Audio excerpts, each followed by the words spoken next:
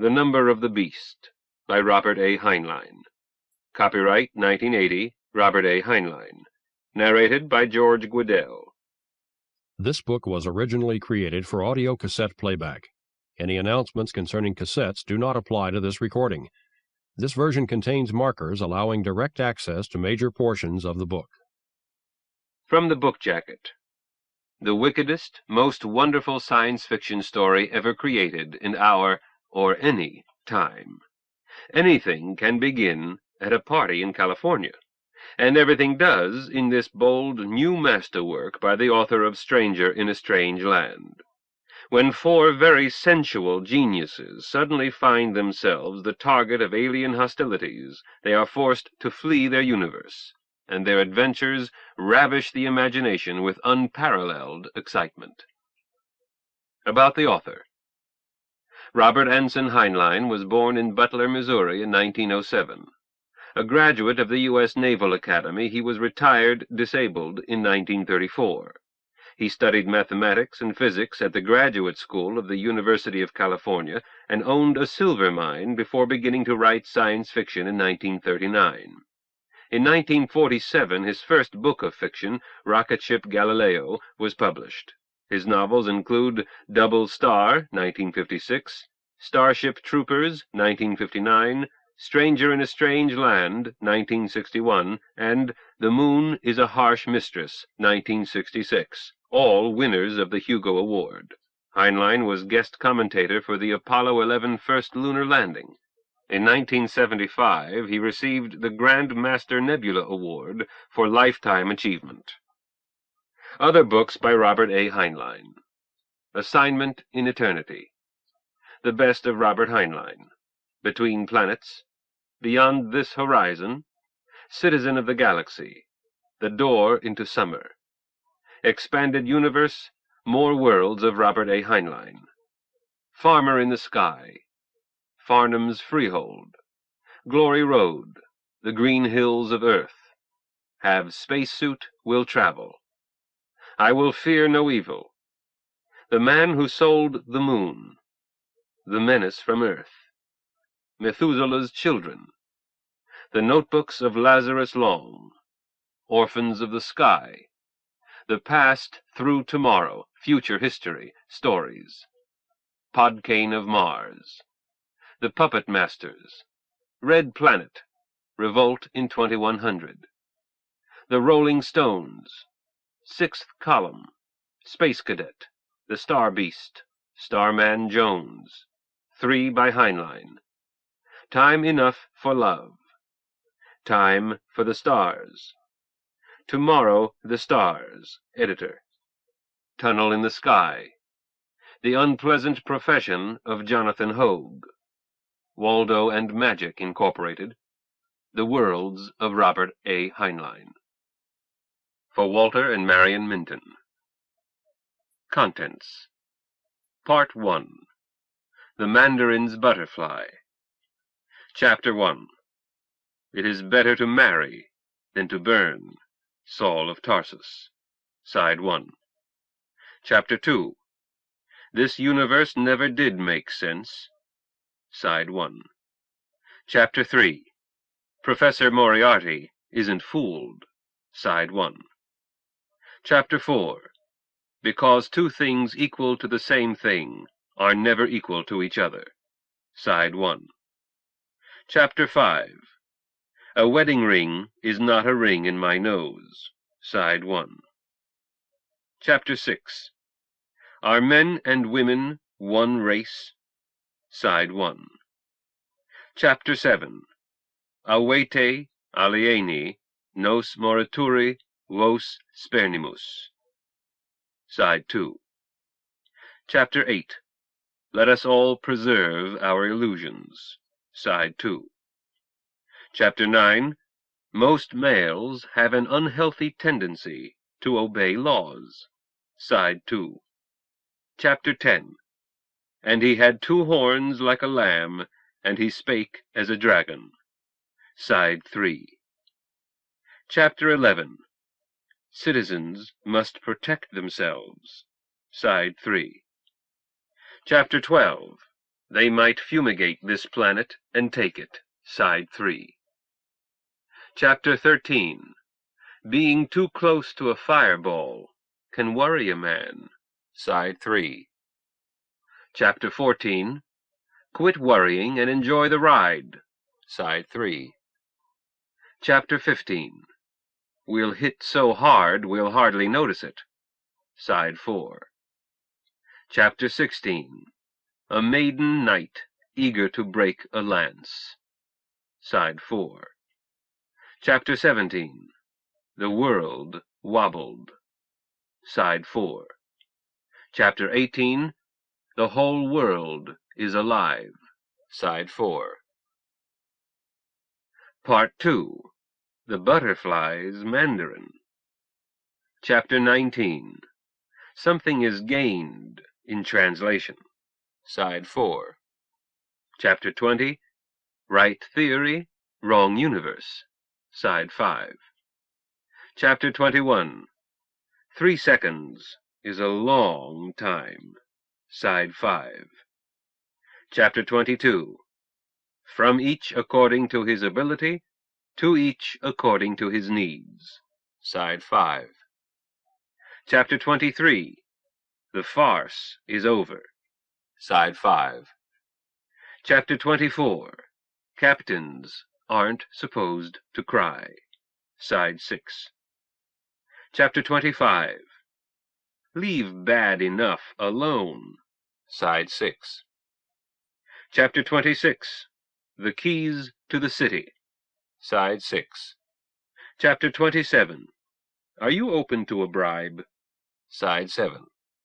Chapter 28. He's too fat. Side 7. Chapter 29. We place no faith in princes.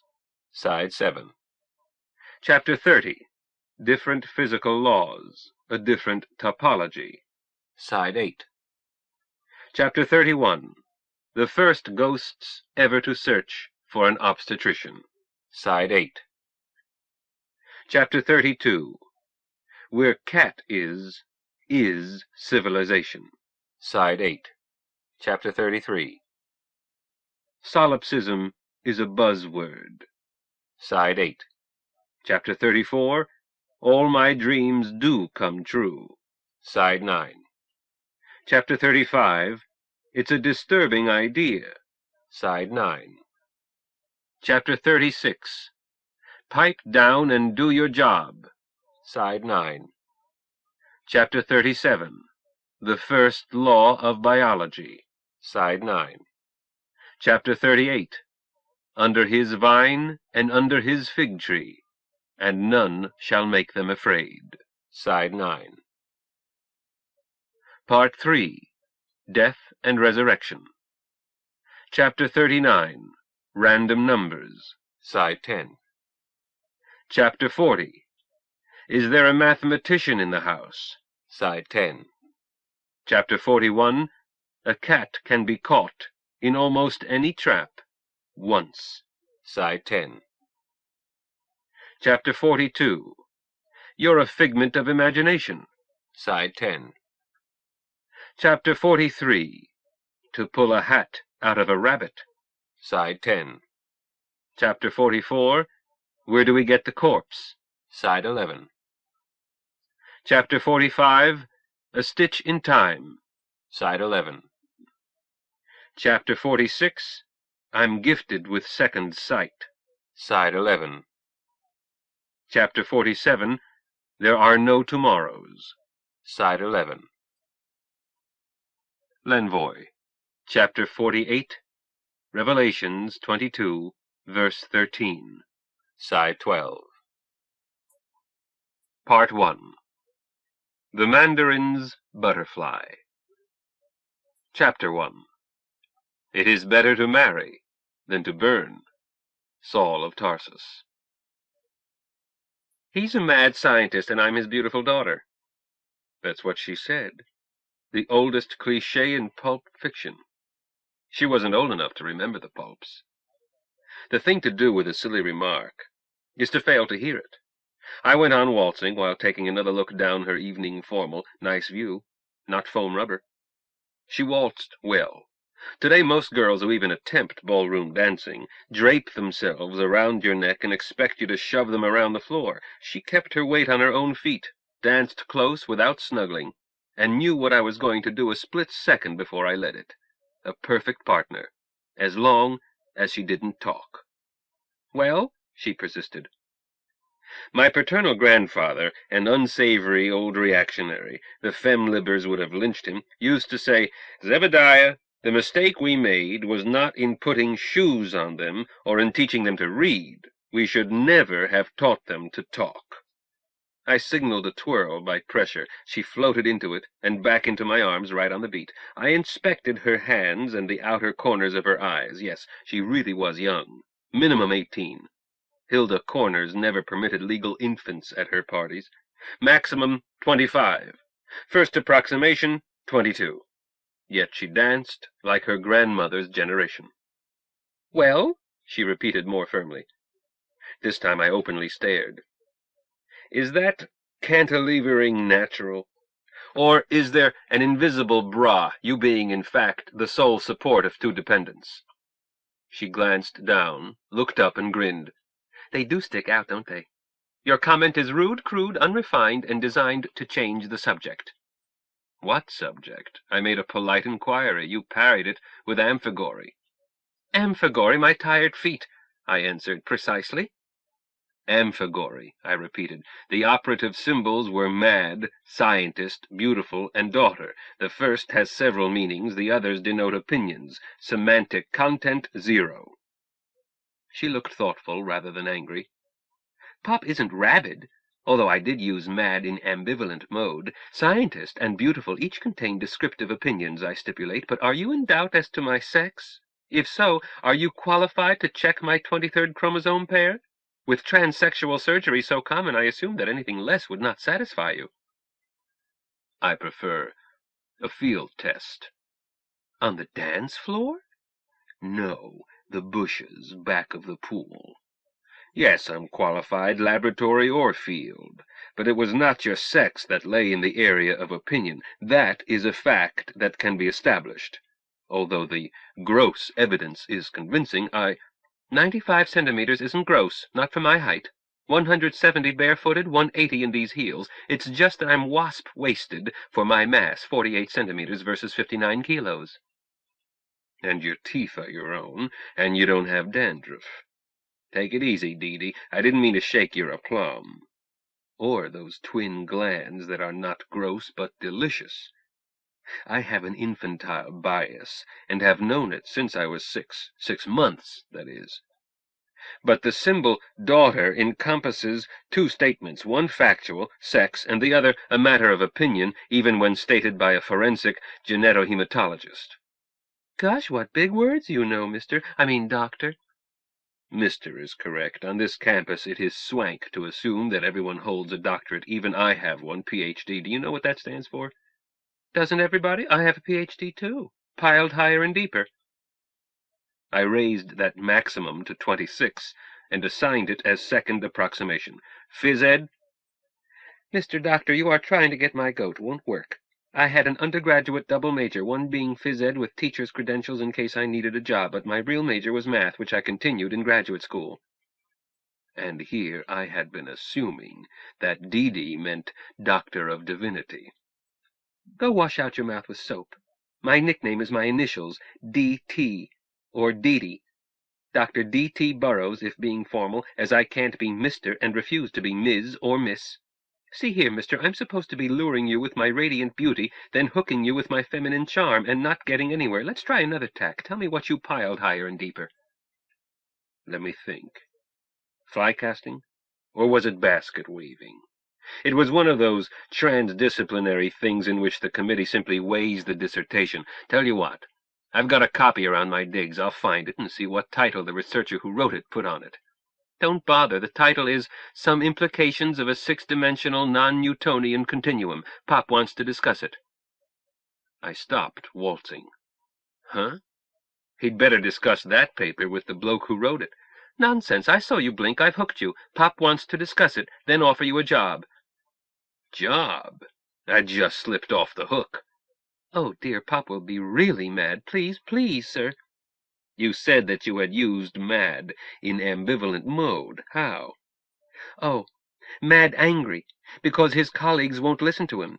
Mad psychotic in the opinions of some colleagues. They say his papers don't make sense. Do they make sense? I'm not that good a mathematician, sir.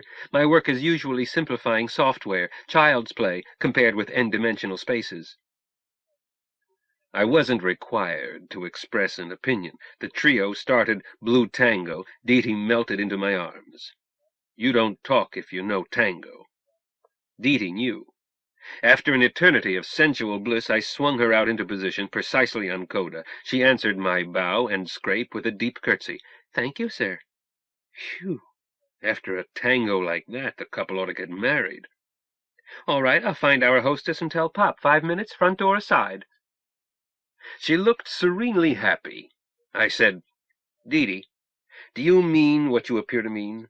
That you intend to marry me, a total stranger? Her face remained calm, but the light went out, and her nipples went down. She answered steadily, After that tango, we are no longer strangers. I construed your statement as a proposal, no, a willingness to marry me. Was I mistaken? My mind went into emergency, reviewing the past years the way a drowning man's life is supposed to flash before his eyes. How could anyone know that? A rainy afternoon when my chum's older sister had initiated me into the mysteries. The curious effect caused by the first-time strangers had shot back at me. A 12-month cohabitation contract that had started with a bang and had ended without a whimper.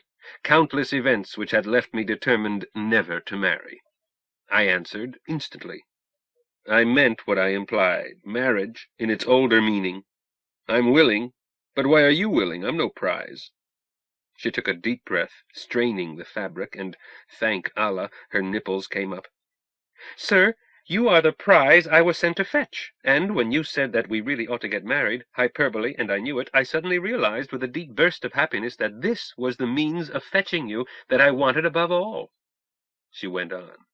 But I will not trap you through misconstruing a gallantry. If you wish, you may take me into those bushes back of the pool and not marry me. She went on firmly. But for that whoring, my fee is for you to talk with my father and to let him show you something. Dee, you're an idiot. You would ruin that pretty gown.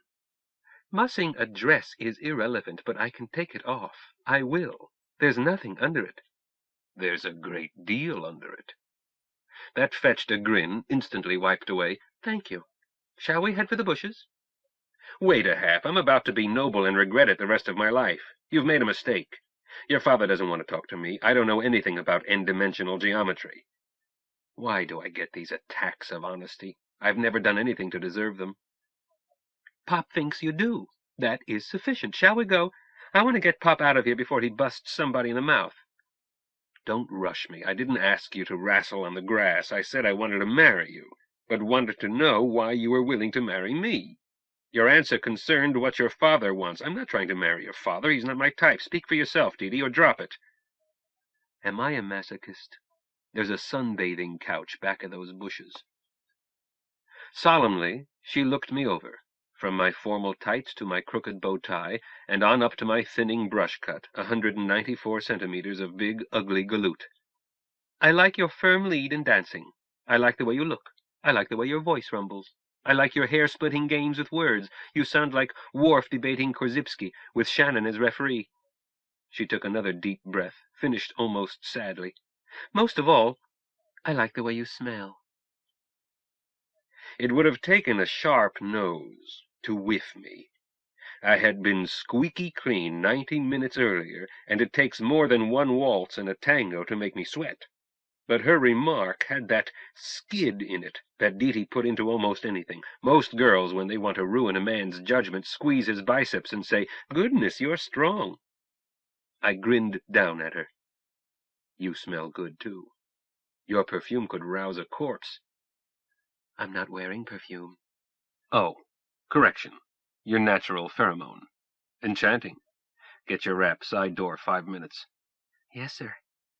Tell your father we're getting married. He gets that talk free. I decided that before you started to argue. It won't take him long to decide that I'm not Lobachevsky. That's Pop's problem. she answered, moving. "Will you let him show you this thing he's built in our basement?" "Sure, why not? What is it?" "A time machine." Chapter 2. This universe never did make sense. Zeb. Tomorrow I will 7 eagles see. A great comet will appear, and voices will speak from whirlwinds, foretelling monstrous and fearful things. This universe never did make sense. I suspect that it was built on government contract. Big basement? Medium, 9 by 12, but cluttered. Workbenches and power tools. 108 square meters. Ceiling height probably 2.5. Had Pop made the mistake of the man who built a boat in his basement? My musing was interrupted by a male voice, in a high scream. "You over-educated, obstipated, pedantic ignoramus! Your mathematical intuition froze solid the day you matriculated." I didn't recognize the screamer, but did know the stuffed shirt he addressed. Professor Neil O'Herritt Brain, head of the Department of Mathematics, and God help the student who addressed a note to Professor N.O. Brain, or even N.O''H Brain. Brainy had spent his life in a search for the truth, intending to place it under house arrest. He was puffed up like a pouter pigeon, with his professional pontifical pomposity reeling. His expression suggested that he was giving birth to a porcupine. Deety gasped. "It started," and dashed toward the row. Me, I stay out of rows. I'm a coward by trade and wear fake zero-prescription glasses as a buffer. When some oaf snarls, "Take off your glasses," that gives me time to retreat. I headed straight for the row. Deety had placed herself between the two, facing the screamer, and was saying in a low but forceful voice, "Pop, don't you dare. I won't bail you out." She was reaching for his glasses, with evident intent to put them back on his face. It was clear that he had taken them off for combat. He was holding them out of her reach. I reached over their heads, plucked them out of his hand, gave them to Deety. She flashed me a smile and put them back on her father. He gave up and let her. She then took his arm firmly. "Aunt Hilda!" Our hostess converged on the row. "Yes, Deety?" "Why did you stop them, darling? You didn't give us time to get bets down." Fights were no novelty at Sharp Corners parties. Her food and liquor were lavish, the music always live. Her guests were often eccentric, but never dull. I had been surprised at the presence of N.O. Brain. I now felt that I understood it, a planned hypergolic mixture. Deety ignored her questions. "Will you excuse Pop and me and Mr. Carter? Something urgent has come up." "You and Jake may leave if you must, but you can't drag Zebby away. Deety, that's cheating." Deety looked at me. "May I tell?" Certainly." That Bliffy Brainy picked this moment to interrupt. "Mrs. Corners, Dr. Burroughs can't leave until he apologizes. I insist. My privilege." Our hostess looked at him with scorn. "Merd, Professor, I'm not one of your teaching fellows. Shout right back at Jake Burroughs if you like. If your command of invective equals his, we'll enjoy hearing it. But just one more word that sounds like an order to me or to one of my guests, and out you go. Then you had best go straight home. The Chancellor will be trying to reach you." She turned her back on him.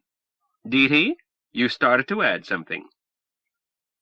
Sharp corners can intimidate Internal Revenue agents. She hadn't cut loose on Brainy, just a warning shot across his bow, but from his face one would have thought she had hulled him. However, her remark to Deety left me no time to see whether he would have a stroke. "Not Deety, Hilda, me, Zeb." "Quiet, Zebby. Whatever it is, the answer is no. Deety, go ahead, dear." Hilda Corners is related to that famous mule. I did not use a baseball bat because she comes only up to my armpits and grosses 40-odd kilos. I picked her up by her elbows and turned her around, facing me. "Hilda, we're going to get married." "Zebby, darling, I thought you would never ask." "Not you, you old harridan. Deety. I proposed, she accepted. I'm going to nail it down before the anesthetic wears off." Hilda looked thoughtfully interested. "That's reasonable." She craned her neck to look at Deety. "Did he mention his wife in Boston, Deety, or the twins?" I set her back on her feet. "Pipe down, Sharpie. This is serious. Dr. Burroughs, I am unmarried, in good health, solvent, and able to support a family. I hope this meets with your approval." "Pop says yes," Dee answered. "I hold his power of attorney." "You pipe down, too. My name is Carter, sir. Zeb Carter. I'm on campus. You can check my record, but I intend to marry Dee at once if she will have me." "I know your name and record, sir. It doesn't require my approval. Dee is of age, but you have it anyhow." He looked thoughtful. "If you two are getting married at once, you'll be too busy for shop talk, or would you be?" "Pop, let it be. It's all set." "So? Thank you, Hilda, for a pleasant evening. I'll call you tomorrow." "You'll do no such thing. You'll come straight back and give me a full report. Jake, you are not going on their honeymoon. I heard you." "Aunt Hilda, please. I'll manage everything." We were out the side door, close on schedule. At the parking lot there was a bobble. Which heap, mine or theirs? Mine is intended for 2, but can take 4. The rear seats are okay for 2 for short trips. Theirs was a 4-passenger family saloon, not fast, but roomy, and their luggage was in it. "How much luggage?" I asked Dee while I visualized 2 overnight bags strapped into one back seat with my prospective father-in-law stashed in the other. "I don't have much, but Pop has 2 big bags and a fat briefcase. I had better show you." "Damn. Perhaps you had better." I like my own rig. I don't like to drive other people's cars, and while Dee probably handled the controls as smoothly as she danced, I did not know that she did, and I'm chicken. I didn't figure her father into the equation.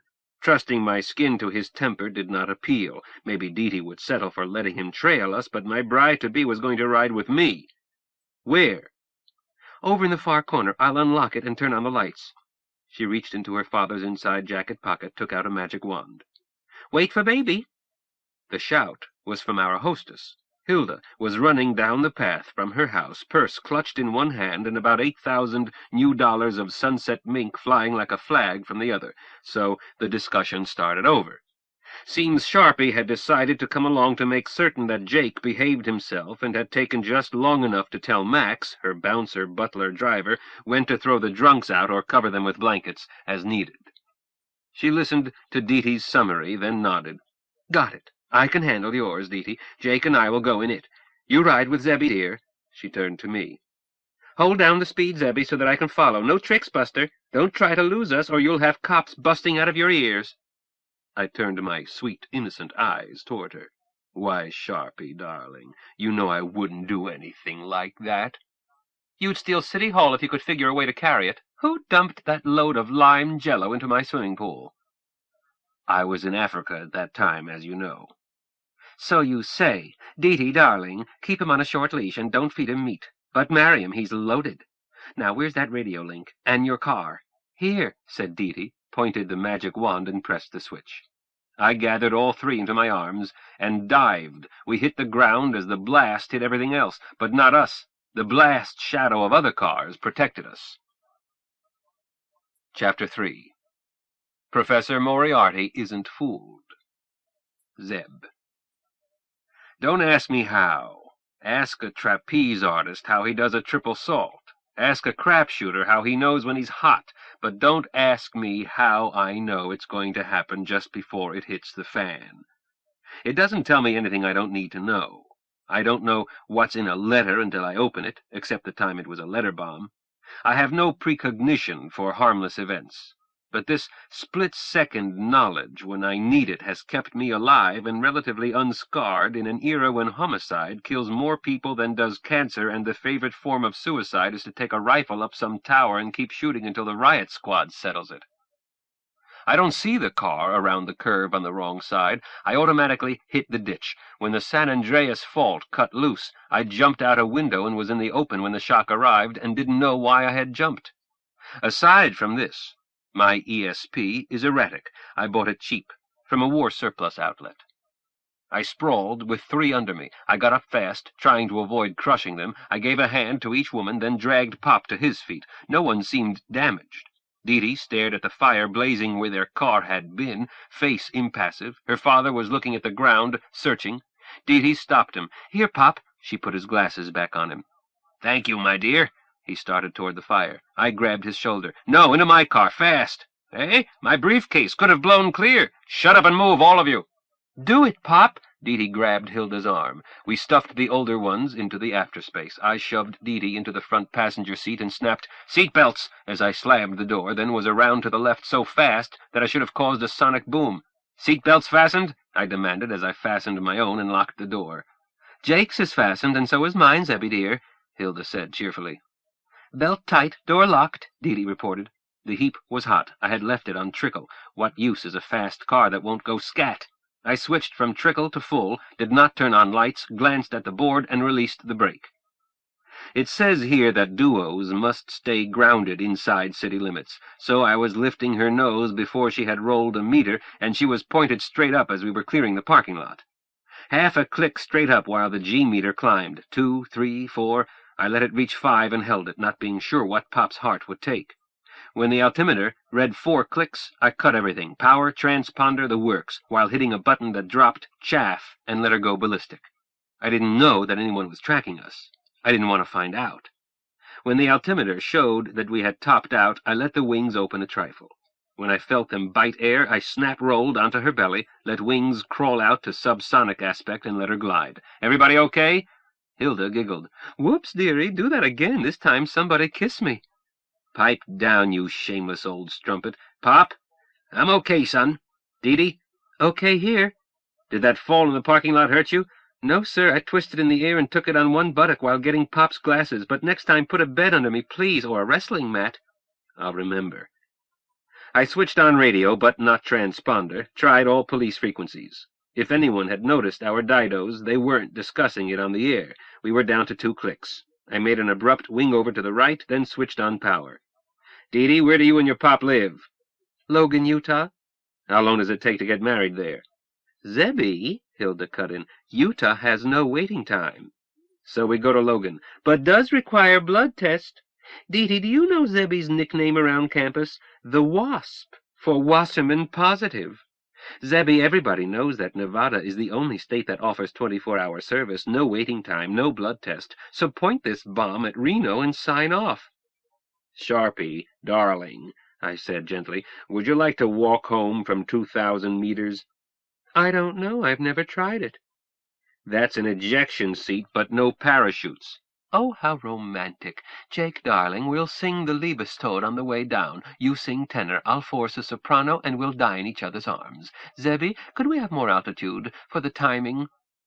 "Dr. Burroughs, gag that hitchhiker. Sharpie, Liebestod is a solo." "Picky. Isn't dead on arrival enough? Jealous because you can't carry a tune? I told Dickie boy that should be a duet, and Cosima agreed with me." "Sharpie, button your frimpin' lip while I explain. 1. Everybody at your party knows why we left and will assume that we headed for Reno. You probably called out something to that effect as you left." "I believe I did. Yes, I did." "Shut up. Somebody made a professional effort to kill Dr. Burroughs. Not just kill, but overkill. That combo of high explosive and thermite was intended to leave nothing to analyze. But it is possible that no one saw us lift. We were into this go-wagon, and I was goosing it less than 30 seconds after that booby trap exploded. Innocent bystanders would look at the fire, not at us. Guilty bystanders. There wouldn't be any. A professional who booby-traps a car either holes up or crosses a state line and gets lost. The party or parties who paid for the contract may be nearby, but if they are, Hilda, they're in your house." "One of my guests?" "Oh, shut it, Sharpie. You are never interested in the morals of your guests. If they can be depended on to throw custard pies or do impromptu strips, or some other prank that will keep your party from growing dull, that qualifies them. However, I am not assuming that the boss villain was at your party. I am saying that he would not be lurking where the man might put the arm on him. Your house would be the best place to hide and watch the plot develop." "But guest or not, he was someone who knew that Dr. Burroughs would be at your party, Hilda, who knew that key fact." She answered with uncustomary seriousness. "I don't know, Zebby. I would have to think." "Think hard." Not many. Several were invited because Jake was coming. You, for example." "I became aware of that." "But you weren't told that Jake would be present. Some were told no brain, for example, but I can't imagine that old fool booby-trapping a car." "I can't either. But killers don't look like killers. They look like people. How long before the party did you tell Brainy that Pop would be present?" "I told him when I invited him. 8 days ago." I sighed.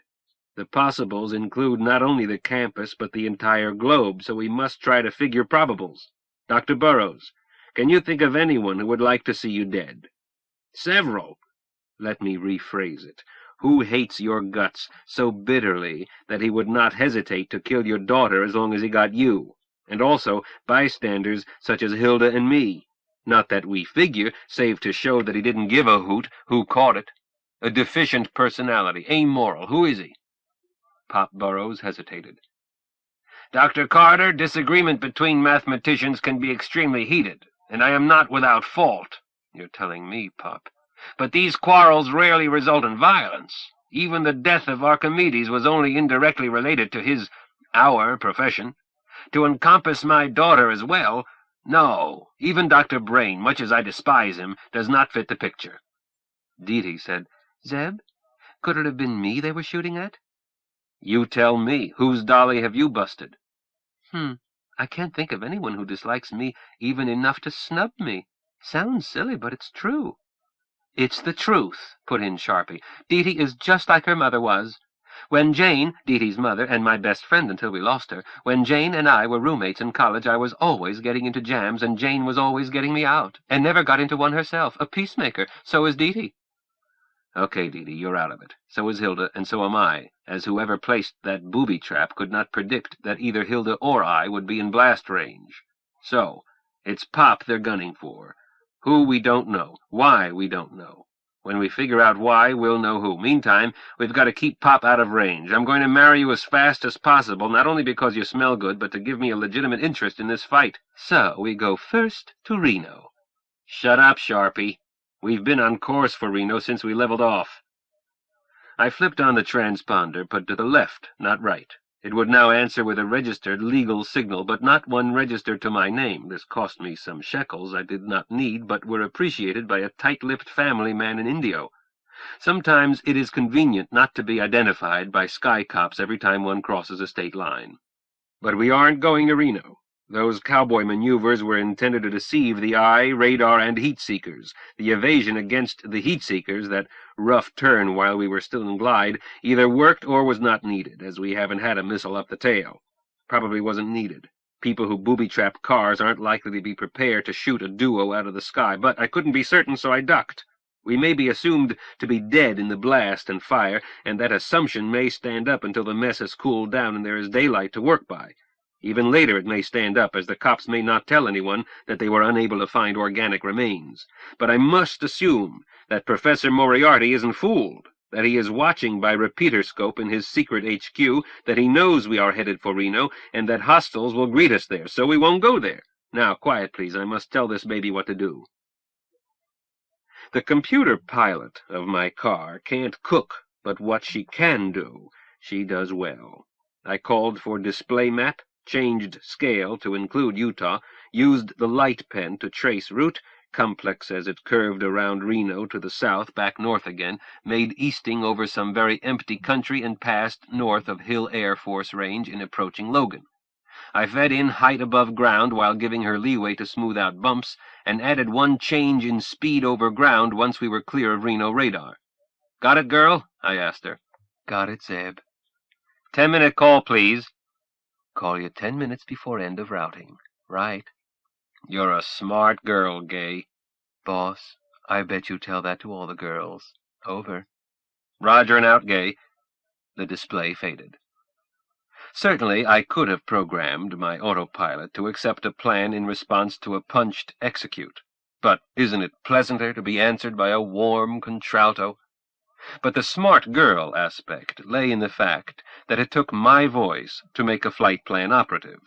A skilled electron pusher might find a way to override my lock, then drive her manually, but the first time he attempted to use autopilot, the car would not only not accept the program, but would scream for help on all police frequencies. This causes car thieves to feel maladjusted. I looked up and saw that Deedee had been following this intently. I waited for some question. Instead, Deedee said, "She has a very pleasant voice, Zeb." "Gay Deceiver is a very nice girl, Deedee." "And talented, Zeb. I have never before been in a Ford that can do the things this car, Gay Deceiver, can do."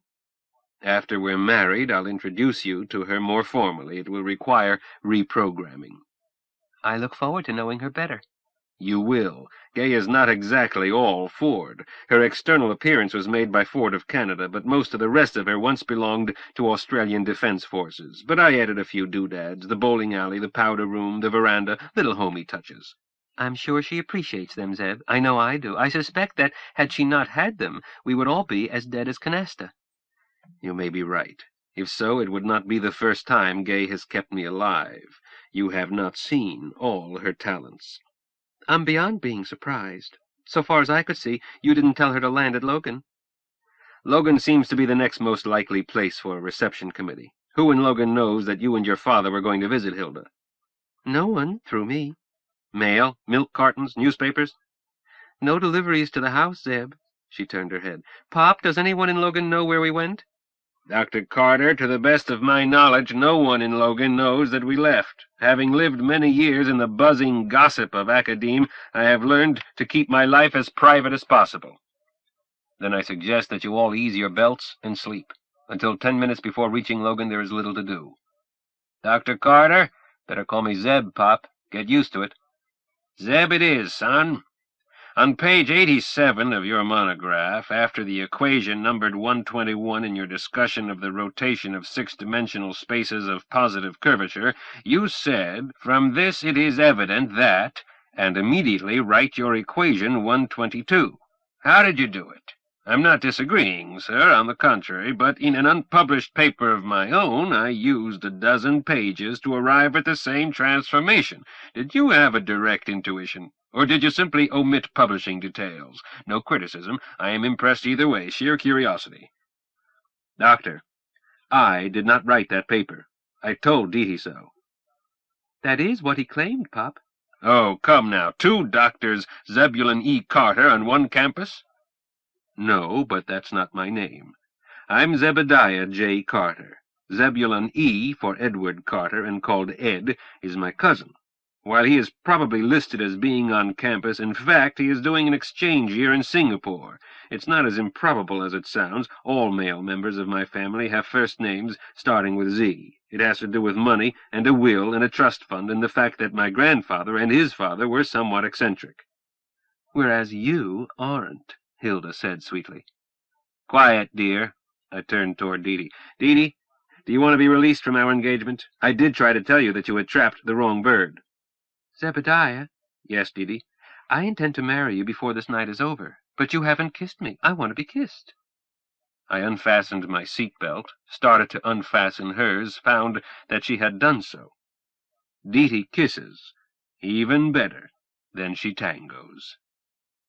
During a break for oxygen, I asked her in a whisper, Deety, what do your initials stand for? Well, please don't laugh. I won't, but I have to know them for the ceremony. I know. All right. DT stands for Deja Thoris. Deja Thoris.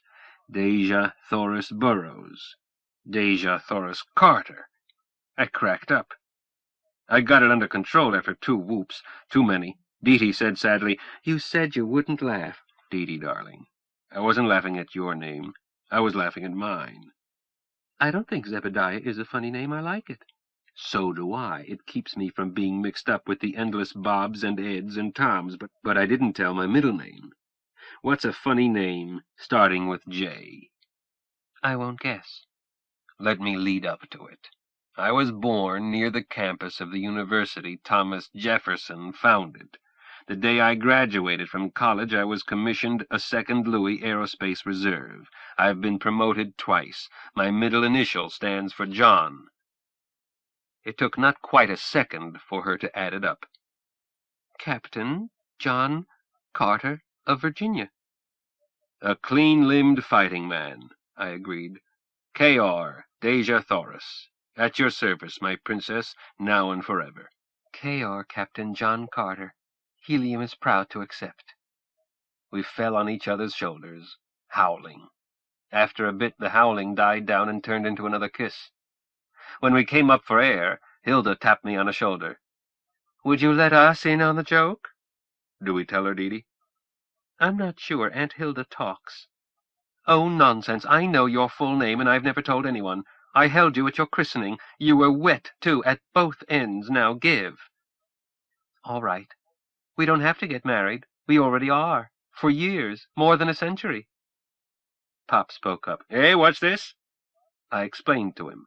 He looked thoughtful, then nodded. Logical. He went back to figuring he was doing in a notebook, then looked up. Your cousin, Zebulon, is he on the telephone? Probably not, but he lives at the New Raffles. Excellent. I'll try both the hotel and the university. Dr.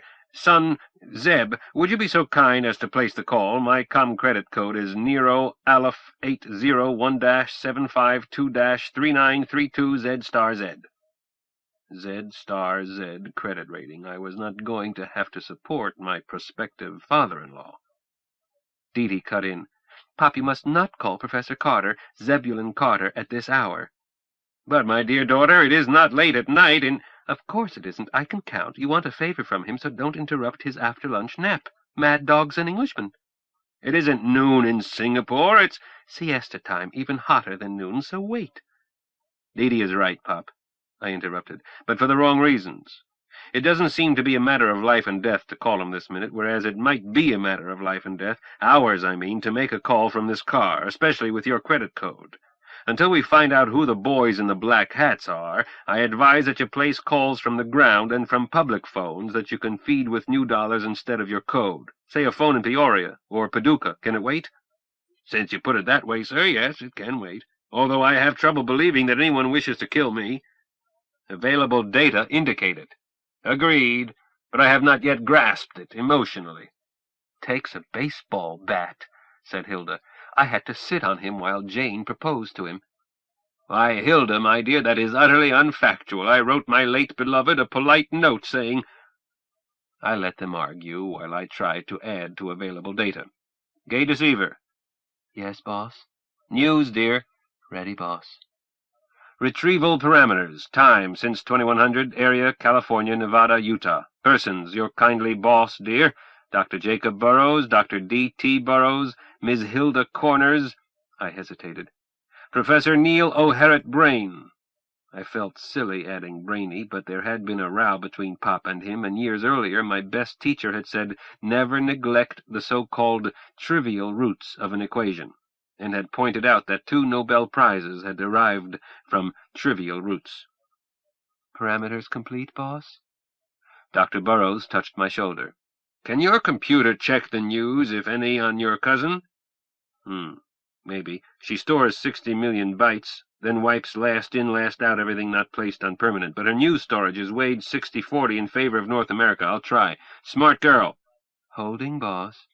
Addendum. First retrieve by parameters given. Then retrieve by new program. Time. Backwards from now to wipe time. Area, Singapore. Person, Zebulon Edward Carter, a.k.a. Ed Carter, a.k.a. Dr. Z.E. Carter, a.k.a. Professor Z.E. Carter, a.k.a. Professor or Dr. Carter of Raffles University. 2 retrieval programs in succession. Got it, Zeb? You're a smart girl, Gay. Boss, I bet you tell that to all the girls. Over. Roger, Gay. Execute. AP San Francisco. A mysterious explosion disturbed the academic quiet of— A story ending with the usual claim about an arrest being expected momentarily settled several points. All of us were believed dead. Our village top cop claimed to have a theory, but was keeping it mum, meaning that he knew even less than we did. Since we were reported as presumed dead, and since the news said nothing about an illegal liftoff and other capers that annoy sky cops, I assumed tentatively that police radar had not been looking at us until after we had become just one more blip behaving legally. The lack of mention of the absence of Gay Deceiver did not surprise me, as I had rode it in and had been last or nearly last to park, and could have arrived by taxi, public capsule, or on foot. Dr. Brain was not mentioned. Nothing about the row. Guests had been questioned and released. 5 cars parked near the explosion had been damaged. Nevada, null retrieval. Utah, UPI, Salt Lake City, a fire near Utah State University campus in Logan, destroyed— Blokes in black hats again, and Dee and her pop were dead twice over. as they were presumed to have been overcome by smoke, unable to escape. No one else hurt or missing. Fire attributed to faulty wiring. End of first retrieval, Zeb. Second retrieval, starting. Gay shut up. I said soberly, "Pop, somebody doesn't like you." He groaned. "Gone. All gone." "No copies of your papers elsewhere? And your gadget?" "Eh? No, much worse. My irreplaceable collection of pulp magazines, Weird Tales, Argosy, All Story, the early Gernsbachs, The Shadow, Black Mask, oh!" Pop really does feel bad, Dee whispered, and I could manage tears myself. I taught myself to read from that collection. War Aces, Air Wonder, the complete Clayton Astoundings. It was appraised at $213,000 new. Grandpop started it. Pop continued it. I grew up reading them. "I'm sorry, Dee." I hugged her. "They should have been microfilmed." They were, but that's not having the magazines in your hands. I agree. How about the thing in the basement?" "What thing in the basement?" demanded Sharpie. "Zebby, you sound like H.P. Lovecraft." "Later, Sharpie. Comfort Jake. We're busy. Gay?" "Here, Zeb. Where's the riot?" "Display map, please." We were midway over northern Nevada. "Cancel routing and cruise random. Report nearest county seat." "Winnemucca and Elko are equidistant to 1%. Elko closer by ETA as I am now vectored 11 degrees north of Elko bearing." "Dee, would you like to be married in Elko?" "Zebediah, I would love to be married in Elko." "Elko it is, but loving may have to wait. Gay, vector for Elko and ground us. Normal private cruising speed. Report ETA in elapsed minutes." "Roger, Wilco. Elko, 9 minutes, 17 seconds. Hilda said soothingly, There, Jake, darling, Mama is here." Then added in her top sergeant voice, "Quit stalling, Zebby. What thing in which basement?" "Sharpie, you're nosy. It belonged to Pop, and now it's destroyed, and that's all you need to know." "Oh, but it wasn't," Dr. Burroughs said. "Zeb is speaking of my Continua craft, Hilda. It's safe, not in Logan." "What in the name of the dog is a Continua craft?" "Pop means," Dee explained, "his time machine." "Then why didn't he say so? Everybody savvy's time machine. George Pal's time machine, a classic goody. I've caught it on the late early show more than once." "Sharpie," I asked, "can you read?" "Certainly I can read. Run, Spot, run. See, Spot, run. Smarty." "Have you ever heard of H.G. Wells?" "Heard of him? I've had him." "You are a boastful old tart, but not that old. When Mr. Wells died, you were still a virgin." "Slanderer. Hit him, Jake. He insulted me." "Zeb didn't mean to insult you. I feel sure. Dee won't permit me to hit people even when they need it." "We'll change that." "Second retrieval complete," Gay Deceiver reported. "Holding." "Report second retrieval, please." "Reuters, Singapore. The Marston expedition in Sumatra is still unreported according to authorities at Palembang. The party is 13 days overdue. Besides Professor Marston and native guides and assistants, the party included Dr. Z. E. Carter, Dr. Cecil Yang, and Mr. Giles Smythe Belisha. The Minister of Tourism and Culture stated that the search will be pursued assiduously. End of retrieval." Poor Ed. We had never been close, but he had never caused me grief. I hoped that he was shacked up with something soft and sultry rather than losing his head to a jungle machete, which seemed more likely. "Pop, a few minutes ago I said that somebody doesn't like you. I now suspect that somebody doesn't like n-dimensional geometers." "It would seem so, Zeb. I do hope your cousin is safe. A most brilliant mind. He would be a great loss to all mankind." And to himself, I added mentally, and me, since family duty required that I do something about it, when what I had in mind was a honeymoon. "Gay?" "Here, Zeb." "Addendum, third news retrieval program. Use all parameters, second program. Add Sumatra to area. Add all proper names and titles found in second retrieval. Run until cancelled. Place retrievals in permanent memory. Report new items soonest. Start." "Running, boss." "You're a good girl, Gay." "Thank you, Zeb." "Grounding Elko, 2 minutes, 7 seconds. Dee squeezed my hand harder. "Pop, as soon as I'm legally Mrs. John Carter, I think we should all go to Snug Harbor." "Eh? Obviously." You too, Aunt Hilda. It might not be safe for you to go home. Changing plans, dear. It's going to be a double wedding. Jake, me. Deedee looked alert but not displeased. Pop? Hilda has at last consented to marry me, dear. Rats, said Sharpie. Jake has never asked me in the past, and didn't this time. I simply told him, hit him with it while he was upset over losing his comic books and unable to defend himself. It's necessary, Deedee. I promised Jane I would take care of Jake, and I have, through you up to now, but from here on you'll be taking care of Zebby, keeping him out of trouble, wiping his nose, so I've got to hog-tie Jake into marriage to keep my promise to Jane, instead of sneaking into his bed from time to time, as in the past. Why, Hilda, dear, you have never been in my bed. Don't shame me in front of the children, Jake. I gave you a test run before I let Jane marry you, and you don't dare deny it. Jake shrugged helplessly. As you wish, dear Hilda. Aunt Hilda, do you love Pop?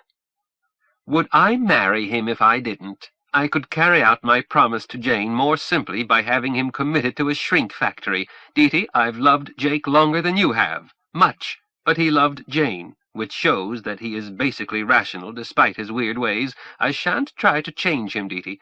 I'm simply going to see to it that he wears his overshoes and takes his vitamins, as you've been doing. I'll still be Aunt Hilda, not Mother. Jane was and is your mother. Thank you, Aunt Hilda. I thought I was happy as a woman can be, getting Zebediah, but you've made me still happier. No worries. I had worries.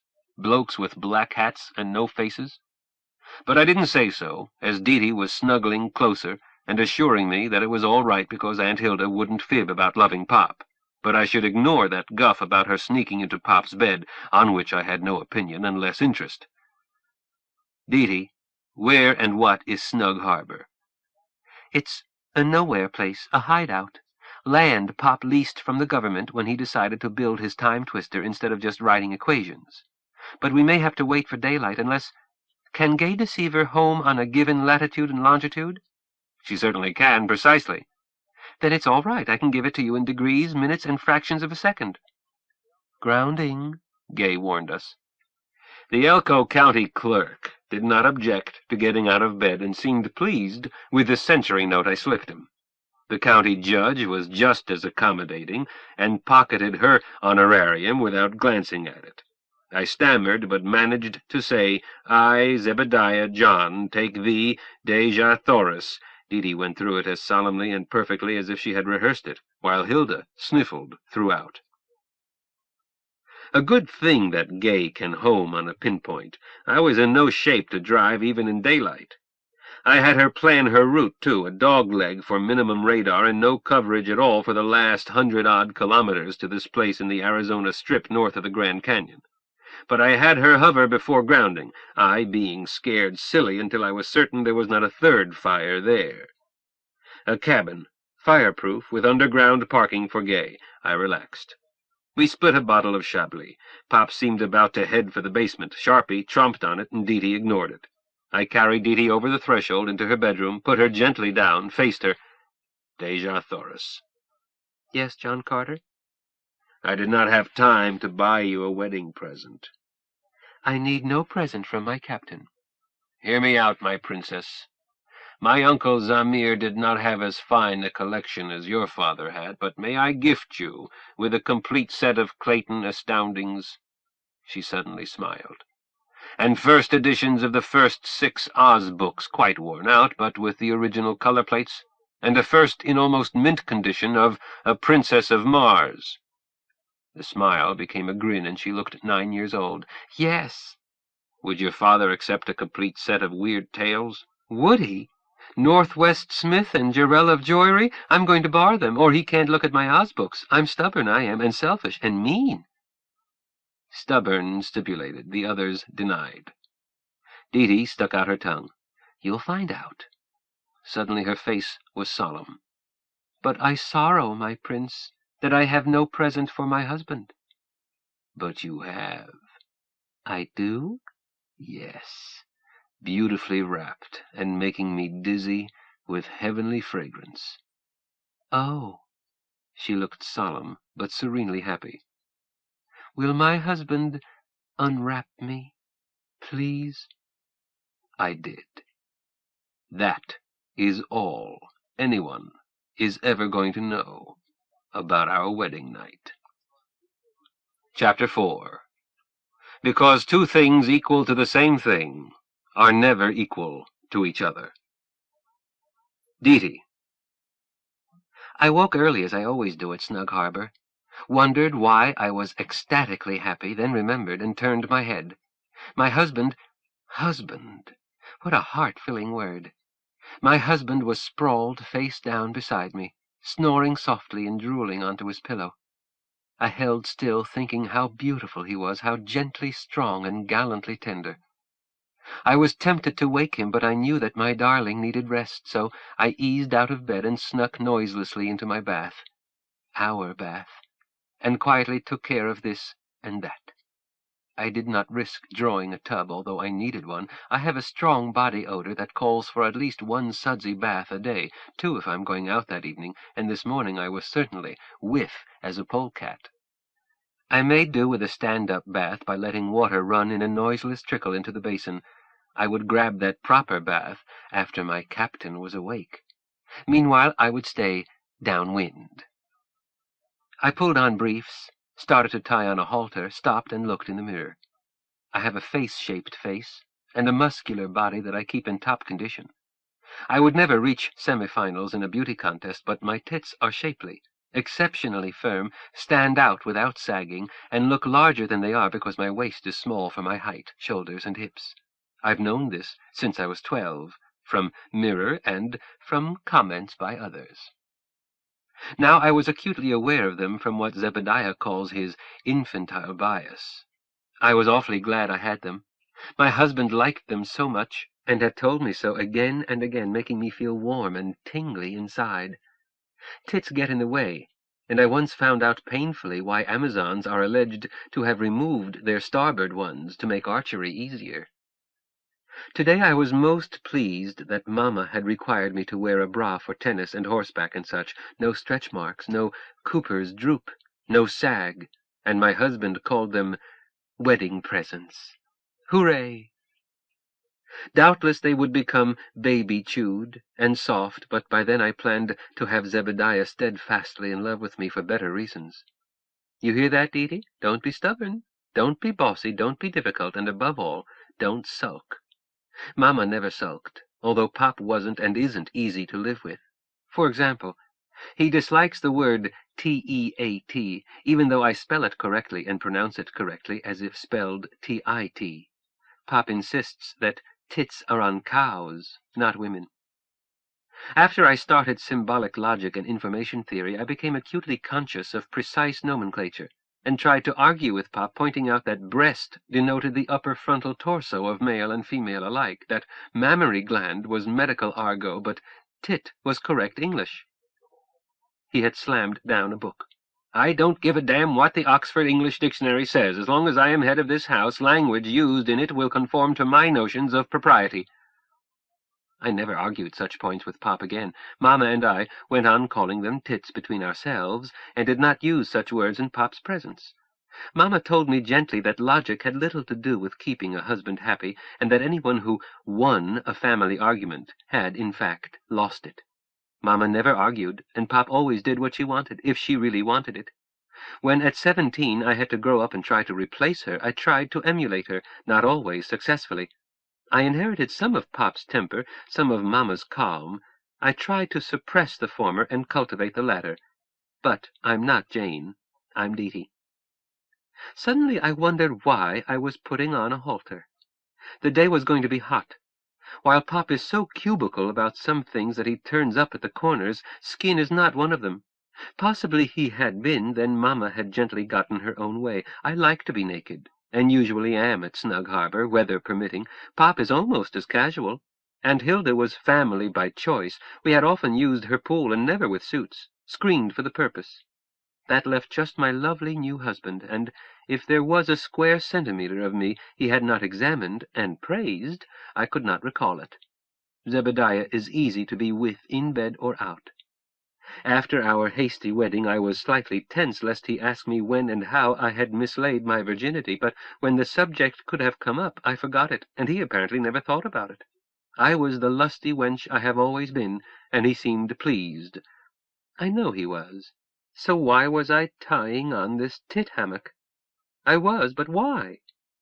Because two things equal to the same thing are never equal to each other. Basic mathematics, if you select the proper sheaf of postulates. People are not abstract symbols. I could be naked with any one of them, but not all three. I felt a twinge that Pop and Aunt Hilda might be in the way on my honeymoon, then realized that Zebediah and I were just as much in the way on theirs, and stopped worrying. It would work out. Took one last look in the mirror, saw that my scrap of halter, like a good evening gown, made me nakeder than skin would. My nipples popped out. I grinned and stuck out my tongue at them.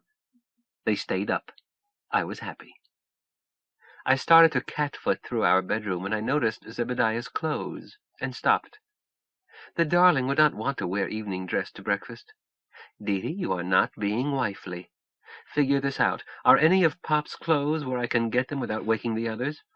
Yep, an old shirt that I had liberated as a housecoat, khaki shorts I had been darning the last time we had been down, both in my wardrobe, in our bathroom.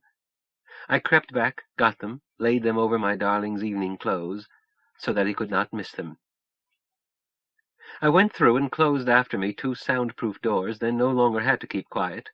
Pop does not tolerate anything shoddy. If it doesn't work properly, he fixes it. Pop's B.S. was in mechanical engineering, his M.S. in physics, his Ph.D. in mathematics. There isn't anything he can't design and build, a second Leonardo da Vinci, or a Paul Dirac. No one in the everything room. I decided not to head for the kitchen end yet. If the others slept a bit longer, I could get in my morning tone-up. No violent exercise this morning. Mustn't get more whiff than I am. Just controlled limbering. Stretch high, then palms to the floor without bending knees. 10 is enough. Vertical splits, both legs, then the same to the floor with my forehead to my shin. First right, then left. I was doing a back bend when I heard, "Ghastly! The battered bride! Dee-Dee, stop that!" I continued into a backwards walkover and stood up facing Pop's bride. "Good morning, Aunt Hillbilly." I kissed and hugged her. "Not battered. Bartered, maybe." "Battered," she repeated, yawning. "Who gave you those bruises? What's his name? Your husband?" "Not a bruise on me, and you've known his name longer than I have. What causes those circles under the bags, under the rings, under your eyes?" "Worry, Dee-Dee. Your father is very ill." "What? How?" "Satyriasis. Incurable, I hope." I let out my breath. "Aunt Hillbilly, you're a bitchy tease." "Not a bitch this morning, dear. A nanny goat who has been topped all night by the most amazing billy goat on the ranch, and him past 50, and me only 29. Astounding." "Pop's 49. You're 42. You're complaining?" "Oh, no. Had I known 24 years ago what I know now, I would never have let Jane lay eyes on him." "What you know now?" "Last night you were claiming to have sneaked into Pop's bed over and over again. Doesn't jibe, Aunt Nanny Goat." "Those were quickies, not a real test." She yawned again. "Auntie, you lie in your teeth. You were never in his bed until last night." "How do you know, dear, unless you were in it yourself? Were you? Incest?" "What have you got against incest, you bawdy old nanny goat? Don't knock it if you haven't tried it."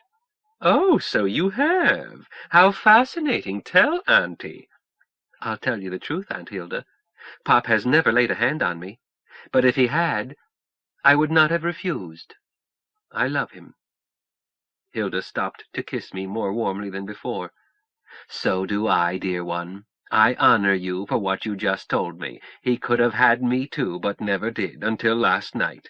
Now I'm the happiest woman in America." "Nope. Second happiest. You're looking at the happiest." A futile discussion. So my problem child is adequate? "Well, he's not a member of the Ku Klux Klan." "I never thought he was. Zebby isn't that sort." "But he's a wizard under a sheet." Aunt Hilda looked startled, then guffawed. "I surrender. We're both the happiest woman in the world." "And the luckiest.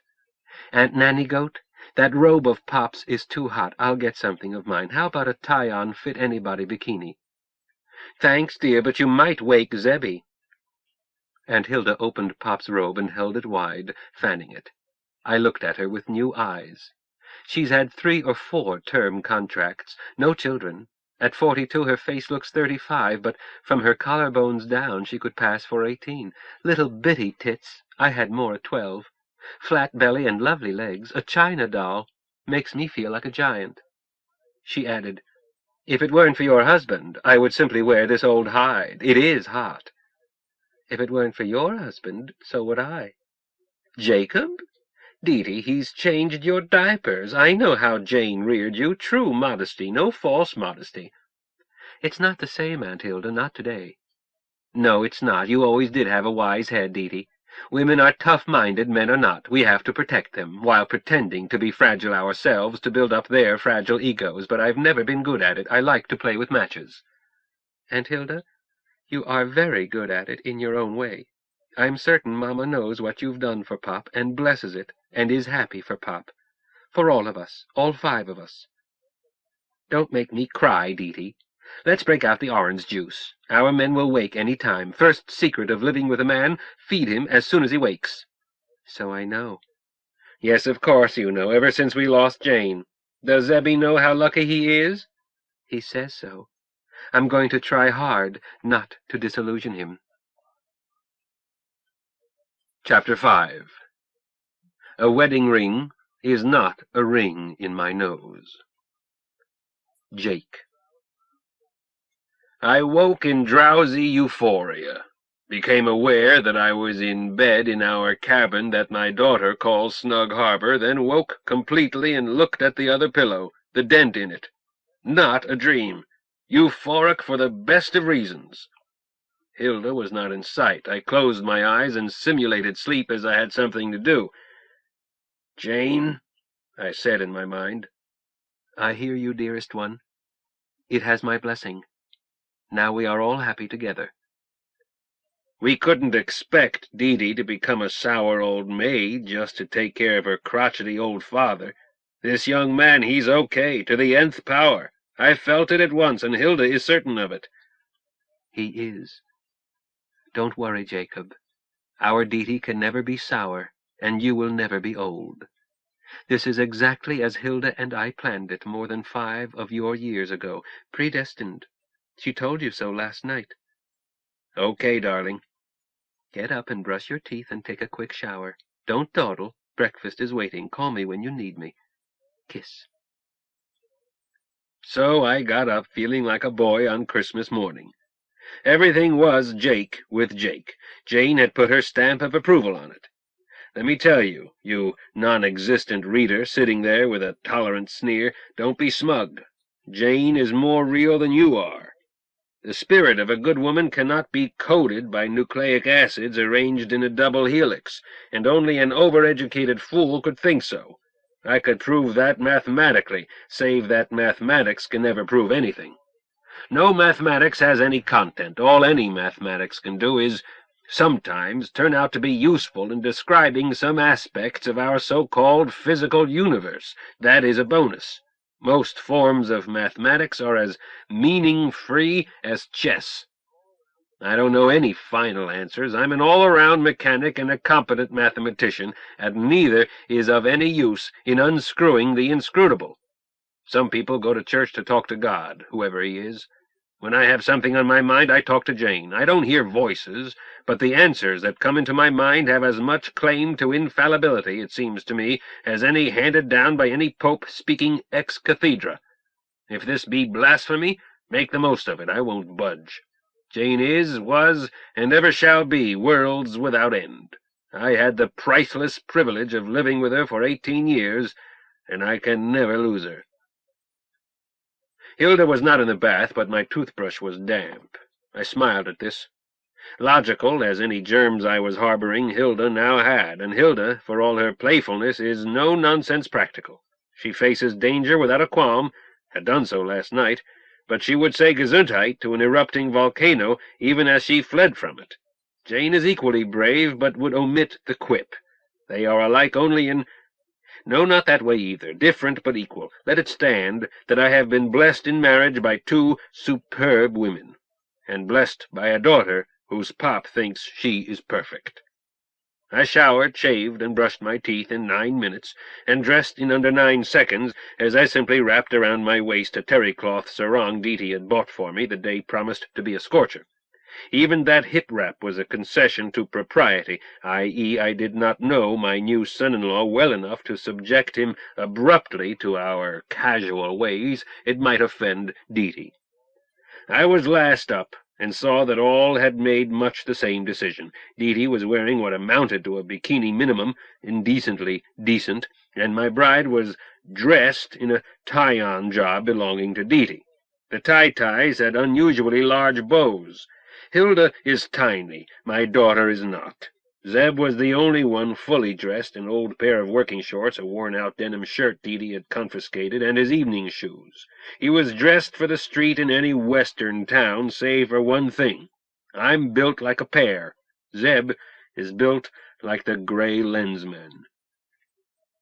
My shorts fitted him well enough, a bit loose, but his shoulders were splitting the shirt's seams. He looked uncomfortable. I took care of amenities, a good morning to all, a kiss for my bride, one for my daughter, a handshake for my son-in-law, good hands, calloused. Then I said, "Zeb, take that shirt off. It's hot and getting hotter. Relax, this is your home." "Thanks, Pop." Zeb peeled off my shirt. Hilda stood up on her chair, making her about as tall as Zeb. "I'm a militant women's rights gal," she announced, "and a wedding ring is not a ring in my nose, a ring that you have not yet given me, you old goat." "When have I had time? You'll get one, dear, first chance." "Excuses, excuses. Don't interrupt me when I'm orating. Sauce for the gander is no excuse for goosing the goose. If you male chauvinist pigs, I mean goats, can dress comfortably, Deety and I have the same privilege," whereupon my lovely little bride untied that bikini top and threw it aside like a stripper. "What's for breakfast?" asked Pooh. I misquoted. I was not answered. Deety made me proud of her for the nth time. For years she had consulted me, at least with her eyes, on policy decisions. Now she looked not at me, but at her husband. Zeb was doing old stone-face, refusing assent or dissent. Deety stared at him, gave a tiny shrug, reached behind her, and untied or unsnapped something, and discarded her own top. "I said, what's for breakfast?" I repeated. "Greedy gut," my daughter answered. "You men have had baths, while Aunt Hilda and I haven't had a chance to get clean for fear of waking you slug-a-beds." "Is that what it is? I thought a skunk had wandered past. What's for breakfast?" "Aunt Hilda, in only hours Pop has lost all the training I've given him for 5 years. Pop, it's laid out and ready to go. How about cooking while Hilda and I grab a tub?" Zeb stood up. "I'll cook, Deety. I've been getting my own breakfast for years." "Hold it, Buster," my bride interrupted. "Sit down, Zebby. Deety, never encourage a man to cook breakfast. It causes him to wonder if women are necessary. If you always get his breakfast and don't raise controversial issues until after his second cup of coffee, you can get away with murder the rest of the time. They don't notice other odors when they smell bacon. I'm going to have to coach you." My daughter reversed the field fast. She turned to her husband and said meekly, "What does my captain wish for breakfast?" "My princess, whatever your lovely hands offer me." What we were offered, as fast as Deety could pour batter and Hilda could serve, was a gourmet specialty that would enrage a cordon bleu, but which for my taste is ambrosia, a one-eyed Texas stack, a tall stack of thin, tender buttermilk pancakes to Jane's recipe, supporting 1 large egg, up and easy, surrounded by hot sausage, and the edifice drowned in melting butter and hot maple syrup, with a big glass of orange juice and a big mug of coffee on the side. Zeb ate 2 stacks. I concluded that my daughter would have a happy marriage. Chapter 6. Are men and women one race? Hilda. Deety and I washed dishes, then soaked in her tub and talked about husbands. We giggled, and talked with the frankness of women who trust each other, and are sure that no men can overhear. Do men talk that openly in parallel circumstances? From all I have been able to learn in after-midnight horizontal conversations, all passion spent, men do not. Or not men I would take to bed. Whereas a perfect lady, which Jane was, Diti is, and I can simulate, will talk with another perfect lady she trusts in a way that would cause her father, husband, or son to faint. I had better leave out our conversation. This memoir might fall into the hands of one of the weaker sex, and I would not want his death on my conscience. Are men and women one race? I know what biologists say, but history is loaded with scientists jumping to conclusions from superficial evidence. It seems to me far more likely that they are symbiotes. I am not speaking from ignorance. I was 1 trimester short of a B.S. in biology and a straight A student when a biology experiment blew up in my face and caused me to leave school abruptly. Not that I need that degree. I've papered my private bath with honorary degrees, mostly doctorates. I hear that there are things no whore will do for money, but I have yet to find anything that a university chancellor faced with a deficit will boggle at. The secret is never to set up a permanent fund, but to dole it out when need is sharpest, once every academic year. Done that way, you not only own a campus, but also the town cops learn that it's a waste of time to hassle you. A university always stands staunchly by its solvent associates. That's the basic secret of scholastic success. Forgive my digression. We were speaking of men and women. I am strong for women's rights, but was never taken in by unisex nonsense. I don't yearn to be equal. Sharpie is as unequal as possible, with all the perks and bonuses and special privileges that come from being one of the superior sex. If a man fails to hold a door for me, I fail to see him and step on his instep. I feel no shame in making lavish use of the strongest muscles, namely male ones, but my own strongest muscle is dedicated to the service of men, noblesse oblige. I don't begrudge men 1 whit of their natural advantages as long as they respect mine. I am not an unhappy pseudo-male. I am female, and like it that way. I borrowed makeup that Diti rarely uses, but I carry my own perfume in my purse and used it in the 22 classic places. Diti uses only the basic aphrodisiac, soap and water. Perfume on her would be gilding the lily. Fresh out of a hot tub, she smells like a harem. If I had her natural fragrance, I could have saved at least $10,000 new over the years, as well as many hours spent dabbing bait here and there. She offered me a dress, and I told her not to be silly. Any dress of hers would fit me like a tent. You put something bridal and frilly around your hips and lend me your boldest G-string job. Dear, I surprised you when I jockeyed you into taking off your halter after telling you that you were wise not to rush it. But the chance showed up, and I grabbed the ring on the fly. We've got our men gentled to nearly naked, and we'll hold that gain. At first opportunity, we'll get pants off all of us, too, without anything as childish as strip poker. Diti, I want us to be a solid family, and relaxed about it, so that skin doesn't mean sex. It just means we are home, en famille. Your skin is pretty sexy, Nanny Goat. Diti, do you think I'm trying to make a pass at Zebby? Heavens, no, Aunt Hilda, you would never do that. Piffle, dear, I don't have morals, just customs. I don't wait for a man to make a pass. They fumble around and waste time, but when I met him, I picked Zebby for a chum, so I gave him an opening. He made a polite pass. I carefully failed to see it, and that ended it. I'm sure he's as much fun on the workbench as you tell me he is, but bedmates are easy to find, while worthwhile male friends are scarce. Zebby is one to whom I can holler for help in the middle of the night and be certain he'll rally around. I'm not going to let that change merely because a weird concatenation now makes him my son-in-law. Besides, Diti, although your old Aunt Sharpie may seem undignified, I refuse to be the campus widow who seduces younger men. Save for minor exceptions close to my age, I always have bedded older men. When I was your age, I tripped several 3 times my age educational. It certainly is. Aunt Hilda, I got 90% of my instruction 2 years ago, a widower 3 times my age. I was programming for him, and we took shared time when we could get it, often after midnight. I didn't think anything of it until one night I was startled to find that I was helping him to take off my panties. Then I was still more surprised to learn how little I had learned in 7 years. He gave me a tutored seminar, usually 3 times a week, all the time he was willing to spare me for the next 6 months. I'm glad I got tutoring from an expert before last night rolled around, or Zebediah would have found me a dead arse, willing but clumsy. I didn't tell this to my darling. I let him think he was teaching me. That's right, dear. Never tell a man anything he doesn't need to know, and lie with a straight face, rather than hurt his feelings or diminish his pride. Aunt Nanny Goat, I just plain love you. We quit yakking and looked for our men. Dee said that they were certain to be in the basement. Aunt Hilda, I don't go there without invitation. It's Pop's sanctum sanctorum. You're warning me not to risk a faux pas? I'm his daughter, you're his wife, not the same. Well, he hasn't told me not to, and today he'll forgive me if ever. Where do you hide the stairs? That bookcase swings out.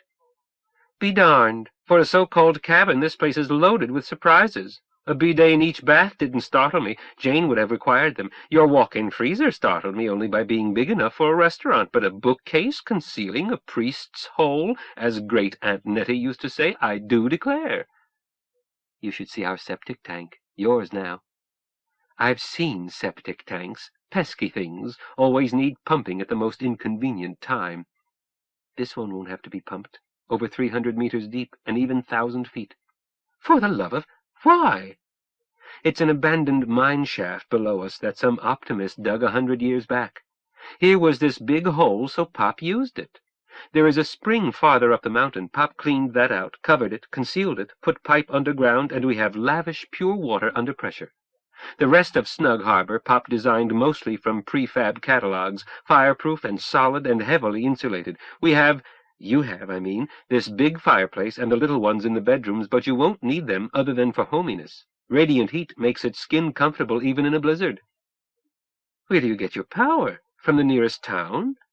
Oh, no, Snug Harbor is a hideout. Nobody but Pop and me, and now you and Zebediah, knows it's here. Power packs, Aunt Hilda, and an inverter in a space behind the back wall of the garage. We bring in power packs ourselves and take them out the same way, private. Oh, the leasehold record is buried in a computer in Washington or Denver, and the Federal Rangers know the leaseholds, but they don't see us if we see or hear them first. Mostly they cruise on past. Once one came by on horseback. Pop fed him beer out under the trees, and from outside this is just a prefab, a living room and 2 shed-roof bedrooms. Nothing to show that important parts are underground. Dee, I'm beginning to think that this place, this cabin, cost more than my townhouse. Probably. I think I'm disappointed. Sugar Pie, I married your papa because I love him and want to take care of him, and promised Jane that I would. I've been thinking happily that my wedding present to my bridegroom would be his weight in bullion, so that dear man need never work again. Don't be disappointed, Aunt Hilda. Pop has to work. It's his nature. Me too. Work is necessary to us. Without it, we're lost. Well, yes, but working because you want to is the best sort of play. Correct. That's what I thought I could give Jacob. I don't understand it. Jane wasn't rich. She was on a scholarship. Jacob had no money, still a teaching fellow, a few months shy of his doctorate. Dee, Jacob's suit that he wore to be married in was threadbare. I know that he pulled up from that. He made full professor awfully fast. I thought it was that and Jane's good management. It was both. That doesn't account for this. Forgive me, Dee, but Utah State doesn't pay what Harvard pays. Pop doesn't lack offers. We like Logan, both the town and the civilized behavior of Mormons, but, Aunt Hilda, I must tell you some things. The child looked worried. I said, Dee, if Jacob wants me to know something, he'll tell me. Oh, but he won't, and I must.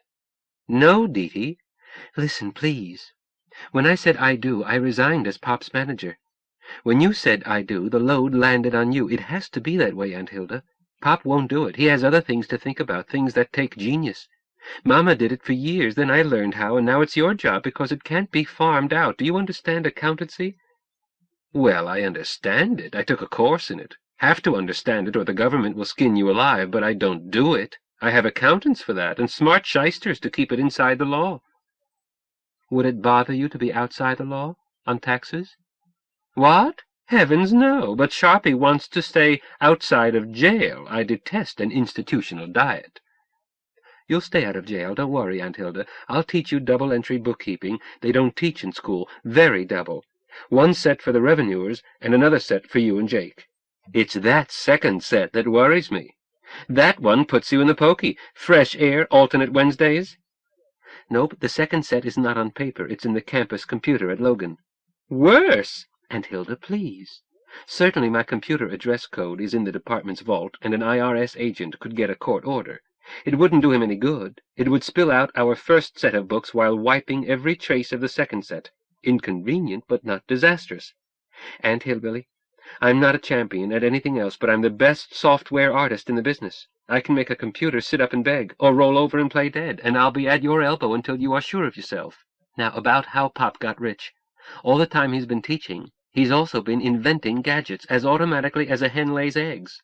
A better can opener, a lawn irrigation system that does a better job, costs less, uses less water, lots of things, but none has his name on it, and royalties trickle back in devious ways.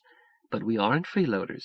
Every year Pop and I study the federal budget and decide what is useful and what is sheer waste by fat-arsed chair-warmers and pork-barrel raiders. Even before Mama died, we were paying more income tax than the total of Pop's salary, and we've paid more each year while I've been running it. It does take a bundle to run this country. We don't begrudge money spent on roads and public health and national defense and truly useful things, but we've quit paying for parasites wherever we can identify them. It's your job now, Aunt Hilda. If you decide that it's dishonest or too risky, I can cause the computer to make it all open and legal so smoothly that hanky-panky would never show. It would take me maybe 3 years, and Pop would pay high capital gains, but you are in charge of Pop now. Deety, don't talk dirty. Dirty? How? I didn't even say spit. Suggesting that I would willingly pay what those clowns in Washington want to squeeze out of us. I would not be supporting so many accountants and shysters if I didn't think we were being robbed blind. Deety, how about being manager for all of us? No, ma'am, I'm in charge of Zebediah. I have my own interests to manage, too. Mama wasn't as poor as you thought. When I was a little girl, she came into a chunk from a trust her grandmother had set up. She and Pop gradually moved it over into my name and again avoided inheritance and estate taxes, all legal as Sunday school. When I was 18, I converted it into cash, then caused it to disappear. Besides that, I've been paying me a whopping salary as Pop's manager. I'm not as rich as you are, Aunt Hilda, and certainly not as rich as Pop, but I ain't hurtin'. Zebby may be richer than all of us. You said last night that he was loaded, but I didn't pay attention because I had already decided to marry him. But after experiencing what sort of car he drives, I realized that you weren't kidding. Not that it matters. Yes, it did matter. It took both Zebediah's courage and Gay Deceiver's unusual talents to save our lives. You may never find out how loaded Zebby is, dear. Some people don't let their left hands know what their right hands are doing. Zebby doesn't let his thumb know what his fingers are doing. Deety shrugged. I don't care. He's kind and gentle, and he's a storybook hero who saved my life and Pop's and yours. And last night he proved to me that life is worth living when I've been uncertain about it since Mama had to leave us. Let's go find our men, Aunt Nanny Goat. I'll risk Pop's holy of holies if you'll go first. Suits. Lay on your duff, and cursed be he who first cries nay enough. I don't think they're interested in that now, Nanny Goat. Spoil sport. How do you swing back this bookcase? Switch on the cove lights, then turn on the cold water at the sink. Then switch off the cove lights, then turn off the water, in that order. Curiouser and curiouser, said Alice. The bookcase closed behind us, and was a door with a knob on the upper landing side. The staircase was wide, treads were broad and non-skid, risers gentle, guard-rails on both sides, not the leg-breaker most houses have as cellar stairs. Deety went down beside me, holding my hand like a child needing reassurance. The room was beautifully lighted, well ventilated, and did not seem like a basement. Our men were at the far end, bent over a table, and did not appear to notice us. I looked around for a time machine, could not spot it, at least not anything like George Pal's or any I had ever read about. All around was machinery. A drill press looks the same anywhere, and so does a lathe, but others were strange, except that they reminded me of machine shops. My husband caught sight of us, stood up, and said, "Welcome, ladies." Zebby turned his head and said sharply, "Late to class. Find seats, no whispering during the lecture. Take notes. There will be a quiz at 8 o'clock tomorrow morning. If you have questions, raise your hands and wait to be called on. Anyone who misbehaves will remain after class and wash the chalkboards." Deety stuck out her tongue, sat down quietly. I rubbed his brush-cut and whispered an indecency into his ear. Then I kissed my husband and sat down. My husband resumed talking to Zebby. "I lost more gyroscopes that way." I held up my hand. My husband said, "Yes, Hilda, dear?" "Monkey Ward's sells gyrotops. I'll buy you a gross." "Thank you, dearest, but these weren't that sort. They were made by Sperry Division of General Foods." "So I'll get them from Sperry." Sharpie, put in Zeb, you're honing to clean the erasers, too. Just a moment, son. Hilda may be the perfect case to find out whether or not what I have tried to convey to you, and which really can't be conveyed save in the equations your cousin Zebulon used, of mathematics you say is unfamiliar to you. It is, but which you appear to grasp as mechanics. Would you explain the concept to Hilda? If she understands it, we may hypothesize that a continua craft can be designed to be operated by a non-technical person. Sure, I said scornfully. Poor little me, with a button for a head. I don't have to know where the electrons go to use television or holovision. I just twist knobs. Go ahead, Zebby, take a swing at it, I dare you. I'll try, Zebby agreed. But, Sharpie, don't chatter and keep your comments to the point, or I'll ask Pop to give you a fat lip. He wouldn't dast.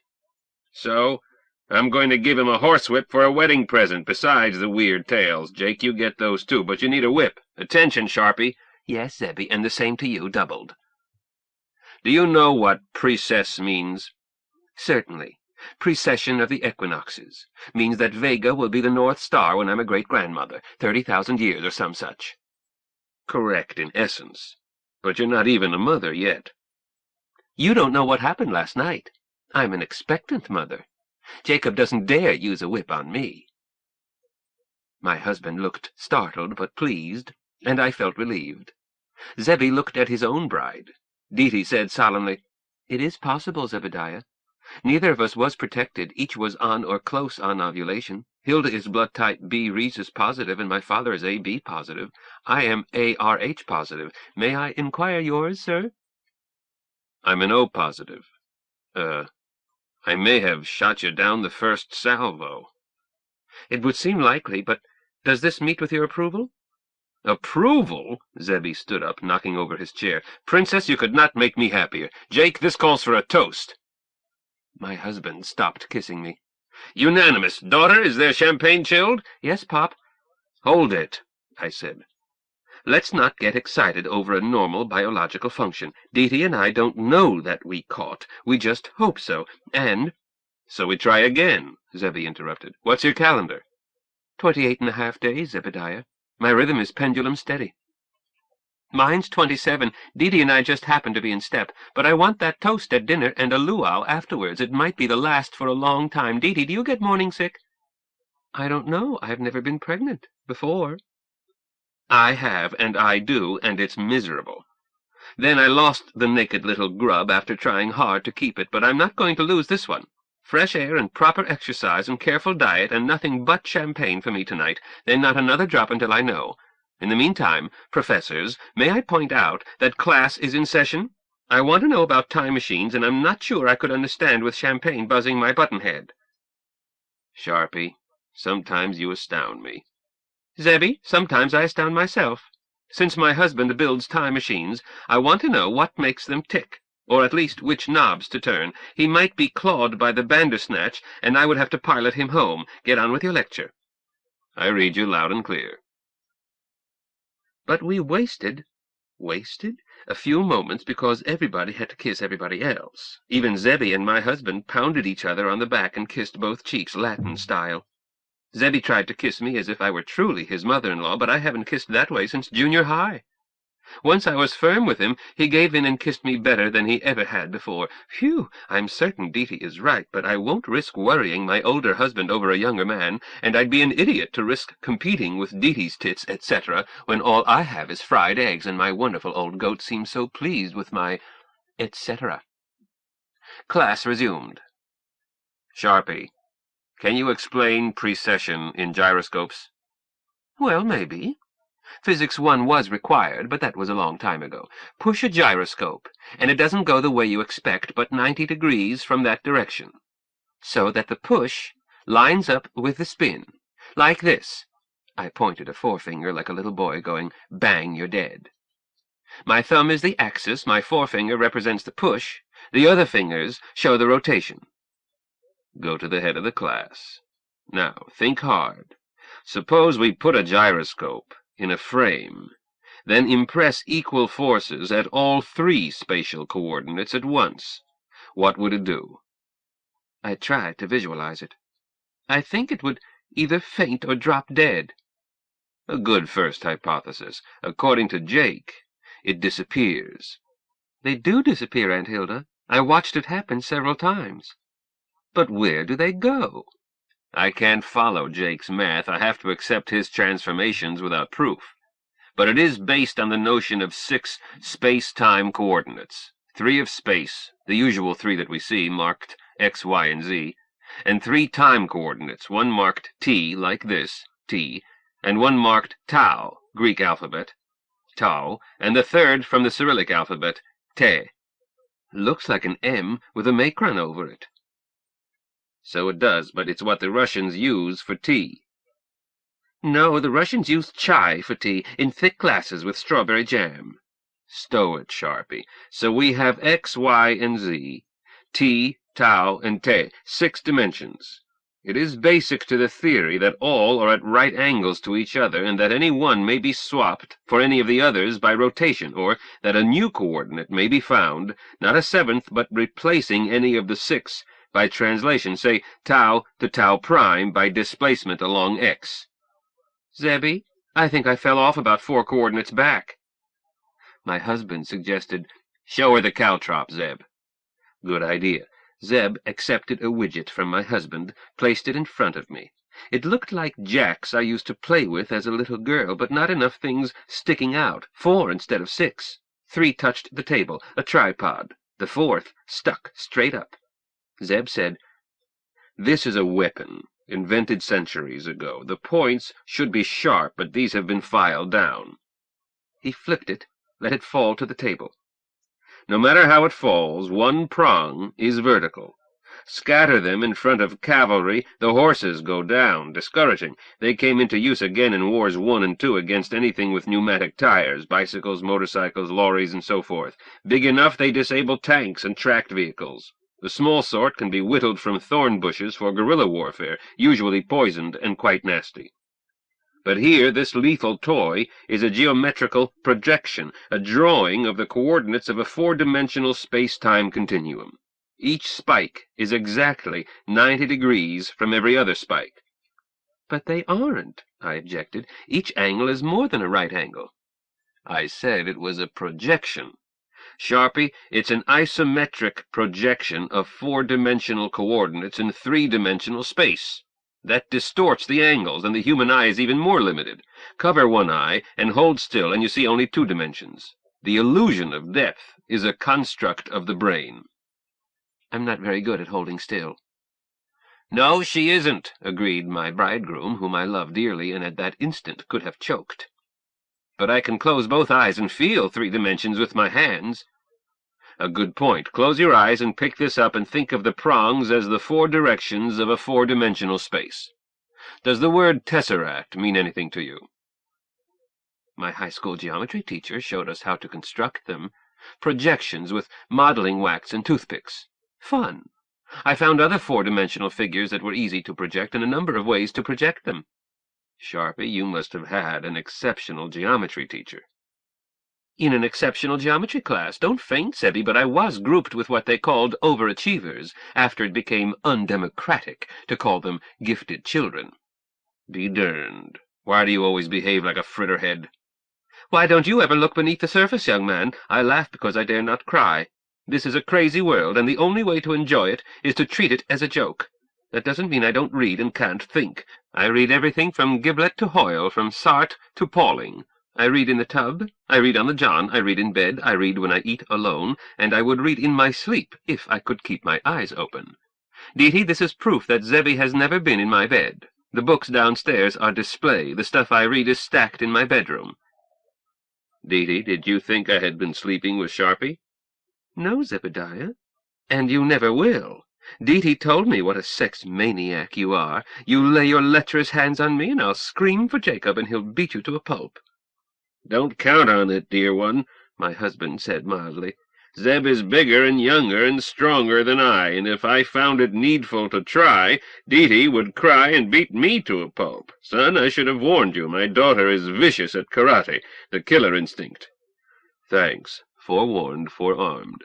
I'll use a kitchen chair in one hand, a revolver in the second, and a whip in the other, just as I used to do in handling the big cats for Ringling, Barnum, and Bailey."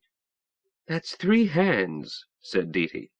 "I'm 4-dimensional, darling. Professor, we can speed up this seminar. We've been underrating our overachiever. Hilda is a brain." "Zebby, can we kiss and make up?" "Class is in session." "Zebediah, there is always time for that. Right, Pop?" "Kiss her, son, or she'll sulk." "I don't sulk, I bite." "I think you're cute, too," Zebby answered, grabbed me by both shoulders, dragged me over the table, and kissed me hard. Our teeth grated, and my nipples went spong. Sometimes I wish I weren't so noble. He dropped me abruptly and said, "Attention, class. The 2 prongs of the caltrop painted blue represent our 3-dimensional space of experience. The 3rd prong, painted yellow, is the tea time we are used to. The red 4th prong simulates both tau time and te time, the unexplored time dimensions necessary to Jake's theory. Sharpie, we have condensed 6 dimensions into 4. Then we either work by analogy into 6, or we have to use math that apparently nobody but Jake and my cousin Ed understands. Unless you can think of some way to project 6 dimensions into 3. You seem to be smart at such projections." I closed my eyes and thought hard. "Zebby, I don't think it can be done. Maybe Escher could have done it." "It can be done, my dearest," answered my dearest, "but it is unsatisfactory. Even with a display computer with capacity to subtract 1 or more dimensions at a time. A super-hyper-tesseract, a to the 6th power, has too many lines and corners and planes and solids and hypersolids for the eye to grasp. Cause the computer to subtract dimensions, and what you have left is what you already knew.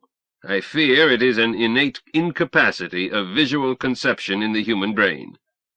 "I think Pop is right," agreed Deety. "I worked hard on that program. I don't think the late, great Dr. Marvin Minsky could have done it better in flat projection. Holovision? I don't know. I would like to try if I ever get my hands on a computer with holo-video display and the capacity to add, subtract, and rotate 6 coordinates." "But why 6 dimensions?" I asked. "Why not 5 or even 4, since you speak of rotating them interchangeably?" "Jake," said Zeb. My darling looked fussed. "It bothered me that a space-time continuum seemed to require 3 space dimensions, but only 1 time dimension. Granted that the universe is what it is, nevertheless nature is filled with symmetries. Even after the destruction of the parity principle, scientists kept finding new ones.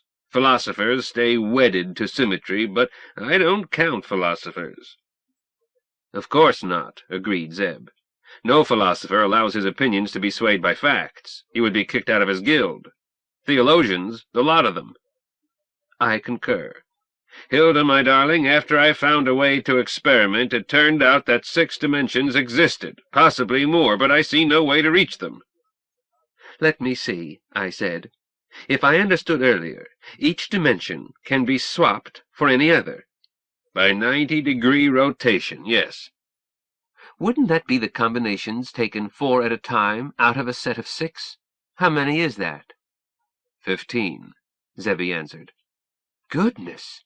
15 whole universes, and we use only 1? "No, no, my darling, that would be 90-degree rotations of 1 Euclidean universe. But our universe, or universes, has been known to be non-Euclidean at least since 1919, or 1886 if you prefer. I stipulate that cosmology is an imperfect discipline. Nevertheless, for considerations that I cannot state in non-mathematical terms, I was forced to assume a curved space of positive radius, that is to say, a closed space. That makes the universes possibly accessible to use either by rotation or by translation this number." My husband rapidly wrote 3 6s. 666, I said wonderingly. "The number of the beast." "Eh? Oh, the revelation of St. John the Divine, but I scrawled it sloppily. You took it that I wrote this, 666. But what I intended to write was this, 6 to the 6th to the 6th. 6 raised to its 6th power, and the result in turn raised to its 6th power. That number is this, 1.03144 plus times 10 to the 28th power, or, written in full, 10,314,424,798,535,171,949,056, or more than 10 million sextillion universes in our group. What can one say to that? Jacob went on. Those universes are our next-door neighbors, one rotation or one translation away, but if one includes combinations of rotation and translation, think of a hyperplane slicing through super-hyper-continua, not at the point of here-now, the total becomes indenumerable, not infinity. Infinity has no meaning, uncountable. Not subject to manipulation by mathematics thus far invented, accessible to continua craft, but no known way to count them. Pop? Yes, Dee-Dee? Maybe Aunt Hilda hit on something. Agnostic as you are, you nevertheless keep the Bible around as history and poetry and myth. Who said I was agnostic, my daughter? Sorry, sir, I long ago reached that conclusion because you won't talk about it. Wrong of me. Lack of data never justifies a conclusion, but this key number, 1.03144 plus times 10 to its 28th power, perhaps that is the number of the beast. What do you mean, Dee-Dee? That revelation isn't history. It's not good poetry, and it's not myth. There must have been some reason for a large number of learned men to include it. While chucking out several dozen gospels, why not make a first hypothesis with Occam's razor and read it as what it purports to be, prophecy? The shelves under the stairs next to Shakespeare, the King James Version, never mind the other three. Dee-Dee was back in a moment with a well-worn black book, which surprised me. I read the Bible for my own reasons, but it never occurred to me that Jacob would. We always marry strangers. Here, said Dee-Dee, chapter 13, verse 18. Here is wisdom. Let him that hath understanding count the number of the beast, for it is the number of a man, and his number is 666. That can't be read as exponents, Dee-Dee. But this is a translation, Pop. Wasn't the original in Greek? I don't remember when exponents were invented, but the Greek mathematicians of that time certainly understood powers. Suppose the original read zeta, zeta, zeta. And those scholars who weren't mathematicians mistranslated it as 666. Moondrift, daughter. Who taught me that the world is not only stranger than we imagine, but stranger than we can imagine? Who has already taken me into 2 universes that are not this one and brought me safely home? Wait a half, Zebby said. You and Pop have already tried the time-space machine? Didn't Pop tell you? We made one minimum translation. We didn't seem to have gone anywhere, and Pop thought he had failed, until I tried to look up a number in the phone book. No J in the book. No J in the Britannica. No J in any dictionary, so we popped back in, and Pop returned the verniers to 0, and we got out, and the alphabet was back the way it ought to be, and I stopped shaking. But our rotation was even more scary, and we almost died, out in space with blazing stars, but air was leaking out, and Pop just barely put it back to 0 before we passed out, and came to, back here, in Snug Harbor. Jake, Zebby said seriously, that gadget has got to have more fail-safes, in series with dead man switches for homing. He frowned. I'm going to keep my eye open for both numbers, 666 and the long one. I trust Dee-Dee's hunches. Dee-Dee, where's the verse with the description of the beast? It's somewhere in the middle of the chapter. Here. And I beheld another beast, coming up out of the earth, and he had 2 horns like a lamb, and he spake as a dragon. I don't know how dragons speak. But if something comes up out of the earth and has 2 horns, and I see or hear either number, I'm going to assume that he has a black hat and try to do unto him before he does unto us. Dee-Dee, I'm peaceable by policy, but 2 near misses is too many. Next time I shoot first. I would as lief Zebby hadn't mentioned black hats. Hard to believe that someone was trying to kill anyone as sweet and innocent and harmless as my darling Jacob, but they were, and we knew it. I said, "Where is this time machine? All I've seen is a claptrap." Caltrop, Aunt Hilda. You're looking at the space-time machine.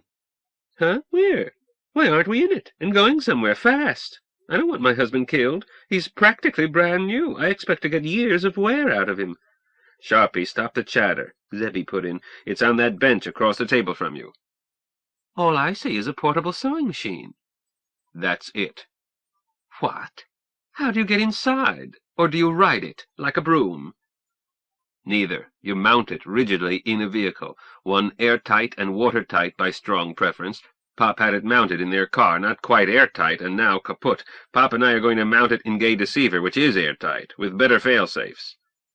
Much better fail-safes, Zebby, I agreed. They will be. I find that being married makes a difference. I used to worry about my own skin. Now I'm worried about Dee-Dee's, and yours, and Pop's. All four of us. Here, here, I agreed. All for one and one for all. Yep, Zebby answered. Us four, no more. Dee-Dee, when's lunch? Chapter 7. Avete, alieni. Nos morituri. Vos spernimus. Dee-Dee. While Aunt Hilda and I assembled lunch, our men disappeared. They returned just in time to sit down. Zebediah carried an intercom unit. Pop had a wire that he plugged into a jack in the wall, then hooked to the intercom. "Gentlemen, your timing is perfect. The work is all done," Aunt Hilda greeted them. "What is that?" A guest for lunch, my dearest, Pop answered. Miss Gay Deceiver.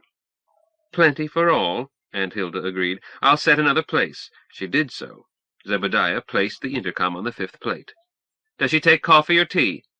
She's not programmed for either, Hilda, Zebediah answered, but I thank you on her behalf. Ladies, I got itchy about news from Singapore and Sumatra, so I asked my autopilot to report. Jake came along, then pointed out that he had spare cold circuits here and there just in case, and this was a just in case. Gay is plugged to the garage end of that jack, and this is a voice-switched master-master intercom at this end. I can call Gay, and she can call me if anything new comes in, and I increased her programming by reinstating the earlier programs, Logan and Back Home, for running retrieval of new data. I'll add an outlet in the basement, agreed Pop. But, son, this is your home, not California.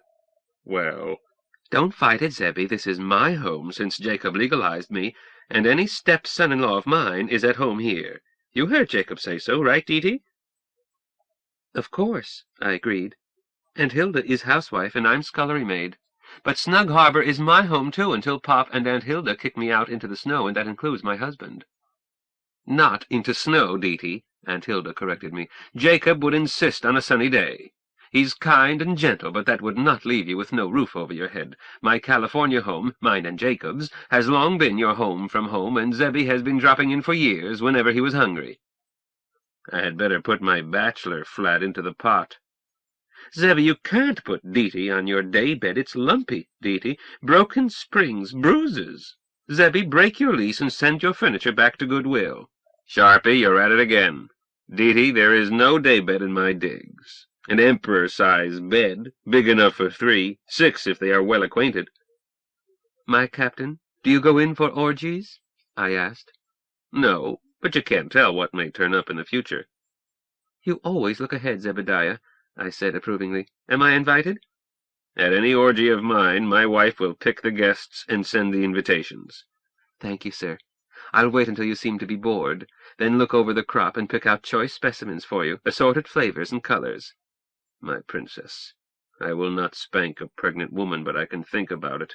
Pop, Snug Harbor continues to impress me. Did you use an architect? Humph. Architect is a dirty word. I studied engineering. Architects copy each other's mistakes and call it art. Even Frank Lloyd Wright never understood what the Gilbreths were doing.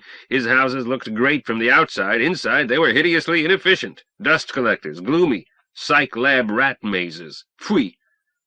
How about Neutra? If he hadn't been hamstrung by building codes and union rules and zoning laws, Neutra could have been great. But people don't want efficient machines for living. They prefer to crouch in medieval hovels as their flea-bitten forebears did. Cold, drafty, unsanitary, poor lighting, and no need for any of it. I respect your opinion, sir. Pop, 3 fireplaces, no chimneys. How? Why? Zeb, I like fireplaces, and a few cords of wood can save your life in the mountains, but I see no reason to warm the outdoors or to call attention to the fact that we are in residence, or to place trust in spark arresters in forest fire country. Lighting a fire in a fireplace here automatically starts its exhaust fan. Smoke and particles are electrostatically precipitated. The precipitators are auto-scrubbed when stack temperature passes 25 Celsius, dropping. Hot air goes through labyrinths under bathtubs and floors, then under other floors, thence into a rock heat sink under the garage, a sink that drives the heat pump that serves the house. When flue gas finally escapes at points distant from the house, it is so close to ambient temperature that only the most sensitive heat-seeker could sniff it. Thermal efficiency, plus the security of being inconspicuous. But suppose you are snowed in so long that your power packs play out. Franklin stoves in storage. Stovepipe to match. Stops in the walls, removable from inside to receive thimbles for flue pipes. Pop, I inquired, is this covered by Rule 1, or was Rule 1 abolished last night in Elko? The chair must rule that it is suspended until Hilda ratifies or cancels it. Hilda, my love, years back Jane instituted Rule 1. I ratify it. Thank you, but listen first. It applies to meals. No news broadcasts. Pop, I again interrupted, while Rule 1 is still in limbo, did Gay Deceiver have any news? I worry, I do. No retrievals, dear, with the amusing conclusion that you and I are still presumed to have died. Twice. But the news services do not appear to have noticed the discrepancy. However, Miss Gay Deceiver will interrupt if a bulletin comes in. Rule 1 is never invoked during emergencies. Zeb, do you want this rig in your bedroom at night? I don't want it, but should have it. Prompt notice might save our skins. We'll leave this here and parallel another into there with Gain stepped to wake you. Back to Rule 1. No news broadcasts at meals. No newspapers. No shop talk. No business or financial matters. No discussion of ailments. No political discussion. No mention of taxes, or of foreign or domestic policy. Reading of fiction permitted en famille, not with guests present. Conversation limited to cheerful subjects. No scandal? No gossip? Demanded Aunt Hilda. A matter of your judgment, dear. Cheerful gossip about friends and acquaintances, juicy scandal about people we do not like, fine. Now, do you wish to ratify, abolish, amend, or take another advisement? I ratify it unchanged. Who knows some juicy scandal about someone we don't like? I know an item about no brain, Dr. Neil Brain, Zebediah offered. Give. I got this from a reliable source, but can't prove it. Irrelevant as long as it's juicy. Go ahead, Zebby. Well, a certain Zoftig Coed told this on herself. She tried to give her all to Brainy in exchange for a passing grade in the general math course necessary to any degree on our campus. It is rigged to permit prominent but stupid athletes to graduate. Miss Zoftig was flunking it, which takes exceptional talent. So she arranged an appointment with the department head, Brainy, and made her quid pro quo clear. He could give her horizontal tutoring then and there, or in her apartment, or his apartment, or in a motel, and she would pay for it, or whenever and wherever he chose. But she had to pass. Happens on every campus, son, Pop told him. I haven't reached the point. She blabbed the story, not angry, but puzzled. She says that she was unable to get her intention over to him, which seems impossible. I've seen this young woman. Brainy didn't accept, didn't refuse, wasn't offended, didn't seem to understand. He told her that she had better talk to her instructor about getting tutoring and a re-exam. Now Miss Zoftig is circulating the story that Prof. No Brain must be a eunuch or a robot, not even a homo, totally sexless. He's undoubtedly stupid, Aunt Hilda commented. But I've never met a man I couldn't get that point across to if I tried, even if he was uninterested in my fair virginal carcass. I've never tried with Professor Brain because I'm not interested in his carcass, even barbecued. Then, Hilda, my darling, why did you invite him to your party? What? Because of your note, Jacob. I don't refuse you favors. But, Hilda, I don't understand. When I talked to you by telephone, I asked you to invite Zeb, under the impression that he was his cousin Zebulon, and I did say that 2 or 3 others from the Department of Mathematics might make it less conspicuously an arranged meeting, but I didn't mention Dr. Brain, and I did not write. Jacob, I have your note. In California. on your university stationery, with your name printed on it." Professor Burroughs shook his head, looked sad. Zebediah Carter said, "Sharpie, handwritten or typed?" "Typed. But it was signed. Wait a moment, let me think.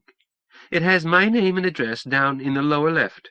Jacob's name was typed, too, but it was signed Jake.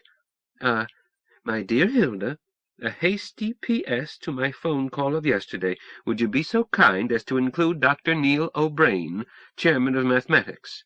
I don't know what possessed me that I forgot to mention him. Probably the pleasure of hearing your dear voice. Dee Dee sends her love, as do I, ever yours, Jacob J. Burroughs, with Jake signed above the typed name." Zebediah said to me, "Watson, you know my methods." "Certainly, my dear Holmes. A black hat, in Logan." "We knew that. What new data?" "Well, Pop made that call from the house. I remember it, so somebody has a tap on our phone. Had, I mean. The fire probably destroyed it." "A recording tap. The purpose of that fire may have been to destroy it and other evidence. For now we know that the blokes in the black hats knew that your father, and you, but it's Pop they are after, was in California last evening. After killing him in California, they destroyed all they could in Utah. Professor, I predict that we will learn that your office was robbed last night. Any papers on six-dimensional spaces?" Pop shrugged. "They wouldn't find much. I had postponed my final paper after the humiliating reception my preliminary paper received. I worked on it only at home, or here, and moved notes made in Logan to our basement here each time we came down." "Any missing here?" "I am certain this place has not been entered. Not that papers would matter, I have it in my head. The continua apparatus has not been touched." "Zebediah, is Dr. Brain a black hat?" I asked. "I don't know, Dee Dee. He may be a stooge in their hire, but he's part of their plot, or they would not have risked forging a letter to put him into Hilda's house. Jake, how difficult is it to steal your professional stationery?" "Not difficult. I don't keep a secretary. I send for a stenographer when I need one. I seldom lock my office when I'm on campus." "Dee Dee, can you scrounge pen and paper? I want to see how Jake signs Jake." "Sure." I fetched them.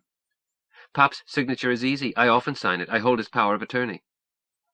"It's the simple signatures that are hardest to forge well enough to fool a handwriting expert, but their scheme did not require fooling an expert. Phrasing the note was more difficult, since Hilda accepted it as ringing true." "It does ring true, son. It is very like what I would have said had I written such a note to Hilda. The forger probably has read many of your letters and listened to many of your conversations. Jake, will you write Jake 4 or 5 times the way you signed a note to a friend?" Pop did so. My husband studied the specimens. "Normal variations?" Zebediah then signed Jake about a dozen times, looked at his work, took a fresh sheet, signed Jake once, passed it to Aunt Hilda. "Well, Sharpie?" Aunt Hilda studied it. It wouldn't occur to me to question it. On Jacob's stationery, under a note that sounded like his phrasing, where do we stand now? "Stuck in the mud. But we have added data. At least 3 are involved. 2 black hats and Dr. Brain, who may or may not be a black hat. He is, at minimum, a hired hand. An unwitting stooge or a puppet that can move around like a chessman. While 2 plus Brainy is minimum, it is not the most probable number. This scheme was not whipped up overnight. It involves arson, forgery, booby-trapping a car, wiretapping, theft, and secret communications between points widely separated, with coordinated criminal actions at each end. And it may involve doing in my cousin Zebulon. We can assume that the black hats know that I am not the Zeb Carter who is the n-dimensional geometer. I'm written off as a bystander who got himself killed. Which doesn't bother them. These playful darlings would swat a fly with a sledgehammer or cure a cough with a guillotine. They are smart, organized, efficient, and vicious, and the only clue is an interest in 6-dimensional, non-Euclidean geometry. We don't have a glimmer as to who, other than Dr. Brain, whose role is unclear. But, Jake, I think I know why, and that will lead us to who." "Why, Zebediah?" I demanded. "Princess, your father could have worked on endless other branches of mathematics, and they would not have bothered him. But he happened— I don't mean chance, I don't believe in chance in this sense— he worked on the one variety of the endless possible number of geometries, the only one that correctly describes how space-time is put together. Having found it, Because he is a genius in both theory and practice, he saw that it was a means by which to build a simple craft, amazingly simple, the greatest invention since the wheel, a space-time craft that offers access to all universes to the full number of the beast, plus innumerable variations of each of those many universes. We have one advantage. I don't see any advantage. They're shooting at my Jacob. One strong advantage, Sharpie. The Black Hats know that Jake has worked out this mathematics. They don't know that he has built his space-time tail-twister. They think he has just put symbols on paper. They tried to discredit his work and were successful. They tried to kill him and barely missed. They probably think Jake is dead, and it seems likely that they have killed Ed, but they don't know about Snug Harbor. Why do you say that, Zeb? Oh, I hope they do not, but why do you feel sure? Because these blokes aren't fooling. They blew up your car and burned your flat. What would they do here, if they knew? An A-bomb? Son, do you think that criminals can lay hands on atomic weapons? Jake, these aren't criminals. A criminal is a member of the subset of the larger set human beings. These creatures are not human. Eh? Zeb, your reasoning escapes me. Deety, run it through the computer, the one between your ears. I did not answer. I just sat and thought. After several minutes of unpleasant thoughts, I said, Zebediah, the Black Hats don't know about the apparatus in our basement. Conclusive assumption, my husband agreed, because we are still alive. They are determined to destroy a new work in mathematics, and to kill the brain that produced it. A probability approaching unity, Zebediah again agreed. Because it can be used to travel among the universes. Conclusive corollary, my husband noted. For this purpose, human beings fall into three groups. Those not interested in mathematics, more complex than that needed to handle money, those who know a bit about other mathematics, and a quite small third group, who could understand the possibilities. Yes? But our race does not know anything of other universes so far as I know. They don't, necessary assumption. But that third group would not try to stop an attempt to travel among the universes. They would wait with intellectual interest to see how it turned out. They might believe or disbelieve or suspend judgment, but they would not oppose. They would be delighted if my father succeeded. The joy of intellectual discovery, the mark of a true scientist. I sighed and added, I see no other grouping. Save for a few sick people, psychotic, these three subsets complete the set. Our opponents are not psychotic. They are intelligent, crafty, and organized. As we all know too well, Zebediah echoed. Therefore our opponents are not human beings. They are alien intelligences from elsewhere. I sighed again and shut up. Being an oracle is a no-good profession. Or else when... Sharpie, can you kill? Kill whom, Zebby, or what? Can you kill to protect Jake? You bet your frimpin' life I'll kill to protect Jacob. I won't ask you, Princess. I know Deja Thoris, Zebediah went on. That's the situation, ladies. We have the most valuable man on this planet to protect. We don't know from what. Jake, your bodyguard musters 2 Amazons, 1 small, 1 medium-large, both probably knocked up, and 1 cowardly lion. I'd hire the Dorsai if I knew their P.O. box, or the Grey Lensman and all his pals, but we are all there are, and we'll try. Avete, alieni, nos morituri, vos spernimus. Let's break out that champagne. My captain, do you think we should? I asked. I'm frightened. We should. I'm no good for more work today, and neither is Jake. Tomorrow we'll start installing the gadget in Gay Deceiver, do rewiring and reprogramming so that she will work for any of us. Meanwhile, we need a couple of laughs and a night's sleep. What better time to drink life to the dregs than when we know that any hour may be our last? Aunt Hilda punched Zebediah in the ribs. You're dern tootin', Buster. I'm going to get giggle-happy and make a fool of myself and then take my man and put him to sleep with old Mother Sharpie's time-tested nostrum. Deety, I prescribe the same for you. I suddenly felt better. Check, Aunt Hilda. Captain John Carter always wins. Cowardly lion, my foot. Who is Pop, the little wizard? I think he is.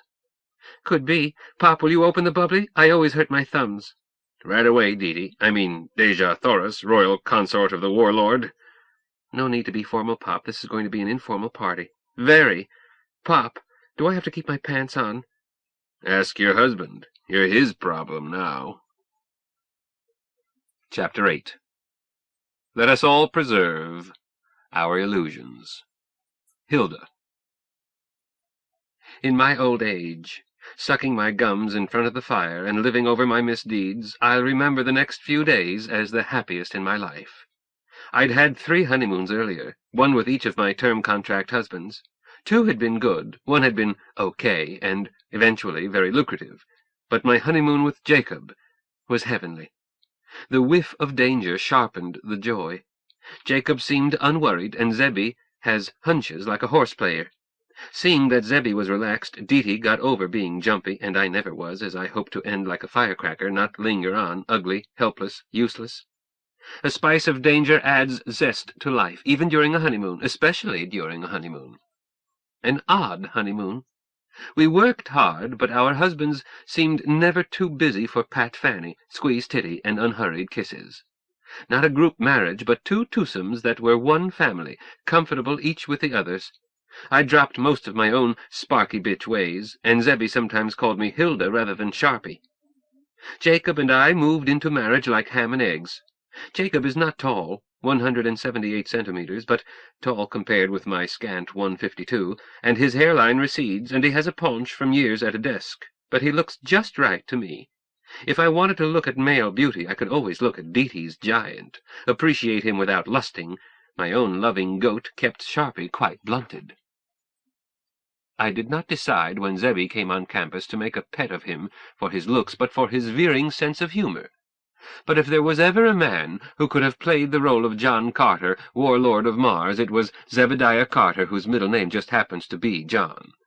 Indoors with clothes and wearing his fake horn rims, he looks awkward, too big, clumsy. I did not realize that he was beautiful and graceful until the first time he used my pool.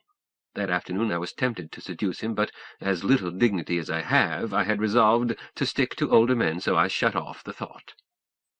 Outdoors at Snug Harbor, wearing little or no clothes, Zebby looked at home, a mountain lion in grace and muscle. An incident one later afternoon showed me how much he was like the warlord of Mars, a sword. Those old stories were familiar to me. My father had acquired the Ballantine Del Rey paperback reissues. They were around the house when I was a little girl. Once I learned to read, I read everything, and vastly preferred Barsoom stories to girls' books given to me for birthdays and Christmas. Thuvia was the heroine I identified with, toy of the cruel priests of Issus, then with virginity miraculously restored in the next book, Thuvia, Maid of Mars. I resolved to change my name to Thuvia when I was old enough. When I was 18, I did not consider it. I had always been Hilda. A new name held no attraction. I was responsible in part for Diti's name, one that embarrassed her until she discovered that her husband liked it. Jacob had wanted to name his daughter Deja Thoris. Jacob looks like and is a professor, but he is incurably romantic. Jane had misgivings. I told her, "Don't be a chump, Janie. If your man wants something, and you can accommodate him with no grief, give it to him. Do you want him to love this child or to resent her?" Jane looked thoughtful, and Doris Ann became Deja Thoris at christening, then Diti before she could talk, which satisfied everyone. We settled into a routine, up early every day. Our men worked on instruments and wires and things, and installing the time-space widget into Gay Deceiver's gizzard, while Diti and I gave the housework a lick and a promise. Our mountain home needed little attention, more of Jacob's genius. Then Diti and I got busy on a technical matter that Diti could do with some help from me. I'm not much use for technical work, biology being the only thing I studied in depth and never finished my degree. This was amplified by almost 6,000 hours as volunteer nurse's aide in our campus medical center, and I took courses that make me an uncertified nurse or medical tech or even jackleg paramedic. I don't shriek at the sight of blood and can clean up vomit without a qualm and would not hesitate to fill in as scrub nurse. Being a campus widow with too much money is fun, but not soul-filling. I like to feel that I've paid rent on the piece of earth I'm using. Besides that, I have a smattering of everything from addiction to the printed page, plus attending campus lectures that sound intriguing, then sometimes auditing a related course. I audited descriptive astronomy, took the final as if for credit, got an A. I had even figured a cometary orbit correctly, to my surprise, and the professor's. I can wire a doorbell or clean out a stopped-up soil pipe with a plumber's snake, but if it's really technical, I hire specialists. So Hilda can help, but usually can't do the job alone. Gay Deceiver had to be reprogrammed, and Deety, who does not look like a genius, is one. Jacob's daughter should be a genius, and her mother had an IQ that startled even me, her closest friend. I ran across it while helping poor grief-stricken Jacob to decide what to save, what to burn. I burned unflattering pictures, useless papers, and clothes. A dead person's clothes should be given away or burned. Nothing should be kept that does not inspire happy memories. I cried a bit, and that saved Jacob and Deety from having to cry later. We all held private duo licenses. Zebby, as Captain Z.J. Carter, USA, S.R., held command rating as well. He told us that his space rating was largely honorary, just some free fall time and one landing of a shuttle. Zebby is mendacious, untruthful, and tells fibs. I got a chance to sneak a look at his aerospace log and shamelessly took it. He had logged more than he claimed in one exchange tour with Australia. Someday I'm going to sit on his chest and make him tell Mama Hilda the truth. Should be interesting, if I can sort out fact from fiction. I do not believe his story about intimate relations with a female kangaroo. Zebby and Jacob decided that we all must be able to control Gay Deceiver all 4 ways: on the road, in the air, in trajectory — she's not a spaceship but can make high trajectory jumps — and in space-time, i.e. among the universes to the number of the beast, plus variance impossible to count. I had fingers crossed about being able to learn that, but both men assured me that they had worked out a fail-safe that would get me out of a crunch if I ever had to do it alone. Part of the problem lay in the fact that Gay Deceiver was a one-man girl. Her doors unlocked only to her master's voice, or to his thumbprint, or to a tapping code if he were shy both voice and right thumb. Zeb tended to plan ahead. Outwitting Murphy's Law, he called it. Anything that can go wrong will go wrong. Grandma called it the butter side down rule. First priority was to introduce us to Gay Deceiver, teach her that all 4 voices and right thumbprints were acceptable. That took a couple of hours, with Deety helping Zebby. The tapping code took even less, it being based on an old military cadence, its trickiness being that a thief would be unlikely to guess that this car would open if tapped a certain way, and in guessing the correct cadence. Zebby called the cadence Drunken Soldier. Jacob said that it was Bumboat. Deety claimed that its title was Payday because she had heard it from Jane's grandfather. Our men conceded that she must be right, as she had words for it. Her words included Drunken Sailor instead of Drunken Soldier, plus both Payday and Bumboat. Introductions taken care of, Zeb dug out Gay's anatomy, 1 volume her body, 1 her brain. He handed the latter to Deety, took the other into our basement. The next 2 days were easy for me, hard for Deety. I held lights and made notes on a clipboard while she studied that book and frowned and got smudged and sweaty, getting herself into impossible positions, and once she cursed in a fashion that would have caused Jane to scold. She added, "Aunt Nanny Goat, your step-son-in-law has done things to this mass of spaghetti that no decent computer should put up with. It's a bastard hybrid." You shouldn't call Gay it, Deety, and she's not a bastard. She can't hear us. I've got her ears unhooked, except that piece that is monitoring news retrieval programs, and that goes through this wire to that jack in the wall. She can talk with Zebediah only in the basement now. Oh, I'm sure she was a nice girl until that big ape of mine raped her. Aunt Hilda, don't worry about hurting Gay's feelings. She hasn't any. This is an idiot as computers go. Any one-horse college and most high schools own or share time in computers much more complex. This one is primarily cybernetics, an autopilot plus limited digital capacity and limited storage. But the mods Zebediah has tacked on make it more than an autopilot, but not a general-purpose computer. A misbegotten hybrid. It has far more random number options than it needs, and it has extra functions that IBM never dreamed of. Deety, why are you taking off cover plates? I thought you were strictly a programmer, software, not a mechanic. I am strictly a software mathematician. I wouldn't attempt to modify this monster, even on written orders from my lovable but sneaky husband. But how in the name of Allah can a software hack think about simplification analysis for program if she doesn't know the circuitry? The first half of this book shows what this autopilot was manufactured to do, and the second half, the Xeroxed pages, show the follies Zebediah has seduced her into. This bleedin' bundle of chips now speaks 3 logic languages, interfaced, when it was built to use only 1.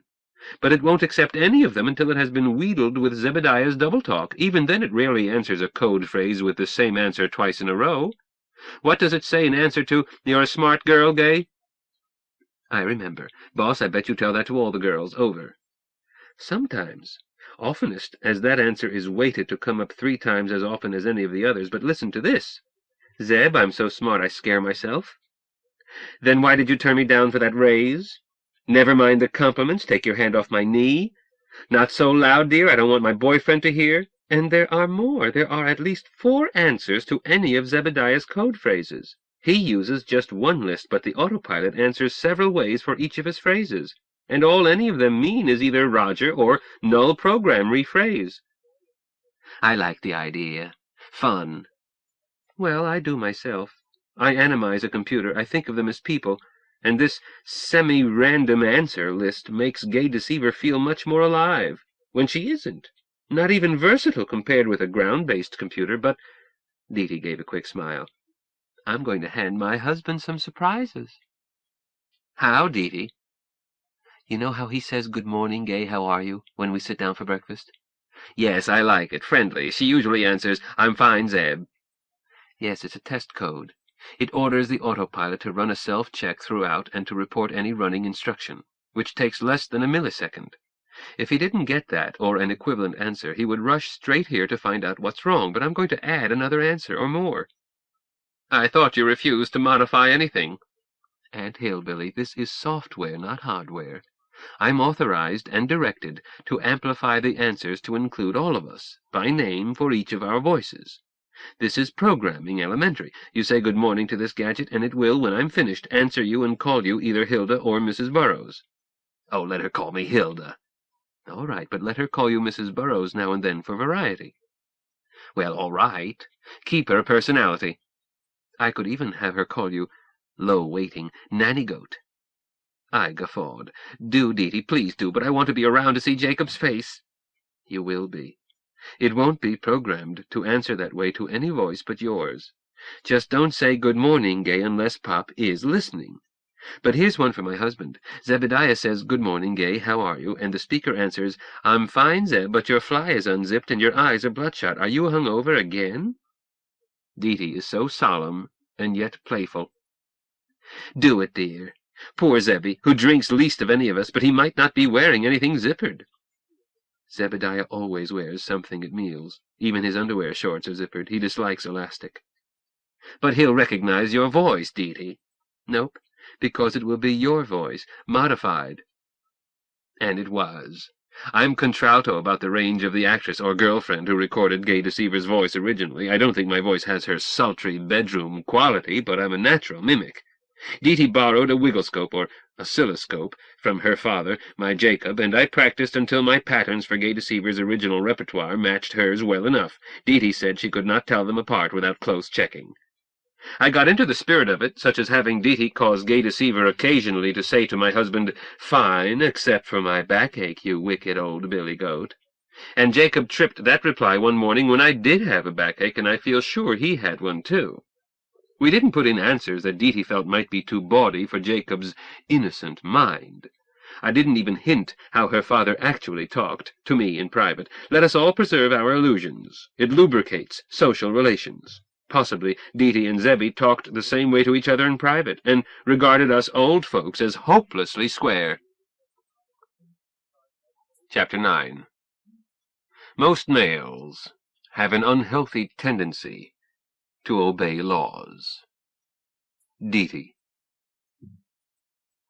Aunt Hilda and I finished reprogramming in the time it took Zebediah and Pop to design and make the failsafes and other mods needed to turn Gay Deceiver, with the time-space widget installed, into a continua traveler, which included placing the back seats 20 centimeters farther back, for legroom, after they had been pulled out to place the widget abaft the bulkhead and welded to the shell.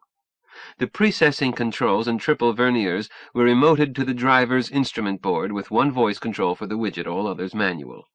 If any of our voices said, "Gay Deceiver, take us home," car and passengers would instantly return to Snug Harbor. I don't know, but I trust my Pop.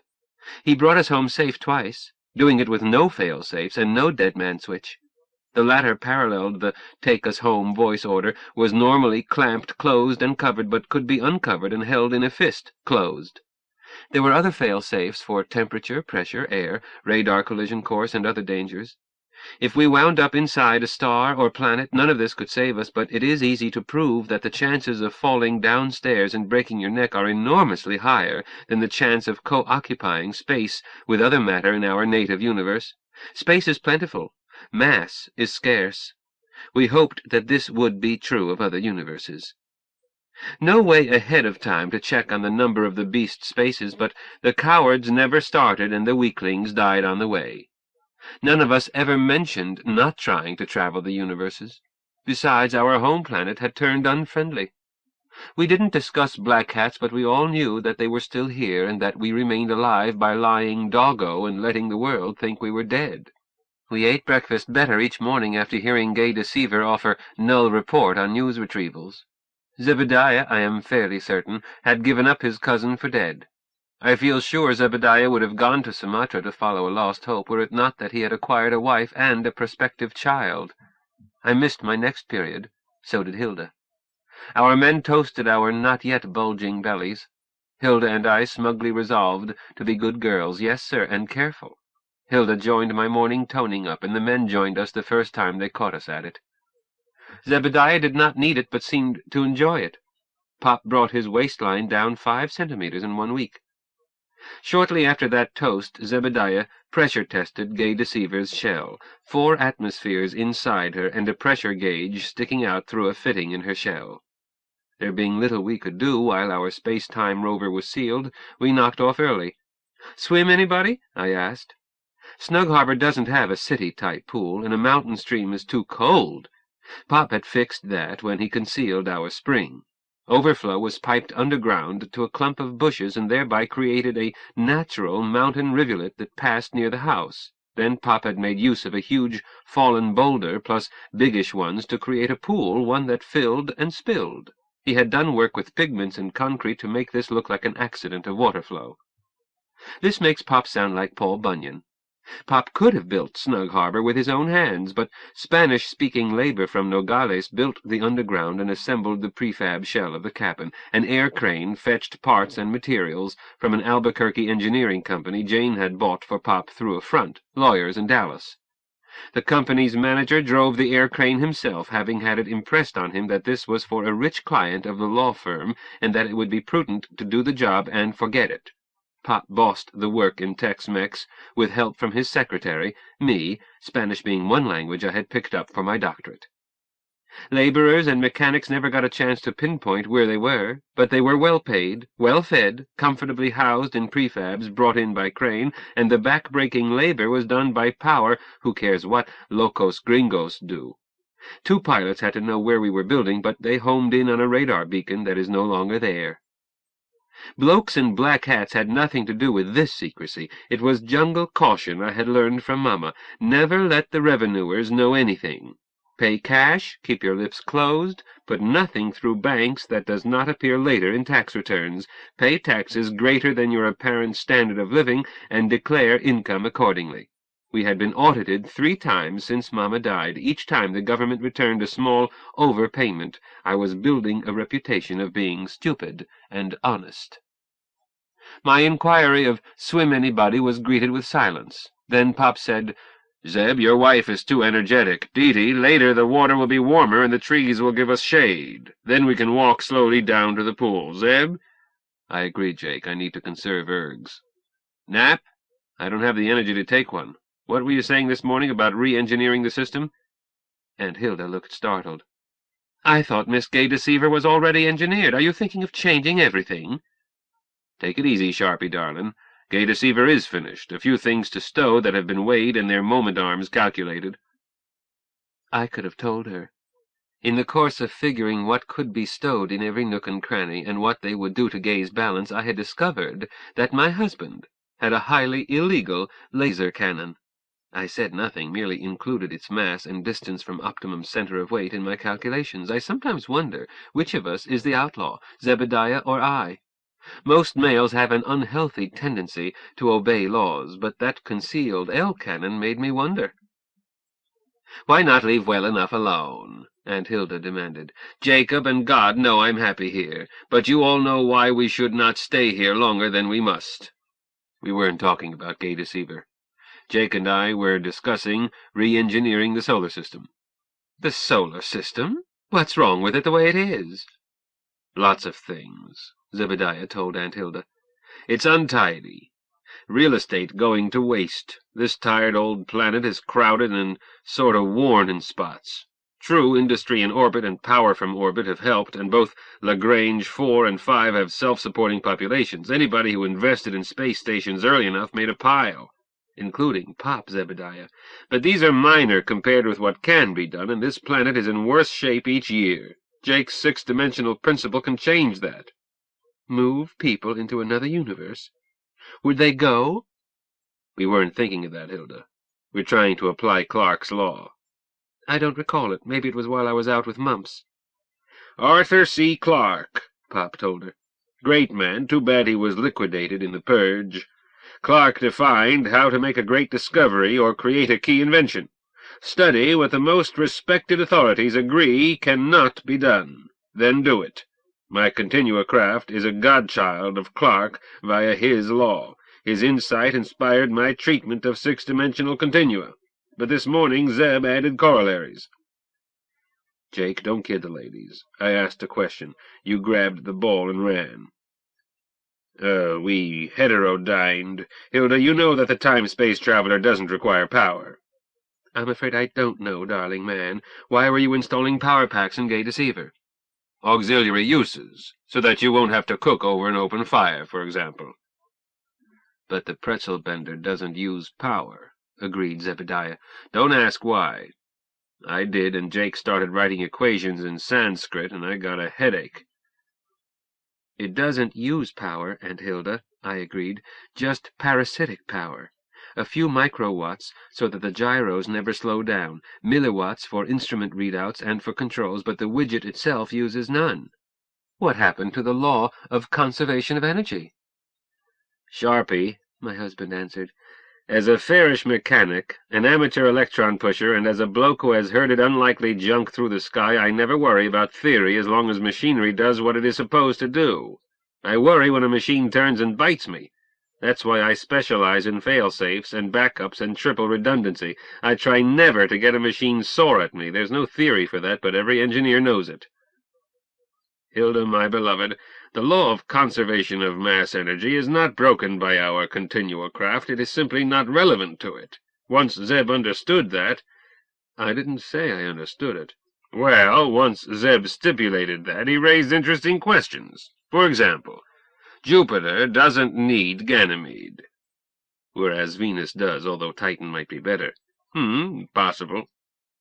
"Yes, make an inhabitable base more quickly, but the urgent problem, Jake, is to seed Venus, move atmosphere to Mars, put both of them through forced aging, then respot them. Earth-Sol Trojan points?"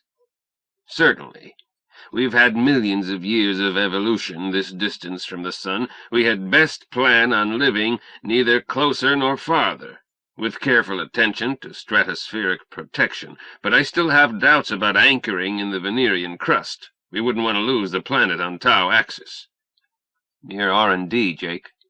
Calculate pressures and temperatures. Beef up the vehicle accordingly, spherical, save for exterior anchors, then apply a jigger factor of 4. With automatic controls quintuply redundant. Catch it when it comes out and steady it down in Earth's orbit 60 degrees trailing and start selling subdivisions the size of old Spanish land grants. Jake, we should gather enough mass to create new Earths at all Trojan points, a hexagon around the sun. 5 brand new Earths would give the race room enough to breed.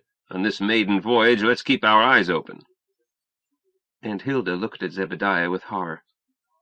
"Zebby, creating planets indeed? Who do you think you are, Jesus Christ?" "I'm not that junior. That's the Holy Ghost over there scratching his belly. The supreme inseminator. I'm the other one, the maker and shaper, but in setting up a pantheon for the celestial age, we're going to respect women's rights, Hilda. Deity is Earth Mother. She's perfect for the job. You are Moon Goddess, Selene. Good job, dear. More moons than Earths. It fits you. You're little and silvery, and you wax and wane, and you're beautiful in all your phases. How about it? Us four and no more. Quit pulling my leg. My husband answered, I haven't been pulling your leg. Come closer and I will. You have pretty legs, stepmother-in-law. These things Jake and I have been discussing are practical. Once we thought about the fact that the space-time twister uses no power. Move anything anywhere, all spaces, all times. I add the plural because at first I could not see what Jake had in mind when he spoke of forced aging of a planet. Rotate Venus into the tau axis, fetch it back along the t-axis, reinsert it centuries or millennia older at this point in t-axis. Perhaps translate it a year or so into the future, our future, so as to be ready for it when it returns, all sweet and green and beautiful and ready to grow children and puppies and butterflies. Terraformed, but virginal. Aunt Hilda looked frightened. Jacob, would one highball do any harm to this peanut inside me? I need a bracer.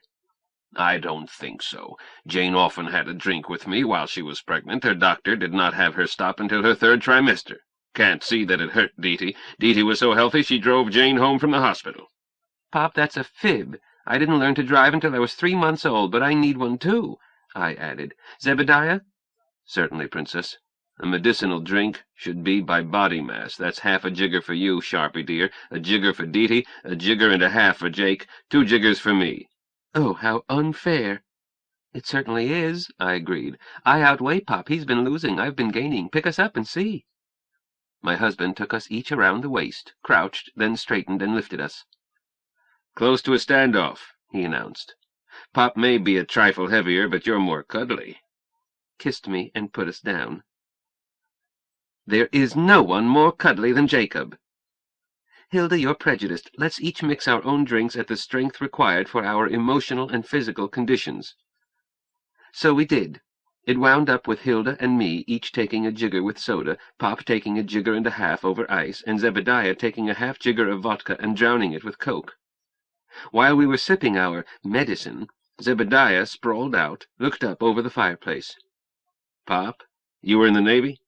No, Army, if you count chair-borne infantry. They handed me a commission for having a doctorate in mathematics, told me they needed me for ballistics. Then I spent my whole tour as a personnel officer signing papers. Standard operating procedure.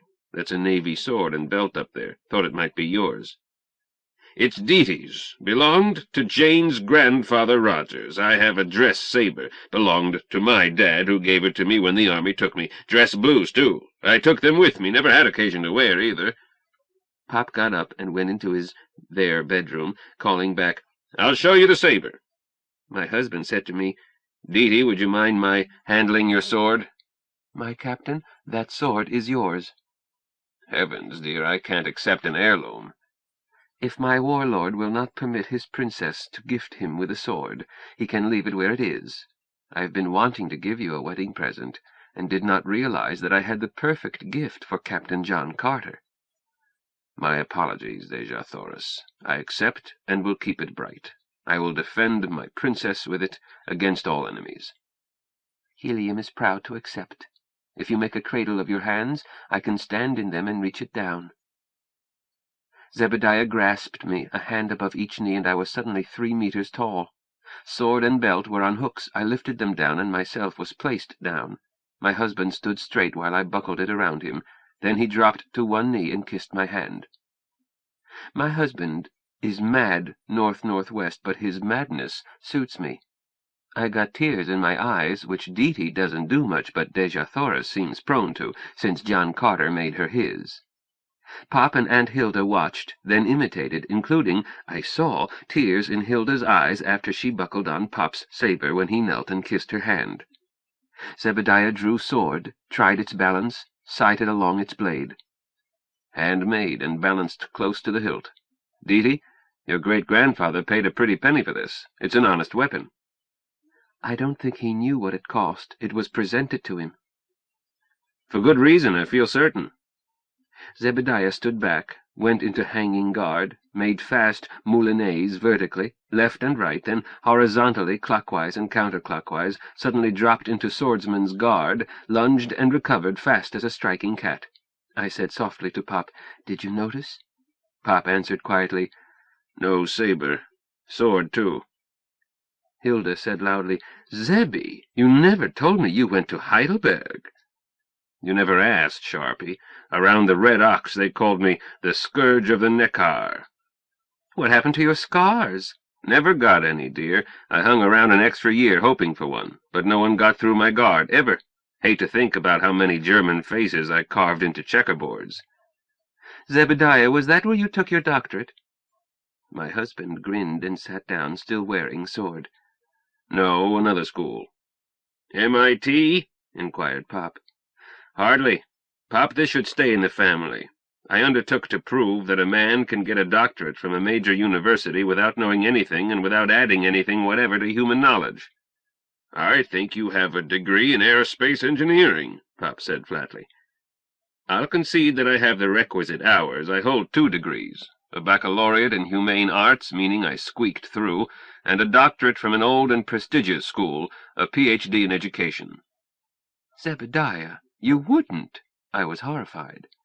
"But I did, Deety, to prove that degrees per se are worthless. Often they are honorifics of true scientists or learned scholars or inspired teachers. Much more frequently they are false faces for overeducated jackasses." Pop said, "You'll get no argument from me, Zeb. A doctorate is a union card to get a tenured job. It does not mean that the holder thereof is wise or learned." "Yes, sir. I was taught it at my grandfather's knee. My grandfather, Zachariah, the man responsible for the initial Z in the names of his male descendants. Deety, his influence on me was so strong that I must explain him. No, that's impossible. I must tell about him in order to explain me, and how I happened to take a worthless degree." Hilda said, "Deety, he's pulling a long bow again." "Quiet, woman. Get thee to a nunnery. Go." "I don't take orders from my step-son-in-law. Make that a monastery, and I'll consider it." I kept my blinkin' mouth shut. My husband's fibs entertain me, if they are fibs. "Grandpa Zach was as cantankerous an old coot as you'll ever meet. Hated government, hated lawyers, hated civil servants, hated preachers, hated automobiles, public schools, and telephones. Was contemptuous of most editors, most writers, most professors, most of all, most anything. But he over-tipped waitresses and porters, and would go out of his way to avoid stepping on an insect. Grandpa had 3 doctorates, biochemistry, medicine, and law, and he regarded anyone who couldn't read Latin, Greek, Hebrew, French, and German as illiterate." "Zebby, can you read all those?" "Fortunately for me, my grandfather had a stroke while filling out a tax form, before he could ask me that question. I don't know Hebrew. I can read Latin, puzzle out Greek, speak and read French, read technical German, understand it in some accents, swear in Russian, very useful, and speak an ungrammatical smattering of Spanish picked up in cantinas and from horizontal dictionaries. Grandpa would have classed me as subliterate, as I don't do any of these well, and I sometimes split infinitives, which would have infuriated him. He practiced forensic medicine, medical jurisprudence, was an expert witness in toxicology, pathology, and traumatology, bullied judges, terrorized lawyers, medical students, and law students. He once threw a tax assessor out of his office, and required him to return with a search warrant, setting forth in detail its constitutional limitations. He regarded the income tax and the 17th Amendment and the direct primary as signs of the decay of the Republic. How did he feel about the 19th? Hilda, Grandpa Zach supported female suffrage. I remember hearing him say that if women were so dad-burned foolish as to want to assume the burden, they should be allowed to. They couldn't do the country more harm than men had. Votes for women didn't annoy him, but 9,000 other things did. He lived at a slow simmer, always ready to break into a rolling boil. He had one hobby, collecting steel engravings. "Steel engravings?" I repeated. "Of dead presidents, my princess, especially of McKinley, Cleveland, and Madison, but he didn't scorn those of Washington. He had that instinct for timing so necessary to a collector. In 1929, on Black Thursday, he held not 1 share of common stock. Instead, he had sold short. When the 1933 bank holiday came along, every old dollar he owned, except current cash, was in Zurich in Swiss money. Eventually, U.S. citizens were forbidden by emergency decree to own gold even abroad. Grandpa Zack ducked into Canada, applied for Swiss citizenship, got it, and thereafter split his time between Europe and America, immune to inflation and the confiscatory laws that eventually caused us to knock 3 zeros off the old dollar in creating the new dollar. So he died rich, in Locarno, beautiful place. I stayed with him 2 summers as a boy. His will was probated in Switzerland, and the U.S. Revenue Service could not touch it. Most of it was a trust, with its nature known to his offspring before his death, or I would not have been named Zebediah. Female descendants got pro-rata shares of income with no strings attached, but males had to have first names starting with Z, and even that got them not 1 Swiss franc. There was a root, hog, or die clause. Zachariah believed in taking care of daughters, but sons and grandsons had to go out and scratch, with no help from their fathers, until they had earned and saved on their own, or accumulated without going to jail, assets equal to 1 pro-rata share of the capital sum of the trust before they shared in the trust's income. "Sexism," said Aunt Hilda. "Raw, unadulterated sexism. Any femme-lib gal would sneer at his dirty old money on those terms." "Would you have refused it, Sharpie?" "Me? Zebby, dear, are you feverish? I would have both greedy hands out. I'm strong for women's rights, but no fanatic. Sharpie wants to be pampered, and that's what men are best at, their natural function." "Pop, do you need help in coping with her?" "No, son, I like pampering, Hilda. I don't see you abusing my daughter." "I don't dare. You told me she's vicious at karate." "I am good at karate. Pop made sure that I learned all the dirty fighting possible, but not against Zebediah. If I ever do, heaven forbid, find myself opposed to my husband, I'll quiver my chin and cry." "On my graduation from high school, my father had a talk with me. 'Zeb,' he told me, 'the time has come. I'll put you through any school you choose, or you can take what you have saved, strike out on your own, and try to qualify for a share in your grandfather's will. Suit yourself. I shan't influence you.' Folks, I had to think. My father's younger brother was past 40 and still hadn't qualified. The size of the trust made a pro rata of its assets amount to a requirement that a male descendant had to get rich on his own, well-to-do at least, whereupon he was suddenly twice as rich. But with over half of this country's population living on the taxes of the lesser number, it is not as easy to get rich as it was in Grandpa's day.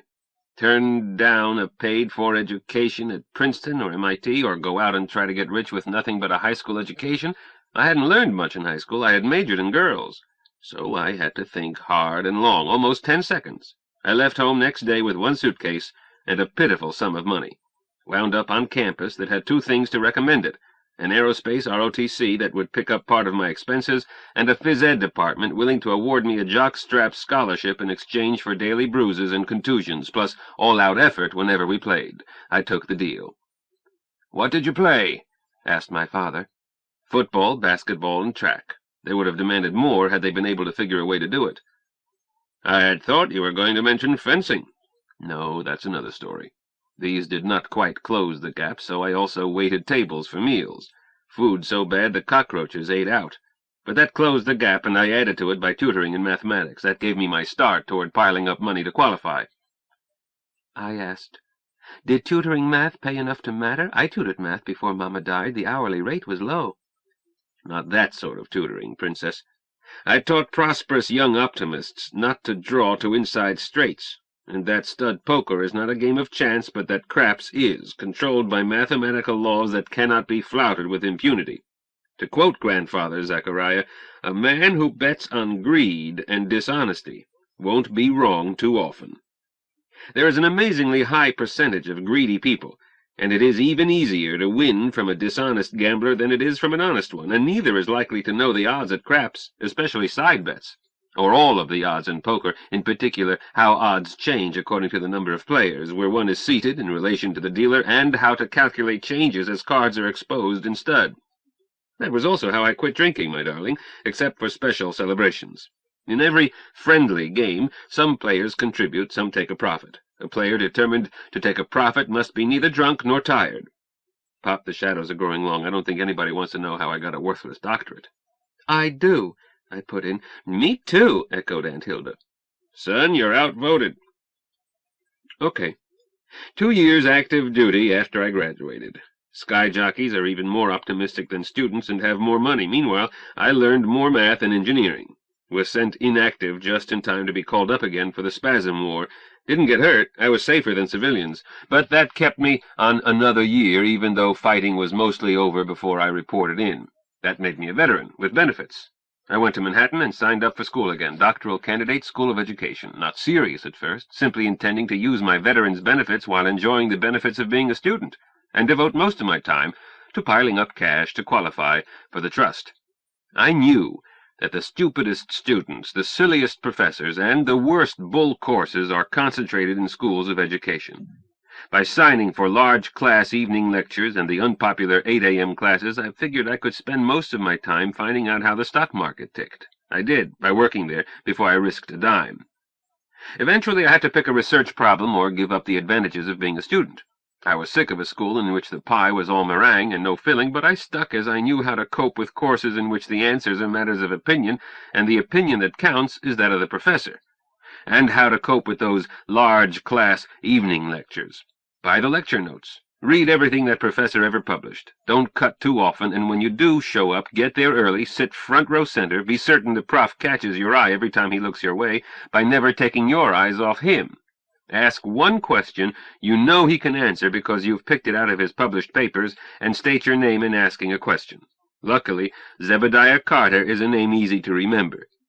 Family, I got straight A's in both required courses and seminars because I did not study education. I studied professors of education. But I still had to make that original contribution to human knowledge, without which a candidate may not be awarded a doctor's degree in most so-called disciplines, and the few that don't require it are a tough row to hoe. I studied my faculty committee before letting myself be tied down to a research problem, not only reading everything each had published, but also buying their publications or paying the library to make copies of out-of-print papers. My husband took me by my shoulders. Deja Thoris, here follows the title of my dissertation. You can have your divorce on your own terms. Zebediah, don't talk that way. Then brace yourself. An ad hoc inquiry concerning the optimization of the infrastructure of primary educational institutions at the interface between administration and instruction, with special attention to group dynamics desiderata. Zebby, what does that mean? It means nothing, Hilda. Zeb, quit kidding Our Lady. Such a title would never be accepted. Jake, it seems certain that you have never taken a course in a school of education. Well, no. Teaching credentials are not required at university level, but me no buts, Pop. I have a copy of my dissertation. You can check its authenticity. While that paper totally lacks meaning, it is a literary gem in the sense in which a successful forging of an old master is itself a work of art. It is loaded with buzzwords. The average length of sentences is 81 words. The average word length, discounting of, a, the, and other syntactical particles, is 11 plus letters in slightly under 4 syllables. The bibliography is longer than the dissertation and cites 3 papers of each member of my committee and 4 of the chairman, and those citations are quoted in part while avoiding any mention of matters on which I knew that members of the committee held divergent but equally stupid opinions. But the best touch was to get permission to do field work in Europe and have it count toward time on campus. Half the citations were in foreign languages, ranging from Finnish to Croatian, and the translated bits invariably agreed with the prejudices of my committee. It took careful quoting out of context to achieve this, but it had the advantage that the papers were unlikely to be on campus, and my committee were not likely to go to the trouble of looking them up, even if they were. Most of them weren't at home in other languages, even easy ones like French, German, and Spanish. But I did not waste time on phony fieldwork. I simply wanted a trip to Europe at student airfares and the use of student hostels, dirt cheap way to travel, and a visit to the trustees of Grandpa's fund. Good news. The fund was blue chips and AAA bonds, and at that time speculative stocks were rising, so the current cash value of the fund was down even though income was up. And 2 more of my cousins and 1 uncle had qualified, again reducing the pro rata, so, glory be, I was within reaching distance. I had brought with me all that I had saved, swore before a notary that it was all mine, nothing borrowed, nothing from my father, and left it on deposit in Zurich, using the trustees as a front. and I told them about my stamp and coin collection. Good stamps and coins never go down, always up. I had nothing but proof sets, first-day covers, and unbroken sheets, all in perfect condition, and had a notarized inventory and appraisal with me. The trustees got me to swear that the items I had collected before I left home had come from earned money. True, the earliest items represented mowed lawns and such, and agreed to hold the pro rata at that day's cash value, lower if the trend continued, if I would sell my collection and send a draft to Zurich with businesslike speed as soon as I returned to the States. I agreed. One trustee took me to lunch, tried to get me liquored up, then offered me 10% over appraisal if I would sell that very afternoon, then send it to him by courier at his expense. Bonded couriers go back and forth between Europe and America every week. We shook hands on it, went back and consulted the other trustees. I signed papers transferring title. The trustee buying signed his draft to me. I endorsed it to the trustees to add to the cash I was leaving in their custody. 3 weeks later I got a cable certifying that the collection matched the inventory. I had qualified. 5 months later I was awarded the degree of Doctor of Philosophy, summa cum laude, and that, dear ones, is the shameful story of my life. Anyone have the energy to go swimming? Son, if there is a word of truth in that, it is indeed a shameful story. Pop, that's not fair. Zebediah used their rules and outsmarted them. I didn't say that Zeb had anything to be ashamed of. It is a commentary on American higher education. What Zeb claims to have written is no worse than trash I know is accepted as dissertations these days. His case is the only one I have encountered wherein an intelligent and able scholar, you, Zeb, set out to show that an earned Ph.D. could be obtained from a famous institution, I know which one, in exchange for deliberately meaningless pseudo-research. The cases I have encountered have involved button-counting by stupid and humorless young persons under the supervision of stupid and humorless old fools. I see no way to stop it. The rot is too deep. The only answer is to chuck the system and start over. My father shrugged. Impossible. Zebby, Aunt Hilda asked, what do you do on campus? I've never asked. My husband grinned. Oh, much what you do, Sharpie. I don't do anything. Enjoy myself. Me too. If you look, you will find me listed as research professor in residence. An examination of the university's books would show that I am paid a stipend to match my rank.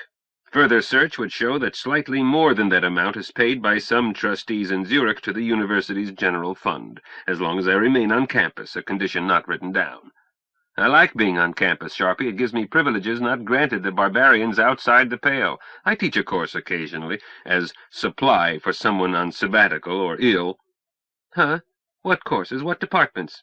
Any department, but education.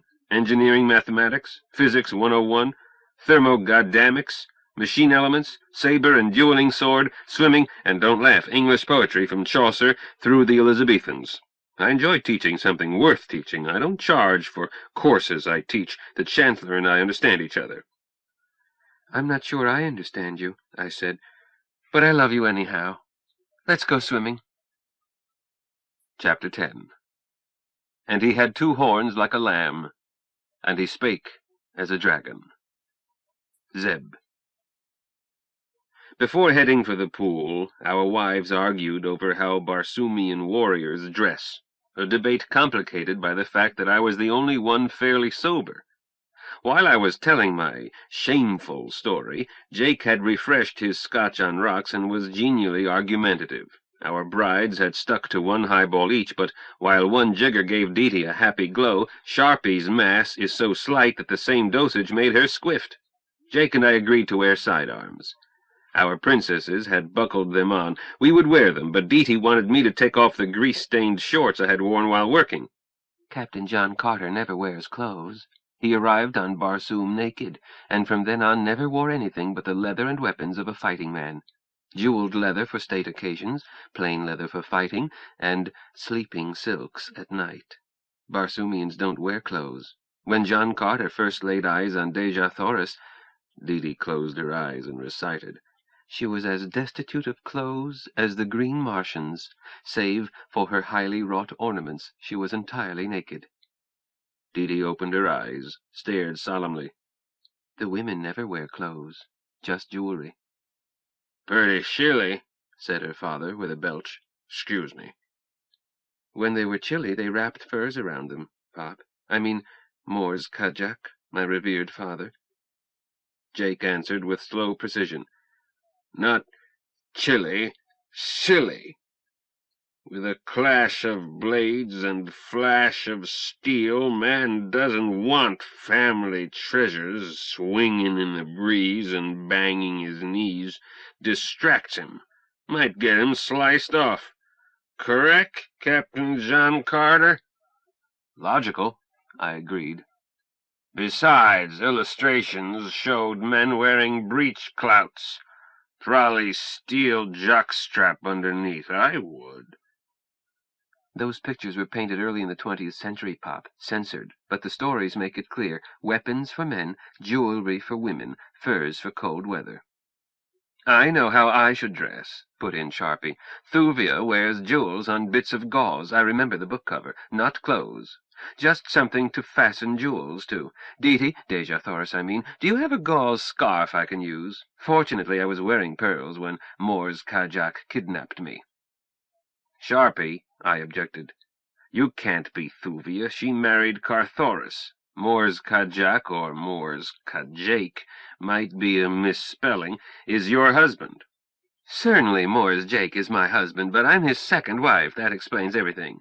But it ill becomes the warlord to address a princess of the house of Tarth as Sharpie. Mrs. Burroughs drew herself up to her full 152 centimeters and tried to look offended. My humble apologies, Your Highness. Sharpie giggled. Can't stay mad at our warlord. Deja Thoris, hun. Green tulle, blue, anything but white. I'll go look. Ladies, I objected, if we don't get moving, the pool will cool off. You can sew on pearls this evening. Anyhow, where do pearls come from on Barsoom? Dead sea bottoms, no oysters. From Chorus, the lost sea of Dor, Deety explained. They've got you, son, but I either go swimming right now, or I have another drink, and then another, working too hard, too tense, too much worry. Okay, Pop, we swim. And Thuvia? All right, Deja Thoris, to save Mors Jacob from himself, but I won't wear earthling clothes. You can have my mink cape. May be chilly coming back. Jake wrapped his sarong into a breech clout, strapped it in place with his saber belt. I replaced those grimy shorts with swim briefs which Deety conceded were almost Barsoomian. I was no longer dependent on Jake's clothes. My travel kit, always in my car once I got at it, supplied necessities from passport to poncho.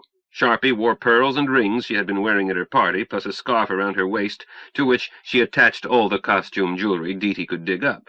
Deety carried Hilda's mink cape, then wrapped it around her. My captain, someday I want one like this.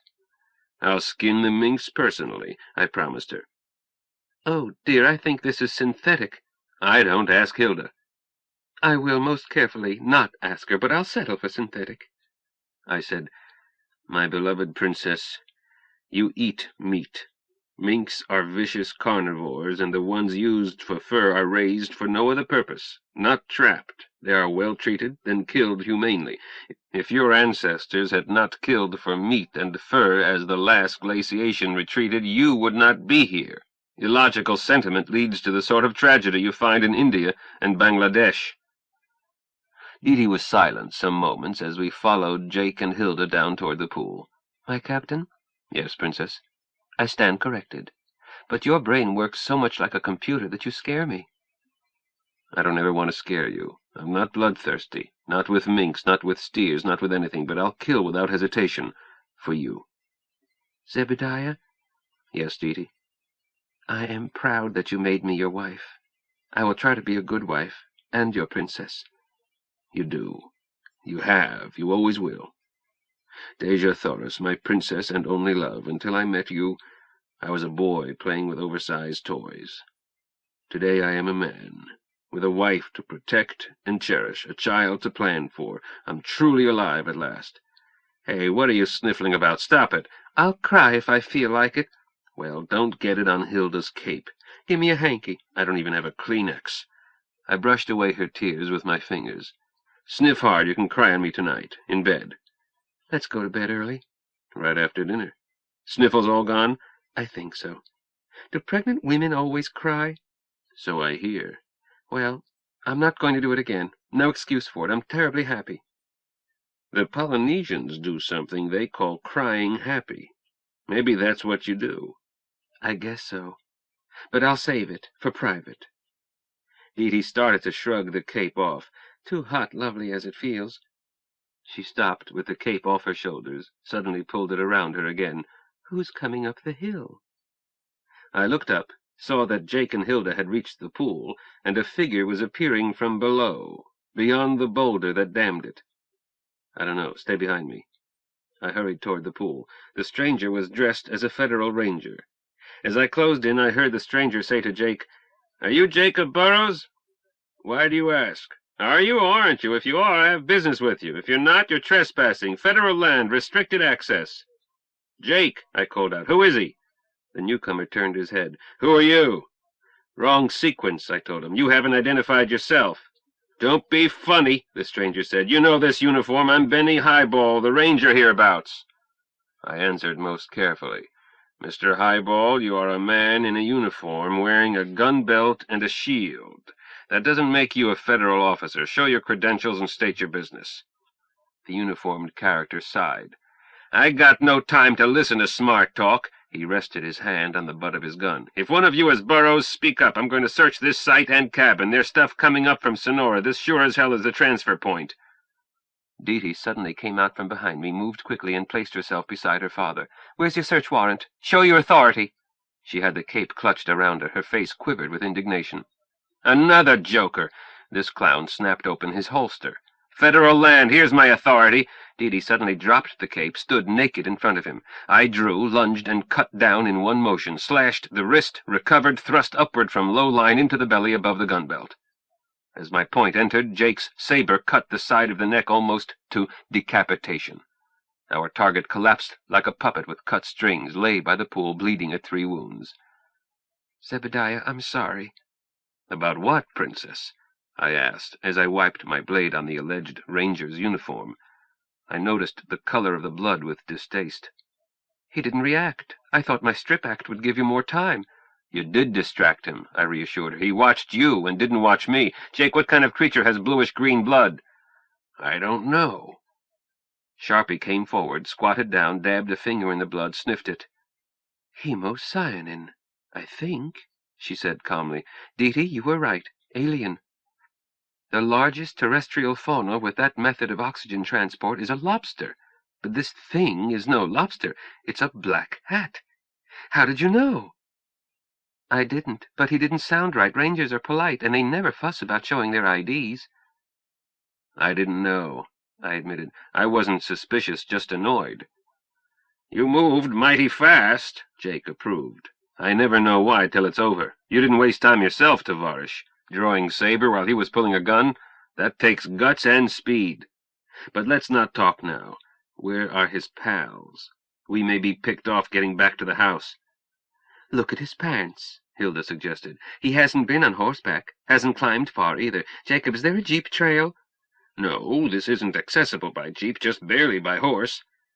"Hasn't been anything overhead," I added. "No chopper, no air car." "Continua craft," said Dee. "Huh?" "Zebediah, the Black Hats are aliens who don't want Pop to build a time space machine. We know that, so it follows that they have Continua Craft QED. I thought about it. "Dee, I'm going to bring you breakfast in bed. Jake, how do we spot an alien Continua Craft? It doesn't have to look like Gay Deceiver." Jake frowned. "No, any shape. But a one-passenger craft might not be much larger than a phone booth."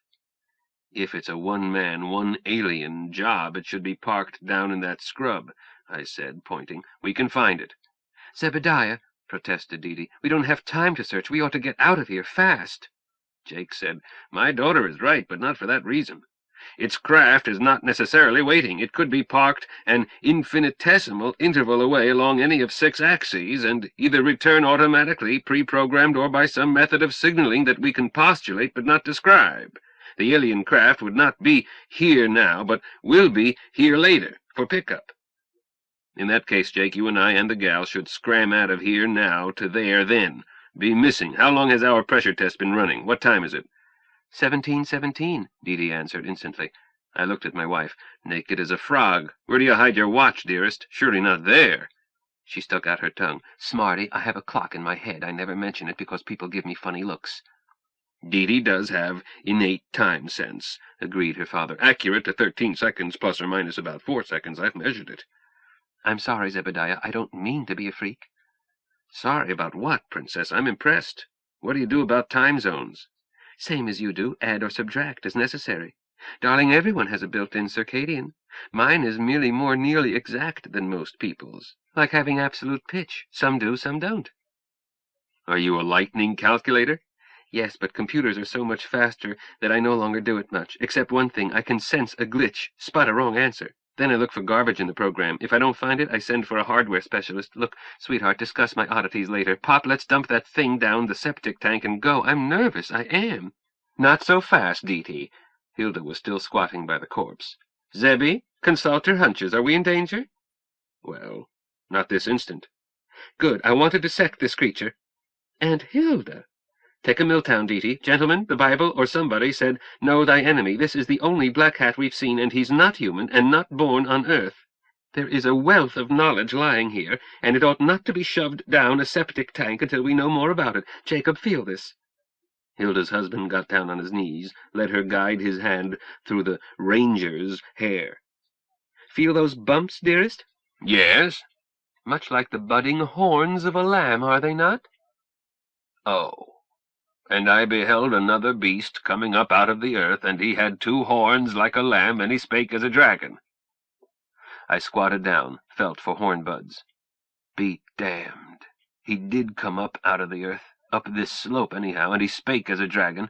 Talked unfriendly, and all the dragons I've ever heard of talked mean or belched fire. Hilda, when you field strip this critter, keep an eye out for the number of the beast." "I shall. Who's going to help me get this specimen up to the house? I want 3 volunteers. Dee gave a deep sigh. "I volunteer. And Hilda, must you do this?" "Dee, it ought to be done at Johns Hopkins with X-ray and proper tools and color holovision, but I'm the best biologist for it because I'm the only biologist. Honey child, you don't have to watch. Aunt Sharpie has helped in an emergency room after a 5-car crash. To me, blood is just a mess to clean up. Green blood doesn't bother me even that much." Dee gulped. "I'll help carry. I said I would." "Deja Thoris." "Sir? Yes, my captain?" "Back away from that. Take this and this." I unbuckled sword and belt, shoved down my swimming briefs, handed all of it to Dee. "Jake, help me get him up into fireman's carry." "I'll help carry, son. No, I can tote him easier than 2 could. Sharpie, where do you want to work?" "It will have to be the dining table."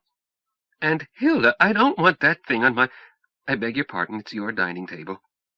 "You're forgiven only if you'll concede that it is our dining table. Dee, how many times must I repeat that I am not crowding you out of your home? We are co-housewives. My only seniority lies in being 20 years older, to my regret." "Hilda, my dear one, what would you say to a workbench in the garage with a drop-cloth on it and floodlights over it?" "I say swell. I don't think a dining table is the place for a dissection either, but I couldn't think of anywhere else." With help from Jake, I got that damned carcass draped across my shoulders in fireman's carry. Dee started up the path with me, carrying my belt and sword and my briefs in one arm so that she could hold my free hand, despite my warning that she might be splashed with alien blood. "No, Zebediah, I got overtaken by childishness. I won't let it happen again. I must conquer all squeamishness. I'll be changing diapers soon." She was silent a moment. "That is the first time I've seen death. In a person, I mean. An alien humanoid person, I should say, but I thought he was a man. I once saw a puppy run over. I threw up, even though it was not my puppy, and I didn't go close." She added, "An adult should face up to death, should she not?" "Face up to it, yes," I agreed, "but not grow calloused. Dee, I've seen too many men die. I've never grown inured to it. One must accept death, learn not to fear it, then never worry about it. Make today count, as a friend whose days are numbered told me. Live in that spirit, and when death comes, it will come as a welcome friend." "You say much what my mother told me before she died." "Your mother must have been an extraordinary woman. Dee, in the 2 weeks I've known you, I've heard so much about her from all 3 of you that I feel as if I knew her. A friend I hadn't seen lately. She sounds like a wise woman." "I think she was, Zebediah. Certainly she was good. Sometimes when I have a hard choice, I ask myself, what would Mama do, and everything falls into place." "Both good and wise. and her daughter shows it. How old are you, Deedee? Does it matter, sir? No. Curiosity. I wrote my birth date on our marriage license application. Beloved, my head was spinning so hard that I had trouble remembering my own, but I should not have asked. Women have birthdays, men have ages. I want to know your birthday. I have no need to know the year. April 22nd, Zebediah, 1 day older than Shakespeare. Age could not wither her. Woman, you carry your years well. Thank you, sir. That snoopy question came from having concluded in my mind that you were 26, figuring from the fact that you have a doctor's degree, although you look younger. I think 26 is a satisfactory age. I wasn't asking, I said hastily. I got confused from knowing Hilda's age, then hearing her say that she is, or claims to be, 20 years older than you. It did not jibe with my earlier estimate based on your probable age on graduating from high school plus your 2 degrees. Jake and Hilda had lingered at the pool, while Jake washed his hands and rinsed from his body smears of alien ichor. Being less burdened, they climbed the path faster than we and came up behind us just as Deedee answered. Zebediah, I never graduated from high school. Oh. That's right, agreed her father. Deedee matriculated by taking college boards at 14. No problem, since she stayed home and didn't have to live in a dorm. Got her B.S. in 3 years, and that was a happy thing, as Jane lived to see Deedee move the tassel from one side of her mortarboard to the other. Jane in a wheelchair and happy as a child. Her doctor said it couldn't hurt her, meaning she was dying anyhow. He added, had her mother been granted only 3 more years, she could have seen Deedee's doctorate conferred 2 years ago. Pop, sometimes you chatter. Did I say something out of line? No, Jake, I assured him, but I've just learned that I robbed the cradle. I knew I had, but hadn't realized how much. Deedee, darling, you are 22. Is 22 an unsatisfactory age? No, my princess. Just right. My captain said that women have birthdays while men have ages. Is it permitted to inquire your age, sir? I didn't pay close attention to that form we had to fill out either. I answered solemnly. But Deja Thoris knows that Captain John Carter is centuries old, cannot recall his childhood, and has always looked 30 years old. Zebediah, if that is your age, you've had a busy 30 years. You said you left home when you graduated from high school, worked your way through college, spent 3 years on active duty, then worked your way through a doctor's degree, a phony one that doesn't reduce required residence. And Hilda says you've been a professor 4 years. Would you settle for 9 years older than you are? I'll settle for whatever you say. He's at it again, put in Sharpie. He was run off 2 other campuses, co-ed scandals. Then he found that in California nobody cared, so he moved west. I tried to look hurt. Sharpie, darling, I always married them. One gal turned out all ready to be married, and in the other case the child wasn't mine. She slipped one over on me. The truth isn't in him, Deedee. But he's brave, and he bathes every day, and he's rich, and we love him anyhow. The truth isn't in you either, Aunt Hilda, but we love you anyhow. It says in Little Women that a bride should be half her husband's age plus 7 years. Zebediah and I hit close to that. A rule that makes an old hag out of me, Jacob. I'm just Zebby's age, 31, but we've both been 31 for ages. I'll bet he does feel aged after carrying that thing uphill. Atlas, can you support your burden while I get the garage open, a bench dragged out and covered, or shall I help you put it down? I just have to pick it up again, but don't dally. Chapter 11. Citizens must protect themselves. Zeb. I felt better after I got that ranger's corpse dumped and the garage door closed, everyone indoors. I had told Hilda that I felt no immediate danger, but my wild talent does not warn me until the moment of truth. The blokes in the black hats had us located, or possibly had never lost us. What applies to human gangsters has little to do with aliens whose powers and motives and plans we had no way to guess. We might be as naive as a kitten who thinks he is hidden because his head is, unaware that his little rump sticks out. They were alien. They were powerful. They were multiple. 3,000, 3 million, we didn't know the number of the beast, and they knew where we were. True, we had killed one, by luck, not by planning. That ranger would be missed. We could expect more to call in force. Foolhardiness has never appealed to me. Given a chance to run, I run. I don't mean I'll bug out on wingmate when the unfriendlies show up, and certainly not on a wife and unborn child, but I wanted us all to run. Me, my wife, my blood brother, who was also my father-in-law, and his wife, my chum Sharpie, who was brave, practical, smart, and unsqueamish. That she would joke in the jaws of Moloch was not a fault, but a source of esprit. I wanted us to go. Tau axis, Te axis, rotate, translate, whatever, anywhere not infested by gruesomes with green gore. I checked the gauge and felt better. Gay's inner pressure had not dropped. Too much to expect Gay to be a spaceship, not equipped to scavenge and replenish air, but it was pleasant to know that she would hold pressure much longer than it would take us to scram for home if we had to, assuming that unfriendlies had not shot holes in her graceful shell. I went by the inside passageway into the cabin, used soap and hot water, rinsed off, and did it again. Dried down and felt clean enough to kiss my wife, which I did. Dee held on to me and reported. "Your kit is packed, sir. I'm finishing mine, the planned weight and space, and nothing but practical clothes. Sweetheart?" "Yes, Obadiah?" "Take the clothes you were married in and mine, too. Same for Jake and Hilda. And your father's dress uniform, or was it burned in Logan?" "But, Zebediah, you emphasized rugged clothes." "So I did, to keep your mind on the fact that we can't guess the conditions we'll encounter and don't know how long we'll be gone or if we'll be back. So I listed everything that might be useful in pioneering a virgin planet, since we might be stranded and never get home. Everything from Jake's microscope and water testing gear to technical manuals and tools, and weapons, and flea powder.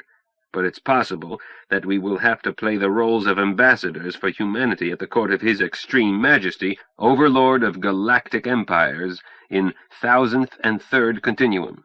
We may need the gaudiest clothes we can whip up. We don't know. We can't guess." "I'd rather pioneer." "We may not have a choice. When you were figuring weights, do you recall spaces marked assigned mass, such and such, list to come?" "Certainly. Total exactly 100 kilos, which seemed odd. Space slightly less than 1 cubic meter split into crannies." "Those are yours, Snubnose. And Pop or Hilda. Mass can be up to 50% over. I'll tell Gay to trim to match. Got an old doll, a security blanket, a favorite book of poems, scrapbook, family photographs? Bring 'em all." "Golly!" I never enjoy looking at my wife quite so much as when she lights up and is suddenly a little girl. "Don't leave space for me. I have only what I arrived with. What about shoes for Hilda?" "She claims she doesn't need any, Zebediah, that her calluses are getting calluses on them, but I've worked out expedients. I got Pop some Dr. Scholl's shoe liners when we were building. I have 3 pairs left and can trim them.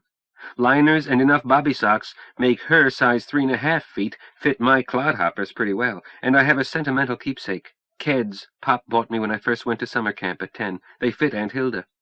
"Good girl," I added. "You seem to have everything in hand. How about food? Not stores we are carrying, I mean now. Has anybody thought about dinner? Killing aliens makes me hungry." "Buffet style, Zebediah. Sandwiches and stuff on the kitchen counter, and I thawed and heated an apple pie. I fed 1 sandwich to Hilda, holding it for her. She says she's going to finish working, then scrub before she eats anything more." "Sharpie munched a sandwich while she carved that thing?" "And Hilda is rugged, Zebediah, almost as rugged as you are." "More rugged than I am. I could do an autopsy if I had to, but not while eating. I think I speak for Jake, too." "I know you speak for Pop. He saw me feeding her, turned green, and went elsewhere. Go look at what she's been doing, Zebediah. Hilda has found interesting things." Are you the little girl who had a tizzy at the idea of dissecting a dead alien?" "No, sir, I am not. I've decided to stay grown up. It's not easy, but it's more satisfying. An adult doesn't panic at a snake. She just checks to see if it's got rattles. I'll never squeal again. I'm grown up at last, a wife instead of a pampered princess." "You will always be my princess." "I hope so, my chieftain. But to merit that, I must learn to be a pioneer mother. Wring the neck of a rooster, butcher a hog, load while my husband shoots, take his place and his rifle when he is wounded. I'll learn. I'm stubborn, I am. Grab a hunk of pie and go see Hilda. I know just what to do with the extra 100 kilos. Books, photographs, Pop's microfilm files and portable viewer, Pop's rifle, and a case of ammo that the weight schedule didn't allow for." "Didn't know he had it. What caliber?" 7.62 millimeters long cartridge." "Glory be, Pop and I use the same ammo." "Didn't know you carried a rifle, Zebediah." "I don't advertise it. It's unlicensed. I must show all of you how to get at it." "Got any use for a lady's purse gun, a needle gun, Skoda flechettes? Not much range, but either they poison or they break up and expand, and it fires 90 times in one magazine." "What are you, Dee? Honorable hatchet man?" No, sir. Pop got it for me, black market, when I started working nights. He said he would rather hire shysters to get me acquitted, or maybe probation, than to have to go down to the morgue to identify my body. Haven't had to use it. In Logan, I hardly need it. Zebediah, Pop has gone to a great deal of trouble to get me the best possible training in self-defense. He's just as highly trained. That's why I keep him out of fistfights, because it would be a massacre. He and Mama decided this when I was a baby. Pop says cops and courts no longer protect citizens, so citizens must protect themselves. I'm afraid he's right. My husband? I can't evaluate my opinions of right and wrong because I learned them from my parents and haven't lived long enough to have formed opinions in disagreement with theirs. Dee, your parents did okay. I think so. But that's subjective. As may be, I was kept out of blackboard jungles, public schools, until we moved to Utah, and I was trained to fight, armed or unarmed. Pop and I noticed how you handled a sword. Your moulinets are like clockwork, and when you drop into point guard, your forearm is perfectly covered. Jake is no slouch. He drew so fast I never saw it, and cut precisely above the collar.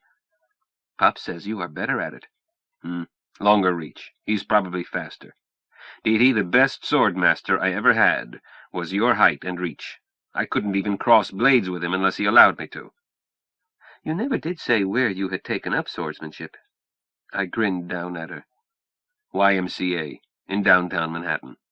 I had foil in high school. I fiddled with saber and épée in college, but I never encountered swordsmen until I moved to Manhattan. Took it up because I was getting soft. Then, during that so-called research trip in Europe, I met swordsmen with family traditions, sons and grandsons and great-grandsons of maîtres d'armes, learned that it was a way of life, and I had started too late. Dee, I fibbed to Hilda. I've never fought a student duel. But I did train in saber, in Heidelberg, under the Sabermeister, reputed to coach one underground corps. He was the little guy I couldn't cross steel with. Fast. Up to then I had thought I was fast. But I got faster under his tutelage. The day I was leaving, he told me that he wished he had had me 20 years sooner. He might have made a swordsman of me. You were fast enough this afternoon. No, Dee, you had his eye. I attacked from the flank. You won that fight, not me, not Pop. Although what Pop did was far more dangerous than what I did. My captain, I will not let you disparage yourself. I cannot hear you. Women. Bless their warm hearts and strange minds.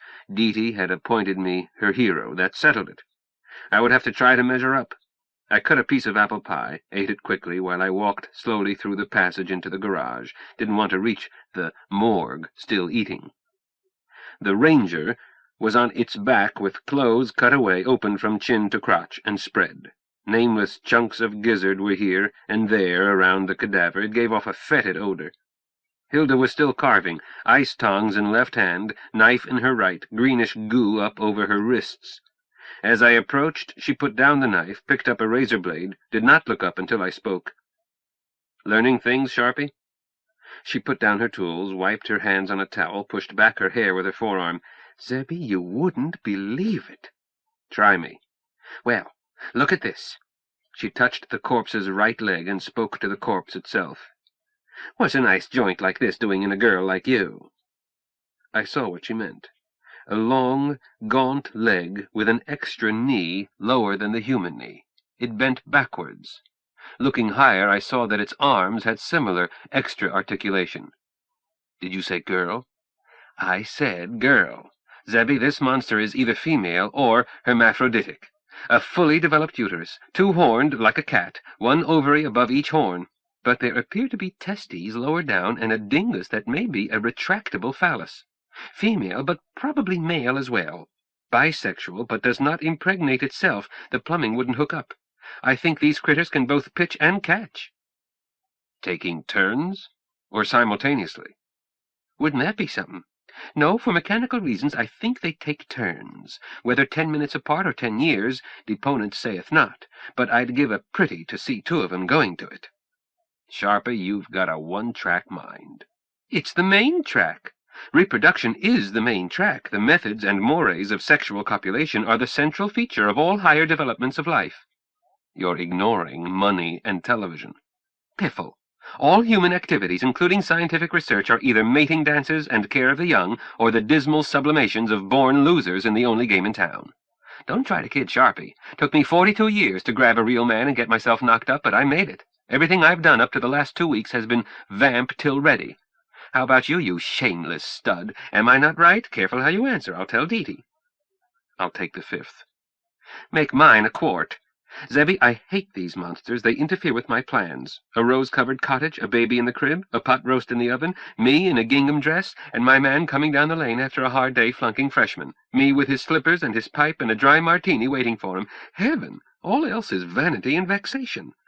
4 fully developed mammary glands, but lacking the redundant fat characteristic of the human female, except me, damn it. A double stomach, a single intestine. A 2-compartment heart that seems to pump by peristalsis rather than by beating. Chordate, I haven't examined the brain, I don't have a proper saw, but it must be as well developed as ours. Definitely humanoid, outrageously non-human.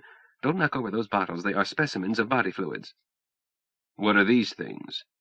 Splints to conceal the unhuman articulation. Plastic surgery on the face, too, I'm pretty sure, and cheaters to reshape the skull. The hair is fake. These boojums don't have hair, something like tattooing or maybe masking I haven't been able to peel off to make the face and other exposed skin look human instead of blue-green. Zeb, 7-2, a large number of missing persons have been used as guinea pigs before they worked out methods for this masquerade. Swoop! A flying saucer dips down and 2 more guinea pigs wind up in their laboratories. There hasn't been a flying saucer scare in years. Poetic license, dear. If they have space-time twisters, they can pop up anywhere, steal what they want, or replace a real human with a convincing fake, and be gone like switching off a light. This one couldn't get by very long. Rangers have to take physical examinations. This one may be a rush job prepared just for us. A permanent substitution might fool anything but an X-ray, and might fool even X-ray if the doctor giving the examination was one of them. A theory you might think about. Zebby, I must get to work. There is so much to learn, and so little time. I can't learn a fraction of what this carcass could tell a real comparative biologist. Can I help? I was not anxious to. Well, I haven't much to do until Jake and Dee Dee finish assembling the last of what they are going to take, so what can I do to help? I could work twice as fast if you would take pictures. I have to stop to wipe my hands before I touch the camera. I'm your boy, Sharpie. Just say what angle, distance, and when. Hilda looked relieved. Zebby, have I told you that I love you despite your gorilla appearance and idiot grin? Underneath you have the soul of a cherub. I want a bath so badly I can taste it. Could be the last hot bath in a long time. And the bidet, the acme of civilized decadence. I've been afraid I would still be carving strange meat when Jacob said it was time to leave. Carve away, dear. You'll get your bath. I picked up the camera, the one Jake used for record-keeping. A Polaroid stereo instamatic, self-focusing, automatic irising, automatic processing, the perfect camera for engineer or scientist who needs a running record. I took endless pictures while Hilda sweated away. Sharpie, doesn't it worry you to work with bare hands? You might catch the never-get-overs. Zebby, if these critters could be killed by our bugs, they would have arrived here with no immunities and died quickly. They didn't. Therefore it seems likely that we can't be hurt by their bugs. Radically different biochemistries. It sounded logical, but I could not forget Kettering's law. Logic is an organized way of going wrong with confidence. Dee Dee appeared, set down a loaded hamper. That's the last. She had her hair up in a bath knot and was dressed solely in rubber gloves. Hi, dearest. Aunt Hilda, I'm ready to help. Not much you can do, Dee Dee, hon, unless you want to relieve Zebby. Dee Dee was staring at the corpse and did not look happy. Her nipples were down flat. Go take a bath, I told her. Scram! Do I stink that badly? You stink swell, honey girl, but Sharpie pointed out that this may be our last chance at soap and hot water in quite a while. I've promised her that we won't leave for Canopus and points east until she has her bath, so get yours out of the way, then you can help me stow while she gets sanitary. All right. Dee Dee backed off, and her nipples showed faintly, not rigid, but she was feeling better. My darling keeps her feelings out of her face, mostly, but those pretty pink spigots are barometers of her morale. Just a sec, Dee Dee, Hilda added. This afternoon you said he didn't react. What did you mean? What I said. Strip in front of a man and he reacts, one way or another. Even if he tries to ignore it, his eyes give him away, but he didn't. Of course, he's not a man, but I didn't know that when I tried to distract him. I said, but he did notice you, Dee Dee, and that gave me my chance. But only the way a dog or a horse or any animal will notice any movement. He noticed, but ignored it, no reaction. Zebby, Does that remind you of anything? Should it? The first day we were here, you told us a story about a Zaftig co-ed. I did? She was flunking math? Oh, Brainy. Yes, Professor N. O'Herritt Brain. See any parallel? But no Brain has been on campus for years. Furthermore, he turns red in the face, not a tattoo job. I said this one might be a rush job. Would anyone be in a better position to discredit a mathematical theory than the head of the Department of Mathematics at a very prominent university? Especially if he was familiar with that theory and knew that it was correct. Hey, wait a minute, put in Deety. Are you talking about that professor who argued with Pop, the one with the phony invitation? I thought he was just a stooge. Pop says he's a fool. He behaves like a pompous old fool, agreed Hilda. I can't stand him. I plan to do an autopsy on him. But he's not dead. That can be corrected, Sharpie said, sharply. Chapter 12. They might fumigate this planet and take it. Hilda. By the time I was out of my bath, Jacob, Deety, and Zebby had Gay Deceiver stowed and lists checked, can opener, cameras, etc., even samples of fluids and tissues from the cadaver, as Zebby's miracle car had a small refrigerator. Deety wasn't happy about my specimens being in the refrigerator, but they were very well packed, layer on layer of plastic wrap, then sealed into a freezer box. Besides, that refrigerator contained mostly camera film, dynamite caps, and other non-eatables. Food was mostly freeze-dried and sealed in nitrogen, except foods that won't spoil. We were dog-tired. Jacob moved that we sleep, then leave. Zeb, unless you expect a new attack in the next 8 hours, we should rest. I need to be clear-headed in handling verniers. This house is almost a fortress, will be pitch black, and does not radiate any part of the spectrum. They may conclude that we ran for it right after we got their boy. Hermaphrodite, I mean. The fake ranger. What do you think? Jake, I wouldn't have been surprised had we been clobbered at any moment. Since they didn't, well, I don't like to handle Gay when I'm not sharp. More mistakes are made in battle through fatigue than from any other cause. Let's sack in. Anybody need a sleeping pill? All I need is a bed. Hilda, my love, tonight I sleep on my own side. I said, can't I even cuddle up your back? Promise not to tickle? I made a face at my darling. I promise. Zebediah, Deety said, I don't want to cuddle. I want to be held. So I'll know I'm safe. For the first time since my 12th birthday, I don't feel sexy. Princess, it's settled. We sleep, but I suggest that we be up before daylight. Let's not crowd our luck. Sensible, agreed Jacob. I shrugged. You men have to pilot. Deety and I are cargo. We can nap in the back seats. If we miss a few universes, what of it? If you've seen one universe, you've seen 'em all. Deety? If it were up to me, I would lam out of here so fast my shoes would be left standing. But Zebediah has to pilot and Pop has to set verniers, and both are tired and don't want to chance it. But Zebediah, don't fret if I rest with my eyes and ears open. Huh? Deety, why? Somebody ought to be on watch. It might give us that split-second advantage. Split seconds have saved us at least twice. Don't worry, darling. I often skip a night to work a long program under shared time. Doesn't hurt me. A nap next day and I'm ready to bite rattlesnakes. Tell him, Pop. That's correct, Zeb, but...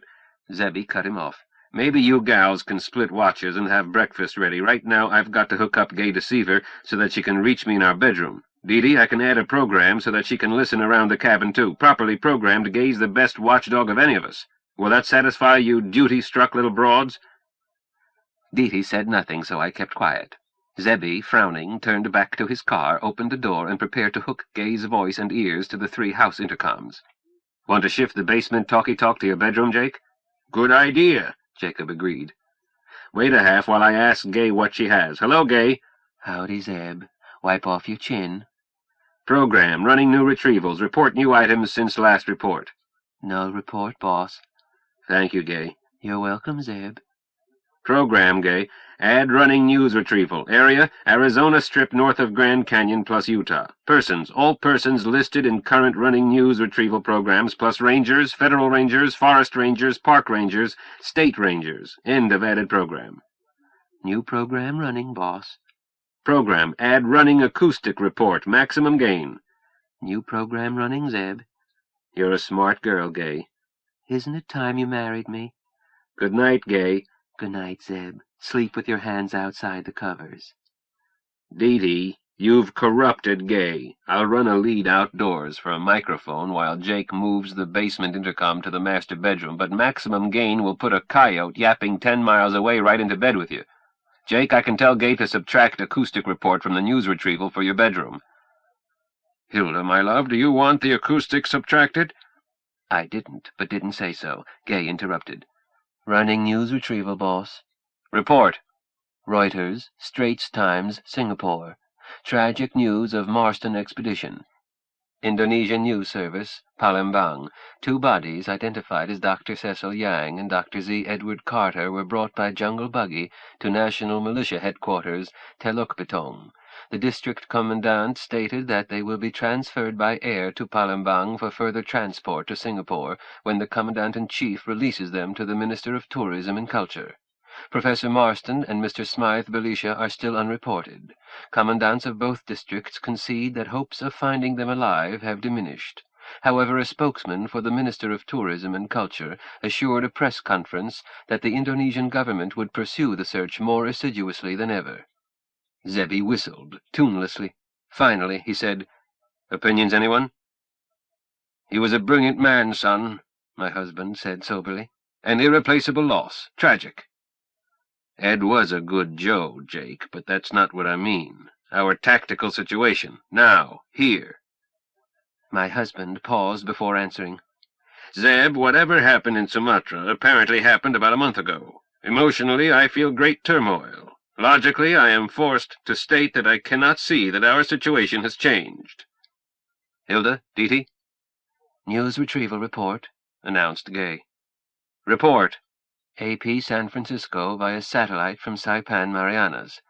TWA hypersonic semi-ballistic liner Winged Victory out of San Francisco International at 20 o'clock this evening Pacific Coast time was seen by eye and radar to implode on re-entry. AP Honolulu, U.S. Navy official. USS Submersible Carrier Flying Fish, operating near Wake Island, has been ordered to proceed flank speed toward site of Winged Victory re-entry. She will surface and launch search craft at Optimum Point. Navy PIO spokesman, when asked what was Optimum, replied, "No comment." Associated Press's military editor noted that submerged speed of Flying Fish class and type and characteristics of craft carried are classified information. AP UPI ad San Francisco, Winged Victory, disaster. TWA Public Relations released a statement, quote, "If reports received concerning Winged Victory are correct, it must be tentatively assumed that no survivors can be expected. But our engineering department denies that implosion could be cause." Collision with orbital debris decaying into atmosphere, or even a strike by a meteor could, repeat could, NDREP, cause disaster by mischance, so unlikely that it can only be described as an act of God, end quote. TWA spokesman released passenger list by order of the Civil Aerospace Board. List follows: California. The list was longish. I did not recognize any names until Gay reached Dr. Neil O'Brien. I gasped, but no one said a word until Gay announced, "End running news retrieval." "Thank you, Gay." "A pleasure, Zeb." Zebby said, "Professor?" "You're in command, Captain." "Very well, sir. All of you. Lifeboat rules. I expect fast action and no backtalk. Estimated departure 5 minutes. First, everybody take a pee. Second, put on the clothes you'll travel in. Jake, switch off, lock up, whatever you do to secure your house for long absence. Deety, follow Jake. Make sure he hasn't missed anything. Then you, not Jake, switch out lights and close doors. Hilda, bundle what's left of that Dutch lunch and fetch it. Fast, not fussy. Check the refrigerator for solid foods. No liquids. And cram what you can into Gay's refrigerator. Don't dither over choices. Questions, anyone? Move!" I gave Jacob first crack at our bathroom because the poor dear tenses up. I used the time to slide sandwiches into a freezer sack and half a pie into another. "Potato salad?" "Scrape it into a third and stick in 1 plastic picnic spoon." Germs were now community property. I stuffed this and some pickles into the biggest freezer sack Deety stocked and closed it.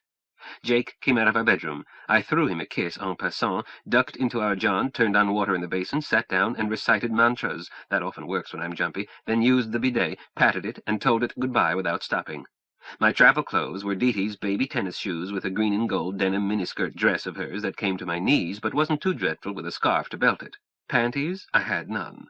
Deety had put a pair of hers out for me, but her size would fall off me. Then I saw that the dear baby had gotten at the elastic and knotted it. Yep, pretty good fit, and with no telling when our next baths would be, panties were practical even though a nuisance. I spread my cape in front of the refrigerator, dumped my purse and our picnic lunch into it, started salvaging half a boned ham, quite a bit of cheese, a loaf and a half of bread, 2 pounds of butter, freezer sacks, and the same for the ham. If Dee Dee hadn't had a lavish supply of freezer sacks, I could not have salvaged much. As it was, I didn't even get spots on my cape. I decided that jams and jellies and catsup were liquid within Zebby's meaning, except some in squeeze tubes. Half a chocolate cake, and the cupboard was bare.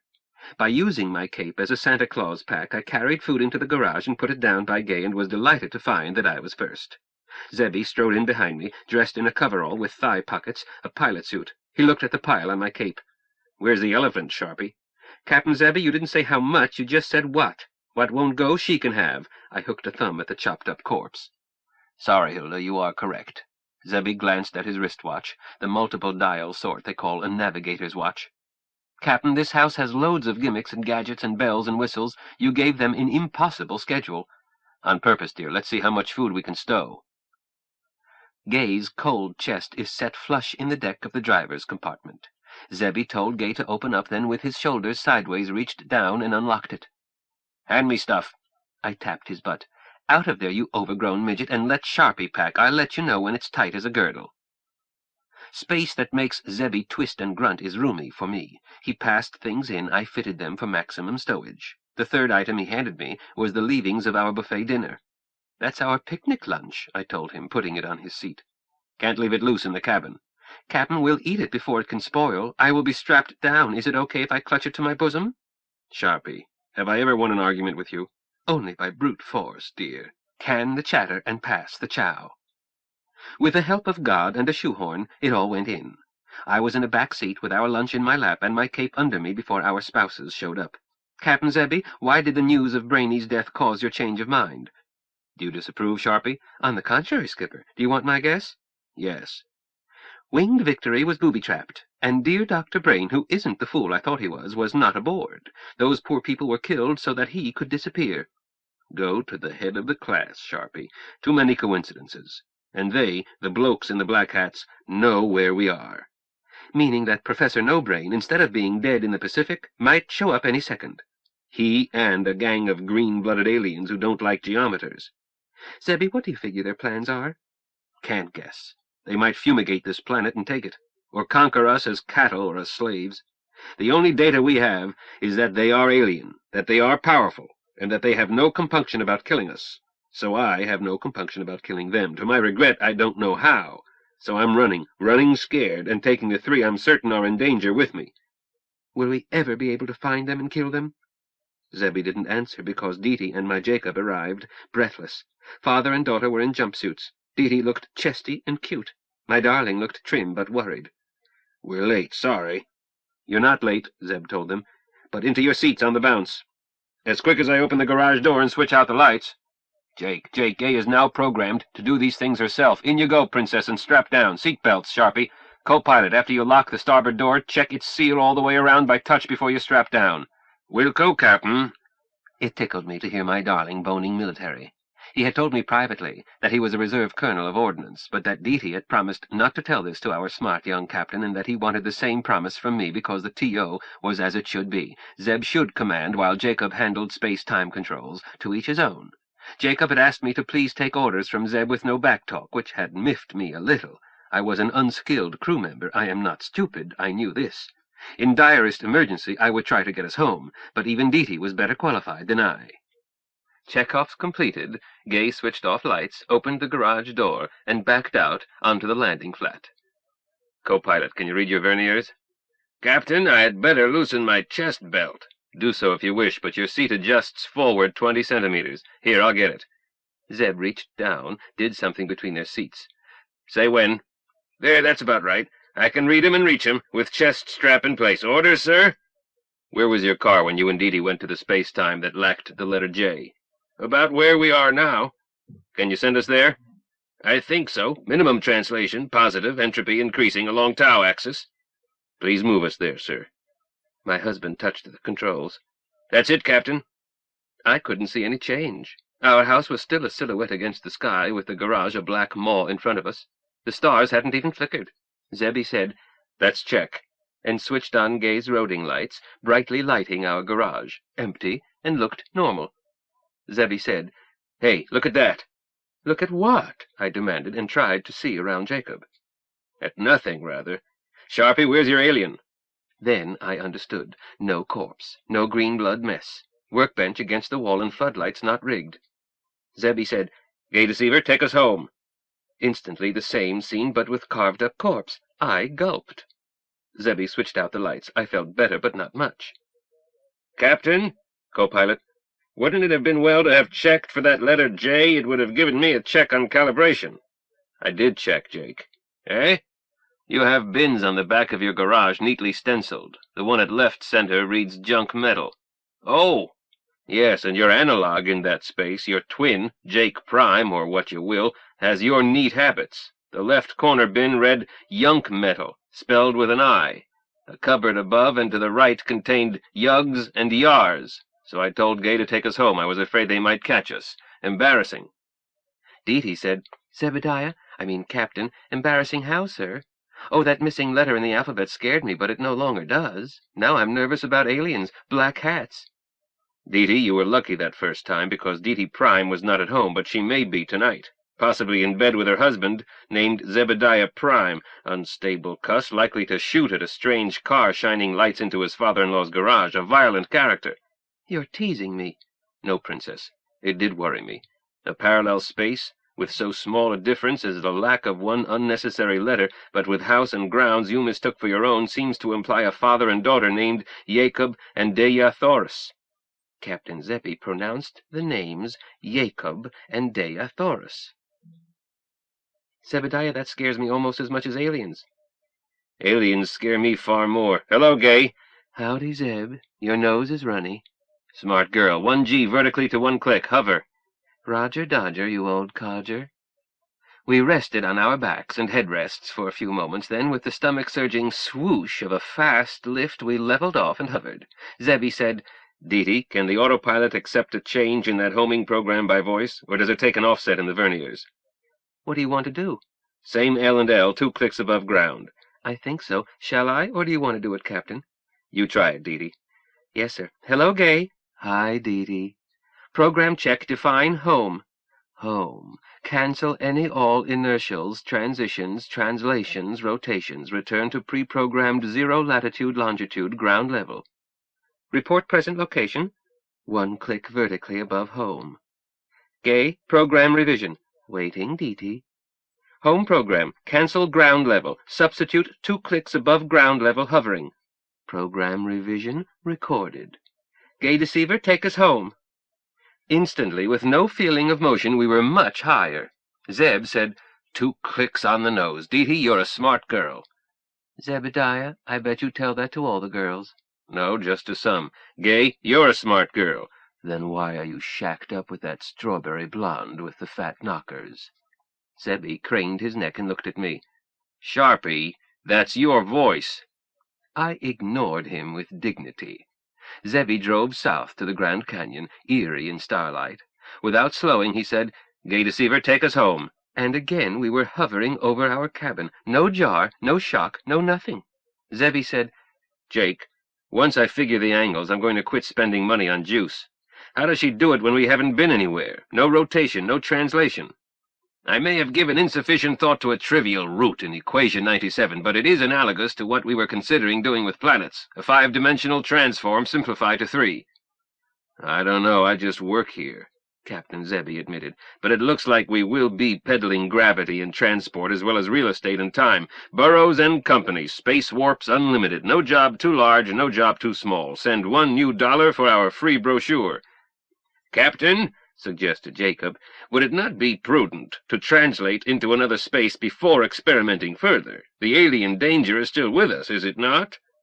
Zebby sobered at once. "Co-pilot, you are right, and it is your duty to advise me when I goof off. However, before we leave, we have one duty we must carry out." "Something more urgent than getting our wives to safety?" my Jacob asked, and I felt humble and proud. "Something more urgent. Jake, I've bounced her around not only to test, but to make it hard to track us, because we must break radio silence, to warn our fellow humans." "Oh, yes, Captain. My apologies, sir. I sometimes forget the broader picture." "Don't we all? I've wanted to run and hide ever since this rumpus started, but that took preparation, and the delay gave me time to think. Point number 1. We don't know how to fight these critters, so we must take cover. Point number 2, we are duty-bound to tell the world what we know about aliens. While that little isn't much, we've stayed alive by the skin of our teeth. If 5 billion people are watching for them, they can be caught. I hope." "Captain," asked Deety, "may I speak?" Of course, anyone with ideas about how to cope with these monsters must speak. "I'm sorry, but I don't have such ideas. You must warn the world, sir, of course, but you won't be believed." "I'm afraid you're right, Deety. But they don't have to believe me. That monster in the garage speaks for itself. I'm going to call rangers, real rangers, to pick it up." I said, "So that was why you told me just to leave it. I thought it was lack of time." "Both, Hilda. We didn't have time to sack that cadaver and store it in the freezer room, but if I can get rangers, real rangers, to that garage before black hats get there, that corpse tells its own story. An undeniable alien lying in its goo on a ranger's uniform that has been cut away from it. Not a close encounter UFO that can be explained away, but a creature more startling than the duck-billed platypus ever was. But we have to hook it in with other factors to show them what to look for. Your booby-trapped car, an arson case in Logan, Professor Brain's convenient disappearance, my cousin's death in Sumatra, and your 6-dimensional non-Euclidean geometry." I said, "Excuse me, gentlemen, can't we move somewhere away from right over our cabin before you break silence? I'm jumpy. Black hats are hunting us."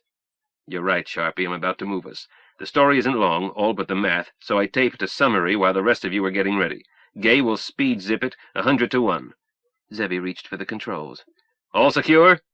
"Captain Zebediah?" "Trouble, Princess?"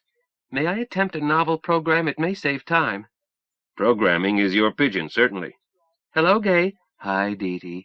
"Retrieve last program. Report execute code."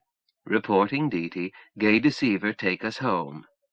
"Negative erase permanent program controlled by execute code. Gay Deceiver, take us home. Report confirm."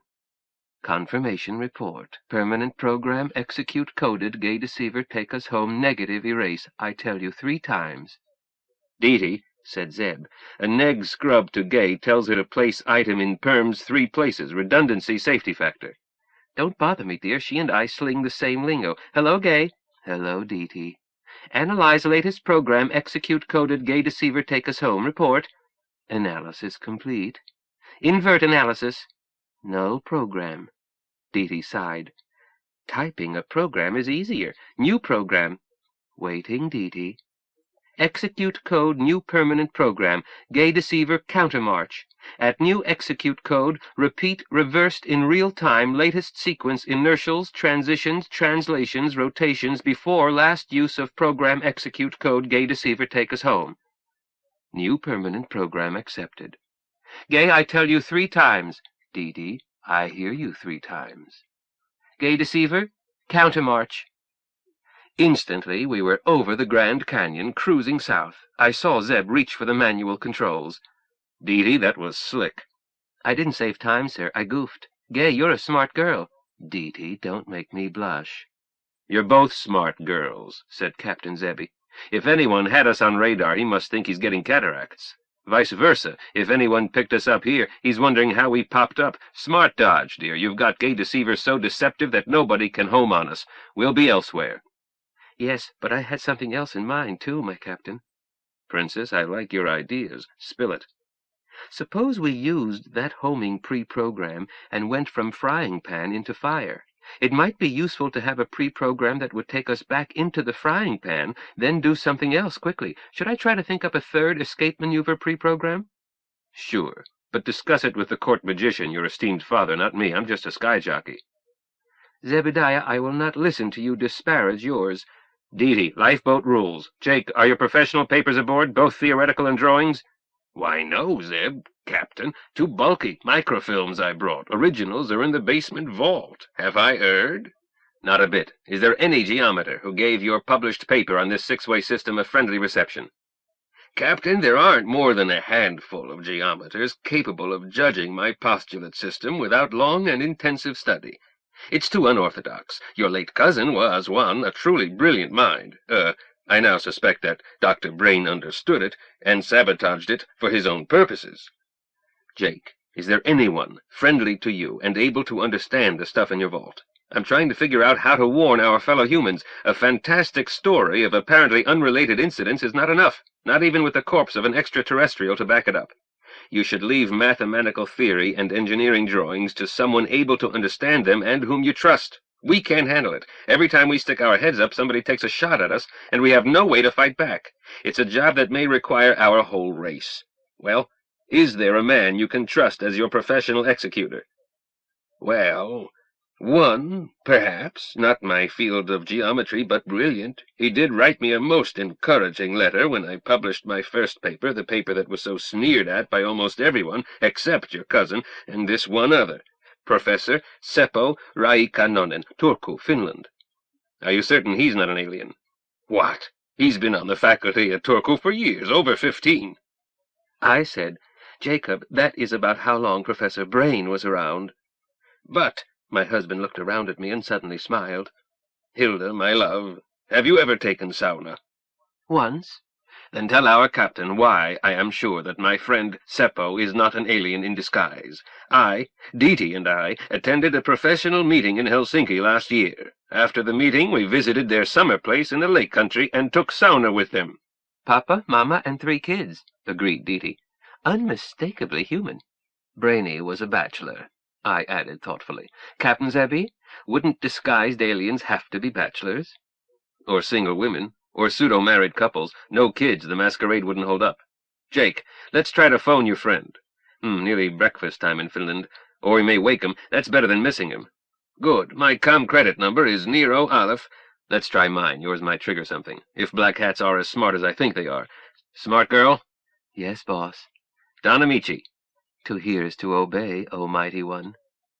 Diti, you've been giving Gay bad habits. Shortly, a flat male voice answered. The communications credit number you have cited is not a valid number. Please refer to your card and try again. This is a recording. Zebby made a highly unlikely suggestion. Gay can't send out my credit code incorrectly. She has it tell me 3 times. The glitch is in their system.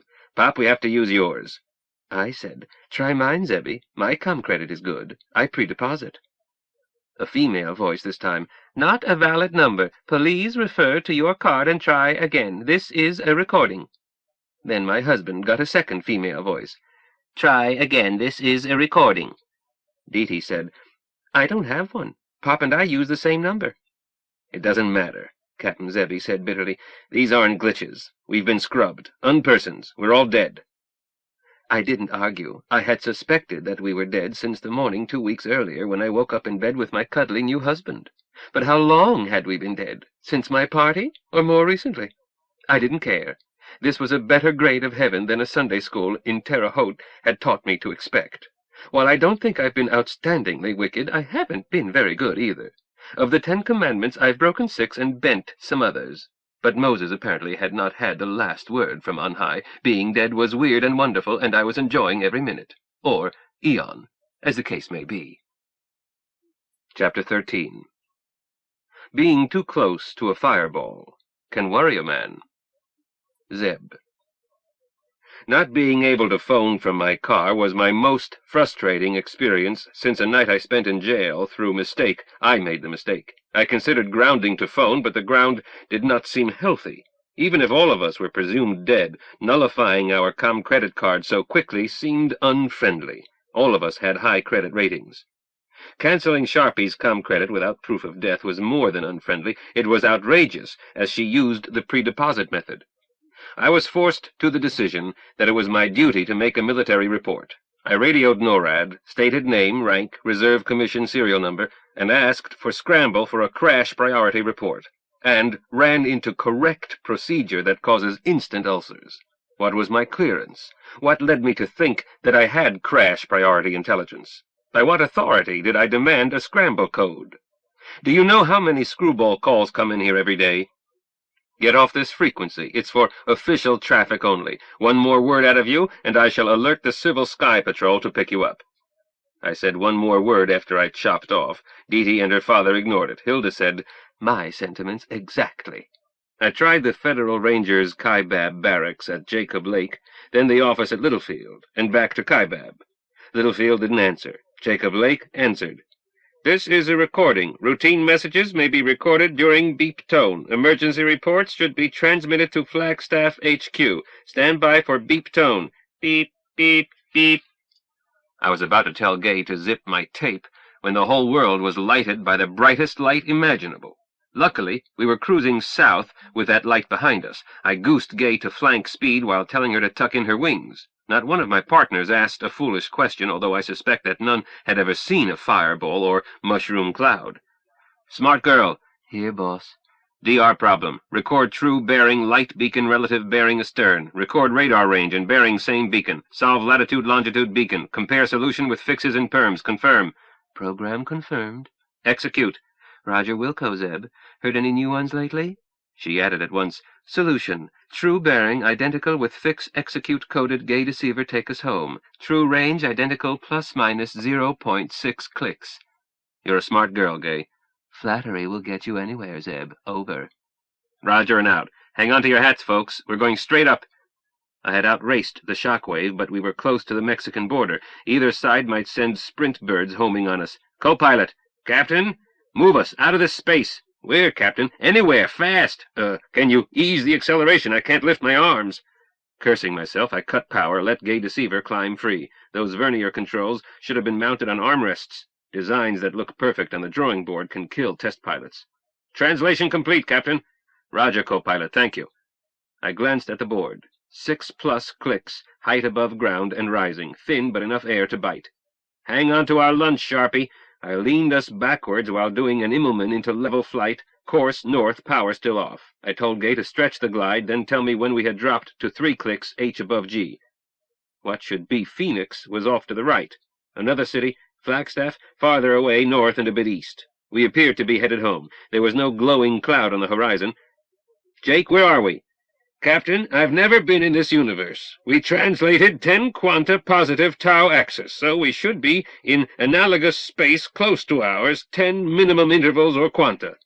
This looks like Arizona. I would expect it to, Captain. You recall that one quantum translation on this axis was so very like our own world that Dee and I confused it with our own until she picked up a dictionary. Phone book, Pop. Irrelevant, dear, until she missed the letter J in an alphabetical list. 10 quanta should not change geological features appreciably, and placement of cities is largely controlled by geography. Approaching 3 clicks, boss. Thanks, Gay. Hold course and H above G. Correction. Hold course and absolute altitude. Confirm and execute. Roger Wilco, Zeb. I had forgotten that the Grand Canyon lay ahead, or should. Smart girl is smart, but she's literal-minded. She would have held height above ground precisely and given us the wildest roller coaster ride in history. She is very flexible, but the garbage in, garbage out law applies. She had many extra fail-safes, because I make mistakes. Gay can't. Anything she does wrong is my mistake. Since I've been making mistakes all my life, I surrounded her with all the safeguards I could think of, but she had no program against wild rides. She was beefed up to accept them. Violent evasive tactics had saved our lives 2 weeks ago, and tonight as well. Being too close to a fireball can worry a man to death. Gay, display map, please. The map showed Arizona, our Arizona. Gay does not have in her gizzards any strange universes. I changed course to cause us to pass over our cabin site, its analog for this space-time. Didn't dare tell her Gay take us home, for reasons left as an exercise for the class. Dee, how long ago did that bomb go off? 6 minutes, 23 seconds. Zebediah, was that really an A-bomb? Pony bomb, perhaps. Maybe 2 kilotons. Gay Deceiver. I'm all ears, Zeb. Report time interval since radar ranging beacon. 5 minutes, 44 seconds, Zeb. Dee gasped. Was I that far off? No, darling. You reported times since flash. I didn't ask Gay to range until after we were hypersonic. Oh, I feel better. Captain, inquired Jake, how did Gay range an atomic explosion? I would expect radiation to make it impossible. Does she have instrumentation of which I am not aware? Co-pilot, she has several gadgets I have not shown you. I have not been holding out any more than you held out in not telling me about guns and ammo. My apologies, sir. Oh, stuff it, Jake. Neither of us held out. We've been running under the whip. Dee, how long has it been since we killed that fake ranger? That was 17:14. It is now 22:20. 5 hours, 6 minutes. I glanced at the board. Dee's circadian clock apparently couldn't be jarred by anything. Gay's clock showed 0520 Greenwich with Zone +7 display. Call it 5 hours. Feels like 5 weeks. We need a vacation. Loud cheers, agreed Sharpie. Jake, I didn't know that Gay could range an atomic blast. Light beacon means a visible light to her, just as radar beacon means to her a navigational radar beacon. I told her to get a bearing on the light beacon directly aft. She selected the brightest light with that bearing. Then I told her to take radar range and bearing on it, spun my prayer wheel, and prayed.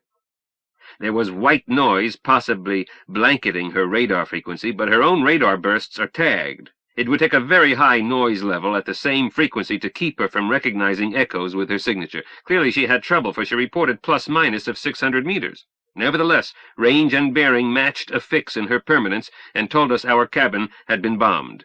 Bad news. But the aliens got there too late to bomb us. Good news. Captain, I decline to grieve over material loss. We are alive. I agree, although I'll remember Snug Harbor as the happiest home I've ever had. But there is no point in trying to warn Earth, our Earth, about aliens. That blast destroyed the clincher, that alien's cadaver, and papers and drawings you were going to turn over to your Finnish friend. I'm not sure we can go home again. Oh, that's no problem, Captain. 2 seconds to set the verniers, not to mention the dead man switch and the program in Gay's permanence. Jake, I wish you would knock off Captain, other than for command conditions. Zeb, I like calling you Captain. So do I, my Captain. Me too, Captain Zebby. Don't overdo it. Jake, I didn't mean that you can't pilot us home. I mean we should not risk it. We've lost our last lead on the aliens, but they know who we are and have shown dismaying skill in tracking us down. I'd like to live to see 2 babies born and grown up. Amen, said Sharpie. This might be the place for it. Out of 1,000,000 billion zillion Earths, this one may be vermin-free. Highly unlikely. Hilda, my dear, there are no data on which to base any assumption. Jacob, there is one datum. Eh? What did I miss, dear? That we do know that our native planet is infested. So I don't want to raise kids on it. If this isn't the place we're looking for, let's keep looking. Logical. Yes. Cap Zeb? I agree. But we can't tell much before morning. Jake, I'm unclear on a key point. If we translated back to our own Earth now, where would we find ourselves, and when? Pop, may I answer that? Go ahead, Dee. The time Pop and I translated to the place with no J, we thought we had failed.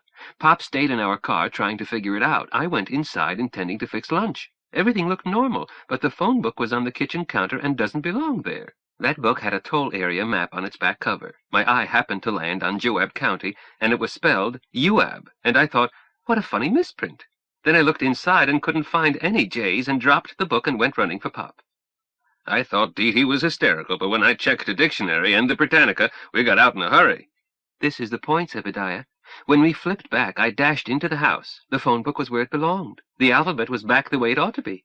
The clock in my head said that we had been gone 27 minutes. The kitchen clock confirmed it, and it agreed with the clock in the car. Does that answer you, sir? I think so. In a translation, duration just keeps chugging along. I wondered because I'd like to check that crater after it has had time to cool down. What about that one rotation? Harder to figure, Zebediah. We weren't in that other space-time but a few seconds, and we both passed out. Indeterminate. I'm convinced. But, Jake, what about Earth's proper motions? Rotation, revolution around the sun, sidereal motion, and so forth. A theoretical answer calls for mathematics you tell me are outside your scope of study, Zeb. Beyond my capacity, you mean? As you will, sir. An excursion elsewhere and elsewhen and return brings you back to where you would have been had you experienced that duration on Earth. But when requires further definition. As we were discussing earlier this afternoon, but it seems longer, we can adjust the controls to re-enter any axis at any point with permanent change of interval. For planetary engineering, or other purposes, including re-entry reversed against the entropy arrow, but I suspect that would cause death. Why, Pop? Why wouldn't it just reverse your memory?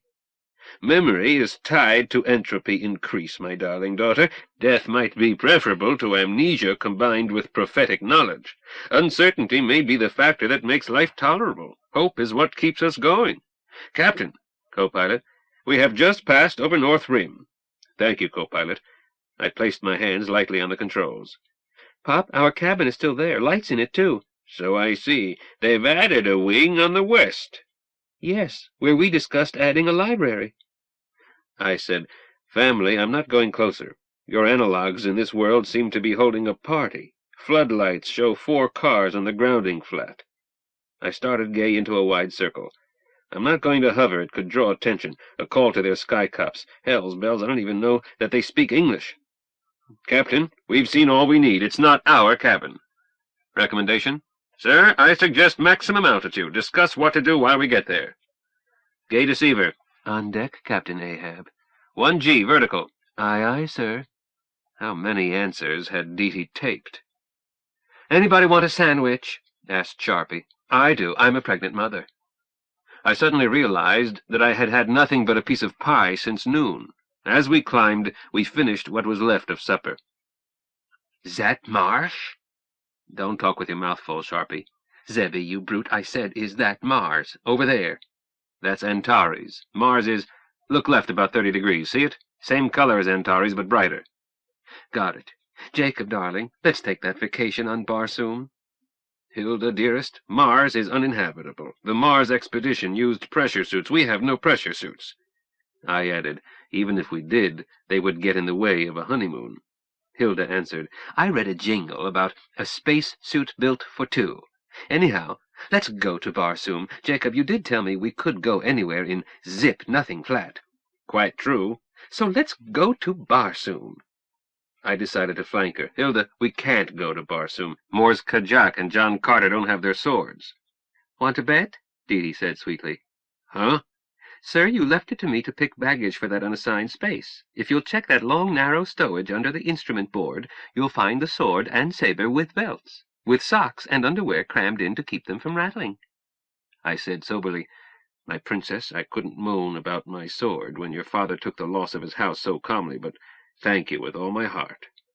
Let me add my thanks, Deety. I set much store by that old saber, unnecessary as it is.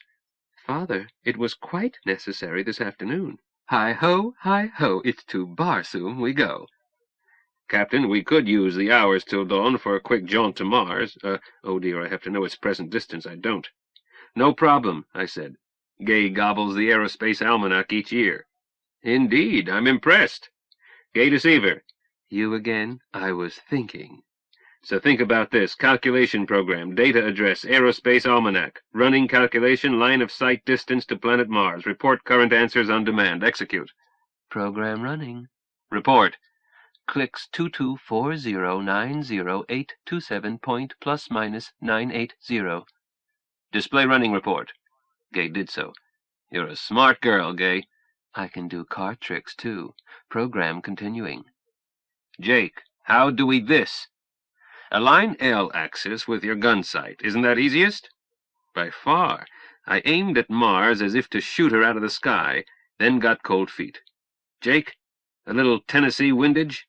I think those figures are from center of gravity to center of gravity. 1/2 mil would place us a safe distance away, over 100,000 clicks. 112,000, Jake agreed, watching the display. I offset 1/2 mil. Co-pilot, Captain, transit when ready. Execute. Mars in half phase, big and round and ruddy and beautiful, was swimming off our starboard side. Chapter 14. Quit worrying and enjoy the ride. Deety. Aunt Hilda said softly, Barsoom, Dead Sea bottoms, green giants. I just gulped. Mars, Hilda darling, Pop gently corrected her. Barsoom is a myth. Barsoom, she repeated firmly. It's not a myth, it's there. Who says its name is Mars? A bunch of long-dead Romans? Aren't the natives entitled to name it? Barsoom. My dearest, there are no natives. Names are assigned by an international committee sponsored by Harvard Observatory. They confirmed the traditional name. Pooh! They don't have any more right to name it than I have. Dee, isn't that right? I think Aunt Hilda had the best argument, but I don't argue with Pop unless necessary. He gets emotional. My husband saved me. Co-pilot, astrogation problem. How are we going to figure distance and vector? I would like to put this wagon into orbit, but Gay is no spaceship. I don't have instruments, not even a sextant. Suppose we try it one piece at a time, Captain. We don't seem to be falling fast, and... Oh! What's the trouble, Jake? Pop turned pale. Sweat broke out. He clenched his jaws, swallowed, and re-swallowed. Then his lips barely opened. She-sick. No, you're space-sick. Dee. Yes, sir? Emergency kit, back of my seat. Unzip it. Get bonine. One pill. Don't let the others get loose. I got at the first aid kit, found a tube, marked bonine. A second pill did get loose, but I snatched it out of the air. Free fall is funny. You don't know whether you are standing on your head or floating sideways. Here, Captain. Pop said, I'm all right now. Just took all over queer a moment. Sure you're all right. You can take this pill, or you can have it pushed down your throat with my dirty calloused finger. Which? Captain, I'd have to have water to swallow it, and I don't think I can. Doesn't take water, pal. Chew it. Tastes good, raspberry flavor. Then keep gulping your saliva. Here. Zebediah pinched Pop's nostrils. Open up. I became aware of a strangled sound beside me. Aunt Hilda had a hanky pressed to her mouth, and her eyes were streaming tears. She was split seconds from adding potato salad and used sandwich to the cabin air. Good thing I was still clutching that wayward pill. Aunt Hilda struggled, but she's a little bitty. I treated her the way my husband had treated her husband, then clamped my hand over her mouth. I don't understand seasickness or free-fall nausea. I can walk on bulkheads with a sandwich in one hand and a drink in the other and enjoy it. But the victims really are sick and somewhat out of their heads, so I held her mouth closed and whispered into her ear, "Chew it, Auntie darling, and swallow it, or I'm going to spank you with a club." Shortly I could feel her chewing. After several minutes she relaxed. I asked her, "Is it safe for me to ungag you?" She nodded. I took my hand away. She smiled wanly and patted my hand. "Thanks, Dee," she added. "You wouldn't really beat Aunt Sharpie." "I sure would, darling. I'd cry and wallop you and wallop you. I'm glad I don't have to." "I'm glad, too. Can we kiss and make up? Or is my breath sour?"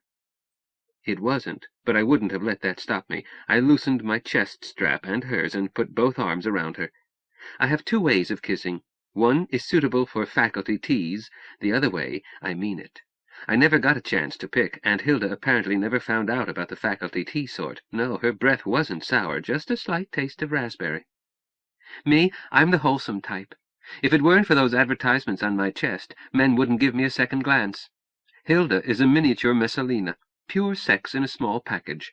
Funny how a person can grow up never really believing that the adults you grow up with have sex, just gender. Now my saintly father turns out to be an insatiable goat, and Aunt Hilda, who had babied me and changed my diapers, is sexy enough for a platoon of Marines. I let her go while thinking pleasant thoughts about teaching my husband technique I had learned, unless Hilda had taught him in the past. No, or he would have taught me. And he hadn't shown her style of virtuosity. Zebediah, just wait till I get you alone. Which might not be too soon. Gay Deceiver is wonderful, but no honeymoon cottage. There was space back of the bulkhead behind my head, like a big phone booth on its side, where Zebediah kept a sleeping bag and, he says, sometimes sacked out. But it had the space-time twister in it and 19 dozen other things. Hilda and I were going to have to repress our primary imperative until our men found us a pied-à-terre on some planet in some universe, somewhere, somewhen. Mars Barsoom seemed to have grown while I was curing Aunt Hilda's space sickness. Our men were talking astrogation. My husband was saying, "Sorry, but at extreme range, Gay's radar can see 1,000 kilos. You tell me our distance is about 100 times that." "About. We're falling toward Mars. Captain, we must do it by triangulation." "Not even a protractor where I can get at it. How?" "If the captain pleases, recall how you worked that Tennessee windage." My darling looked like a schoolboy caught making a silly answer. "Jake, if you don't quit being polite when I'm stupid, I'm going to space you and put Dee in the co-pilot's seat. No, we need you to get us home. I'd better resign and you take over." "Zeb, a captain can't resign while his ship is underway. That's universal." "This is another universe." Transuniversal. As long as you are alive, you are stuck with it. Let's attempt that triangulation. Stand by to record. Zebediah settled into his seat, pressed his head against its rest. Co-pilot. Ready to record, sir. Damn. Trouble, Captain? Some. This reflectosite is scaled 15 mils on a side, concentric circles crossed at center point, horizontally and vertically. Normal to deck and parallel to deck, I mean. When I center the 15-mil ring on Mars, I have a border around it. I'm going to have to guesstimate. The border looks to be about 18 mils wide, so double that and add 30. 66 mils. And a mil is 1 to 1,000. 1 to 1,018 and a whisker, actually, but 1 to 1,000 is good enough. Wait a half. I've got 2 sharp highlights near the meridian. If the polar caps mark the meridian, let me tilt this buggy and put a line crossing them. Then I'll yaw, and what we can't measure in 1 jump we'll catch in 3. I saw the larger upper polar cap. North? South? Well, it felt north. Rolled gently about 80 degrees, while my husband fiddled with Gay's manual controls. 29.5, maybe, plus 18.7, plus 16.3. Add. My father answered, 64.5, while I said 64.5 in my mind and kept quiet. Who knows the diameter of Mars, or shall I ask Gay? Hilda answered, 6,750 kilometers, near enough. Plenty near enough for Zebediah's estimates. Zebediah said, Sharpie, how did you happen to know that? I read comic books. You know, Zap Polaris is missing. I don't read comic books. Lots of interesting things in comic books, Zebby. I thought the Aerospace Force used comic book instruction manuals. My darling's ears turned red. Some are, he admitted, but they are edited for technical accuracy. Maybe I had better check that figure with Gay. I love my husband, but sometimes women must stick together. Don't bother, Zebediah, I said in chilly tones, and Hilda is correct. The polar diameter of Mars is 6752.8 plus, but surely 3 significant figures is enough for your data. Zebediah did not answer, but did not ask his computer. Instead, he said, Co-pilot, will you run it off on your pocket calculator? We can treat it as a tangent at this distance. This time I didn't even try to keep still. Zebediah's surprise that Hilda knew anything about astronomy caused me pique. Our height above surface is 104,672 kilometers, plus or minus the error of the data supplied. That assumes that Mars is spherical and ignores the edge effect or horizon bulge, negligible for the quality of your data. Zebediah answered so gently that I was sorry that I had shown off. Thank you, Deety. Would you care to calculate the time to fall to surface from rest at this point? That's an unsmooth integral, sir. I can approximate it, but Gay can do it faster and more accurately. Why not ask her? But it will be many hours. I had hoped to take a better look. Jake, Gay has enough juice to put us into a tight orbit, I think. But I don't know where or when I'll be able to juice her again. If we simply fall, the air will get stale and we'll need the panic button or some maneuver without ever seeing the surface close up. Captain, would it suit you to read the diameter again? I don't think we've simply been falling. Pop and Zebediah got busy again. I let them alone, and they ran even the simplest computations through Gay. Presently Pop said, Over 24 kilometers per second. Captain, at that rate we'll be there in a little over an hour. Except that we'll scram before that. But, ladies, you'll get your closer look. Dead sea bottoms and green giants, if any. Zebediah, 24 kilometers per second is Mars' orbital speed. My father answered, Why, so it is. He looked very puzzled, then said, Captain, I confess to a foolish mistake. Not one that will keep us from getting home, I hope. No, sir, I'm still learning what our continual craft can do. Captain, we did not aim for Mars. I know. I was chicken. No, sir, you were properly cautious. We aimed for a specific point in empty space. We transited to that point, but not with Mars' proper motion. With that of the solar system, yes. With Earth's motions subtracted, that is, in the program, but we are a short distance ahead of Mars in its orbit, so it is rushing toward us. Does that mean we can never land on any planet but Earth? Not at all. Any vector can be included in the program, either before or after transition, translation, or rotation. Any subsequent change in motion is taken into account by the inertial integrator, but I am learning that we still have things to learn. Jake, that is true even of a bicycle. Quit worrying and enjoy the ride. Brother, what of you? Jake, that doesn't look like the photographs the Mars expedition brought back. "Of course not," said Aunt Hilda. "I said it was Barsoom." I kept my mouth shut. Ever since Dr. Sagan's photographs, anyone who reads the National Geographic or anything knows what Mars looks like. But when it involves changing male minds, it is better to let men reach their own decisions. They become somewhat less pig-headed. That planet rushing toward us was not the Mars of our native sky. White clouds at the caps, big green areas that had to be forest or crops, one deep blue area that almost certainly was water, all this against ruddy shades that dominated much of the planet. What was lacking were the rugged mountains and craters and canyons of our planet Mars. There were mountains, but nothing like the devil's junkyard known to science. I heard Zebediah say, "Co-pilot, are you certain you took us to Mars?" "Captain, I took us to Mars 10, via plus on tau axis. Either that or I'm a patient in a locked ward." "Take it easy, Jake. It doesn't resemble Mars as much as Earth 10 resembles Earth." May I point out that we saw just a bit of Earth 10 on a moonless night." "Meaning we didn't see it?" "Conceded." Aunt Hilda said, "I told you it was Barsoom. You wouldn't listen." "Hilda, I apologize. Barsoom. Co-pilot, log it. New planet, Barsoom, named by right of discovery by Hilda Corners Burroughs, science officer of Continua Craft Gay Deceiver. We'll all witness. Z.J. Carter, commanding. Jacob J. Burroughs, chief officer. D.T.B. Carter, astrogator. I'll send certified copies to Harvard Observatory as soon as possible."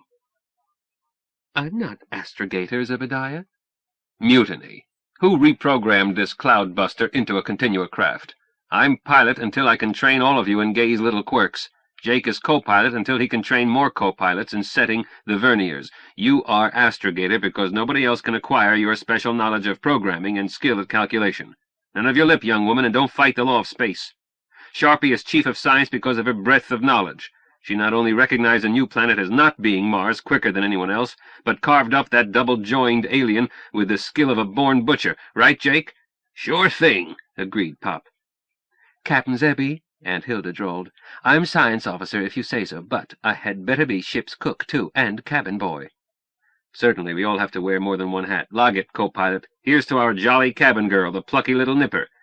"Don't finish it, Zebby," Aunt Hilda cut in. "I don't like the way the plot develops."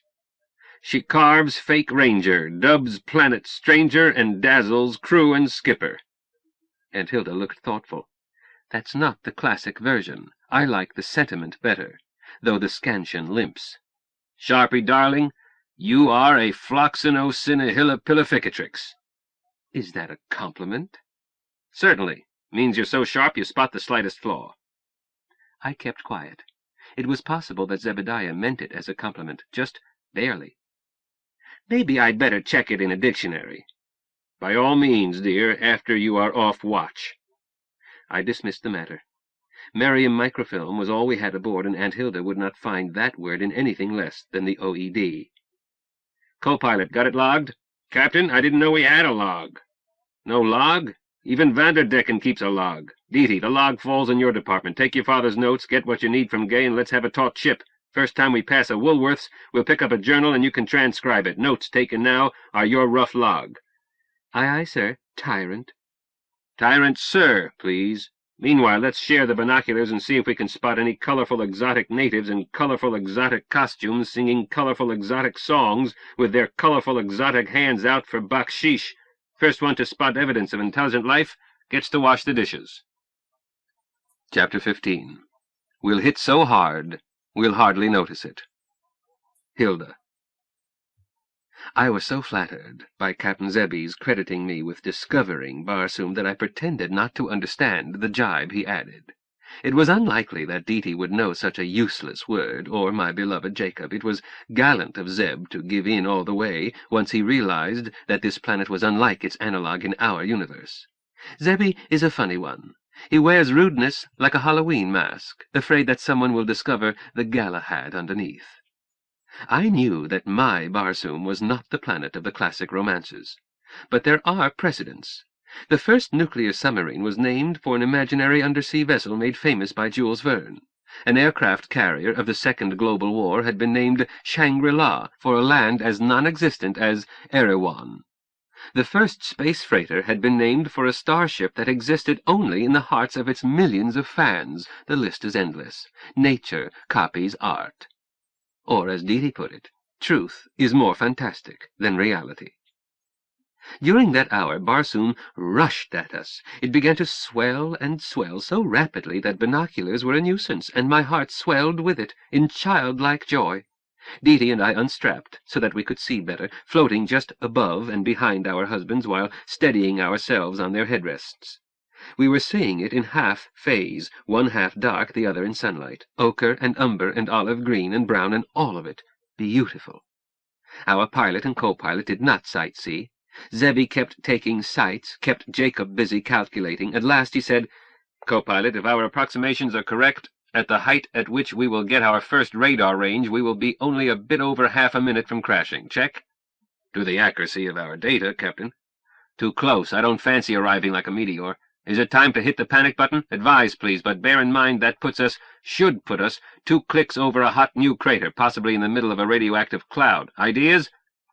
"Captain, we can do that just before crashing, and it either works or it doesn't. If it works, that radioactive cloud will have had more time to blow away. If it doesn't work, we'll hit so hard we'll hardly notice it. Gay Deceiver isn't built to re-enter at 24 clicks per second. She's beefed up, but she's still a Ford, not a re-entry vehicle." "Captain, I can try to subtract the planet's orbital speed. We've time to make the attempt." "Fasten seatbelts and report. Move it, gals." Free fall is funny stuff. I was over that deathly sickness, was enjoying weightlessness, but didn't know how to move in it. Nor did Deedee. We floundered the way one does the first time on ice skates, only worse. "Report, damn it!" Deedee got a hand on something, grabbed me. We started getting into seats, she in mine, I in hers. "Strapping down, Captain," she called out, while frantically trying to loosen my belts to fit her. I was doing the same in reverse. "Speed it up," Deedee reported. "Seatbelts fastened." While still getting her chest belt buckled, by squeezing out all her breath, I reached over and helped her loosen it. "Co-pilot." "Captain?" "Along L-axis, subtract vector 24 clicks per second, and for God's sake don't get the signs reversed." "I won't." "Execute." Seconds later, Jacob reported, "That does it, Captain. I hope." "Let's check. 2 readings, 10 seconds apart. I'll call the first, you call the end of 10 seconds. Mark." Zeb added, 1.2, record. After what seemed a terribly long time, Jacob said, 7 seconds, 8 seconds, 9 seconds, mark. Our men conferred. Then Jacob said, "Captain, we are still falling too fast." "Of course," said Deedee. "We've been accelerating from gravity. Escape speed for Mars is 5 clicks per second. If Barsoom has the same mass as Mars—" "Thank you, Astrogator. Jake, can you trim off 4 clicks per second?" "Sure. Do it. Done. How does she look?" Distance slowly closing. Hello, Gay." "Howdy, Zeb." "Program, radar, target dead ahead, range." "No reading." "Continue ranging. Report first reading. Add program. Display running radar ranges to target." "Program running. Who blacked your eye?" "You're a smart girl, Gay." "I'm sexy, too. Over." "Continue program." Zeb sighed, then said, "Co-pilot, there's atmosphere down there. I plan to attempt to ground. Comment? Advice?" "Captain, those are words I hoped to hear. Let's go." "Barsoom, here we come." Chapter 16. A Maiden Knight, Eager to Break a Lance. Jake. My beloved bride was no more eager than I to visit Barsoom. I had been afraid that our captain would do the sensible thing, establish orbit, take pictures, then return to our own space-time before our air was stale. We were not prepared to explore strange planets. Gay Deceiver was a bachelor's sports car. We had a little water, less food, enough air for about 3 hours. Our craft refreshed its air by the scoop method. If she made a high jump, her scoop valves sealed from internal pressure, just as did commercial ballistic hypersonic intercontinental liners. But high jump is not space travel. True, we could go from point to point in our own or any universe in null time, but how many heavenly bodies have breathable atmospheres? Countless billions, but a small fraction of 1% from a practical viewpoint, and no publication lists their whereabouts. We had no spectroscope, no star catalogs, no atmosphere testing equipment, no radiation instruments, no means of detecting dangerous organisms. Columbus, with his cockle shells, was better equipped than we. None of this worried me. Reckless? Do you pause to shop for an elephant gun while an elephant is chasing you? 3 times we had escaped death by seconds. We had evaded our killers by going to Earth, and that safety had not lasted, so again we fled like rabbits. At least once every human should have to run for his life, to teach him that milk does not come from supermarkets, that safety does not come from policemen, that news is not something that happens to other people. He might learn how his ancestors lived, and that he himself is no different. In the crunch his life depends on his agility, alertness, and personal resourcefulness. I was not distressed. I felt more alive than I had felt since the death of my first wife. Underneath the persona each shows the world lies a being different from the mask. My own persona was a professorial archetype. Underneath, would you believe, a maiden knight, eager to break a lance? I could have avoided military service, married, a father, protected profession, but I spent 3 weeks in basic training, sweating with the rest, cursing drill instructors, and loving it. Then they took my rifle, told me I was an officer, gave me a swivel chair and a useless job. I never forgave them for that. Hilda, until we married, I knew not at all. I had valued her as a link to my lost love, but I had thought her a lightweight, a social butterfly. Then I found myself married to her, and learned that I had unnecessarily suffered lonely years. Hilda was what I needed. I was what she needed. Jane had known it and blessed us when at last we knew it. But I still did not realize the diamond-hard quality of my tiny darling until I saw her dissecting that pseudo-ranger. Killing that alien was easy, but what Hilda did, I almost lost my supper. Hilda is small and weak. I'll protect her with my life, but I won't underrate her again. Zeb is the only one of us who looks the part of intrepid explorer, tall, broad-shouldered, strongly muscled, skilled with machines and with weapons, and, sine qua non, cool-headed in crisis, and gifted with the voice of command. One night I had been forced to reason with my darling. Hilda felt that I should lead our little band. I was oldest. I was inventor of the time-space distorter. It was all right for Zeb to pilot, but I must command. In her eyes, Zeb was somewhere between an overage adolescent and an affectionate St. Bernard. She pointed out that Zeb claimed to be a coward by trade and did not want responsibility. I told her that no born leader seeks command. The mantle descends on him. He wears the burden because he must. Hilda could not see it. She was willing to take orders from me, but not from her pet youngster, Zebby. I had to be firm. Either accept Zeb as commander, or tomorrow Zeb and I would dismount my apparatus from Zeb's car so that Mr. and Mrs. Carter could go elsewhere. Where? Not my business or yours, Hilda. I turned over and pretended to sleep. When I heard sobs, I turned again and held her, but I did not budge. No need to record what was said. Hilda promised to take any orders Zeb might give once we left. But her capitulation was merely coerced until the gory incident at the pool. Zeb's instantaneous attack changed her attitude. From then on, my darling carried out Zeb's orders without argument, and between times kidded and ragged him as always. Hilda's spirit wasn't broken. Instead, she placed her indomitable spirit subject to the decisions of our captain. Discipline. Self-discipline. There is no other sort. Zeb is indeed a coward by trade. He avoids trouble whenever possible, a most commendable trait in a leader. If a captain worries about the safety of his command, those under him need not worry.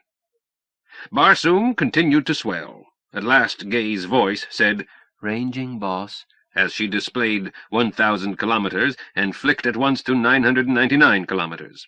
I started timing when Zeb made it unnecessary. "Smart girl." "Here, Zeb." "Continue range display. Show as H above G. Add dive rate." "Null program." "Correction. Add program. Display dive rate soonest."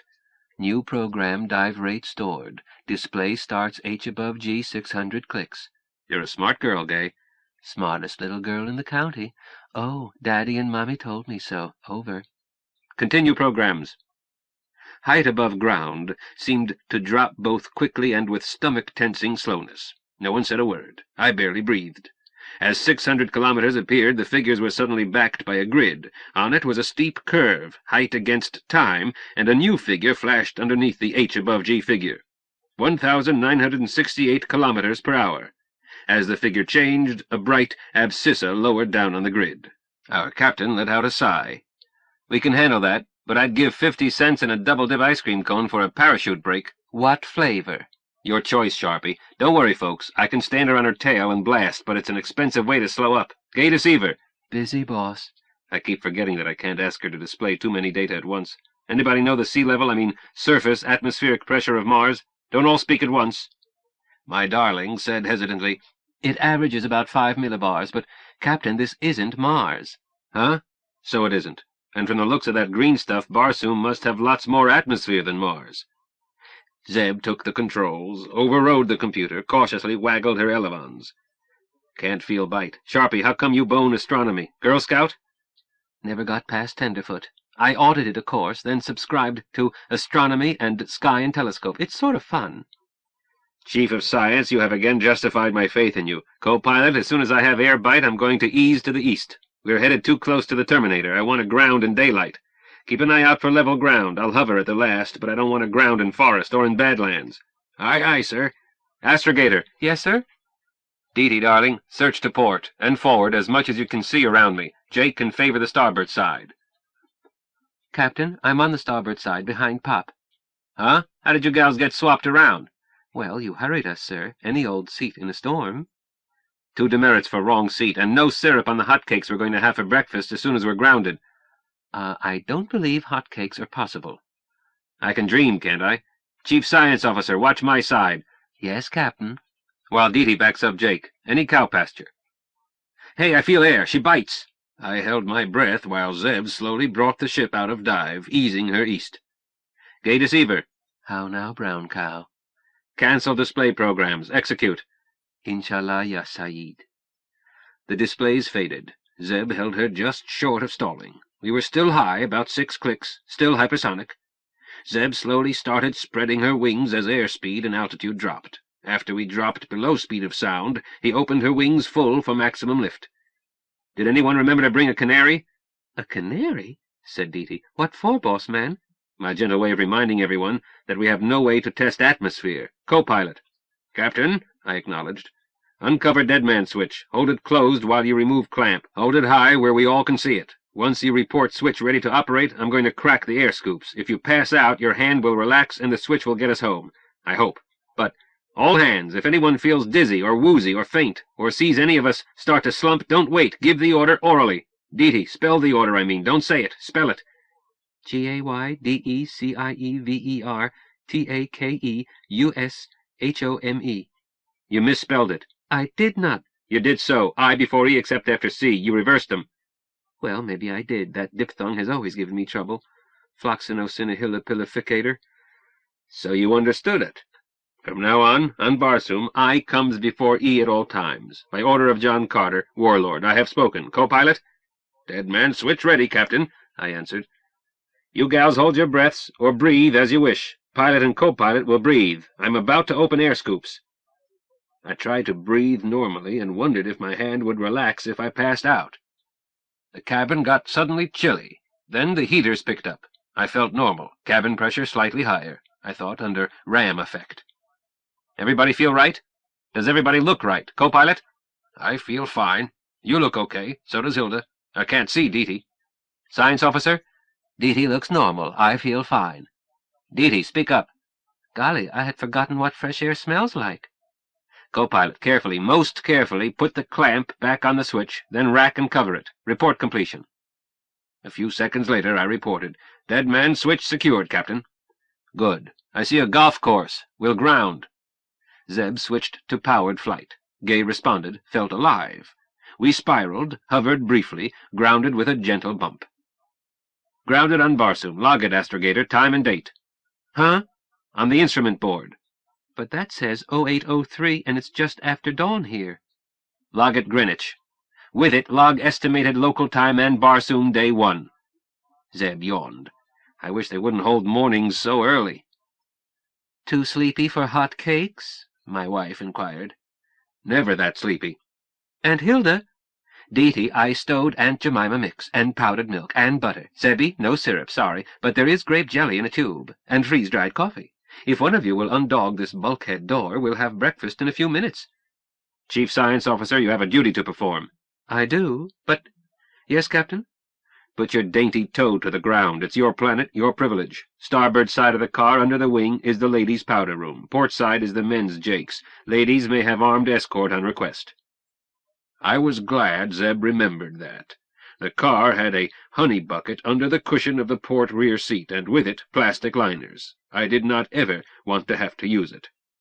Gay Deceiver was wonderful, but as a spaceship she left much to be desired. However, she had brought us safely to Barsoom. Barsoom. Visions of thoats and beautiful princesses. Chapter 17. The World Wobbled. Deety. We spent our first hour on Barsoom getting oriented. Aunt Hilda stepped outside, then stayed out. "Isn't cold," she told us. "Going to be hot later." "Watch where you step," my husband warned her. "Might be snakes or anything." He hurried after her and went head over heels. Zebediah was not hurt. The ground was padded, a greenish-yellow mat, somewhat like ice plant, but looking more like clover. He got up carefully, then swayed as if walking on a rubber mattress. "I don't understand it," he complained. "This gravity ought to be twice that of Luna, but I feel lighter." And Hillbilly sat down on the turf. "On the moon you were carrying pressure suit and tanks and equipment." She unfastened her shoes. "Here you aren't." "Yeah, so I was," agreed my husband. "What are you doing?" "Taking off my shoes. When were you on the moon? Captain Zebby, you're a fraud." "Don't take off your shoes. You don't know what's in this grass." The hillbilly stopped, one shoe off. "If they bite me, I bite him back. Captain, in Gay Deceiver, you are absolute boss, but doesn't your crew have any free will? I'll play it either way, free citizen, or your thrall who dasn't even take off a shoe without permission. Just tell me." If you try to make all decisions all the time, you're going to get as hysterical as a hen raising ducklings. Even Deety can be notional, but I won't even pee without permission. Shall I put this back on or take the other off?" "Aunt Hilda, quit teasing my husband." I was annoyed. "Deja Thoris, I am not teasing your husband. I am asking our captain for instructions." Zebediah sighed. "Sometimes I wish I'd stayed in Australia." I said, "Is it all right for Pop and me to come out?" "Oh, certainly. Watch your step. It's tricky." I jumped down, then jumped high and wide with entrechat as I floated. Landed sur les pointes. "Oh, boy, what a wonderful place for ballet," I added. "Shouldn't do that on a full bladder. And, Hilda, let's see if that powder room is unoccupied." "I was about to, dear, but I must get a ruling from our captain." "You're teasing him." "No, Deety, Hilda is right. Doctrine has to be clear. Jake, how about taking charge on the ground?" "No, Captain. Druther be a Balkan general, given my druthers." Aunt Hilda stood up, shoe in hand, reached high with her other hand, patted my husband's cheek. "Zebby, you are a dear. You worry about us all, me especially, because you think I'm a featherhead. Remember how we did at Snug Harbor? Each one did what she could do best, and there was no friction. If that worked there, it ought to work here." "Well, all right. But will you gals please be careful?" "We'll be careful. How's your ESP? Any feeling?" Zebediah wrinkled his forehead. "No, but I don't get advance warning, just barely enough." "Just barely is enough. Before we had to leave, you were about to program Gay to listen at high gain. Would that change just barely to ample?" "Yes. Sharpie, I'll put you in charge on the ground."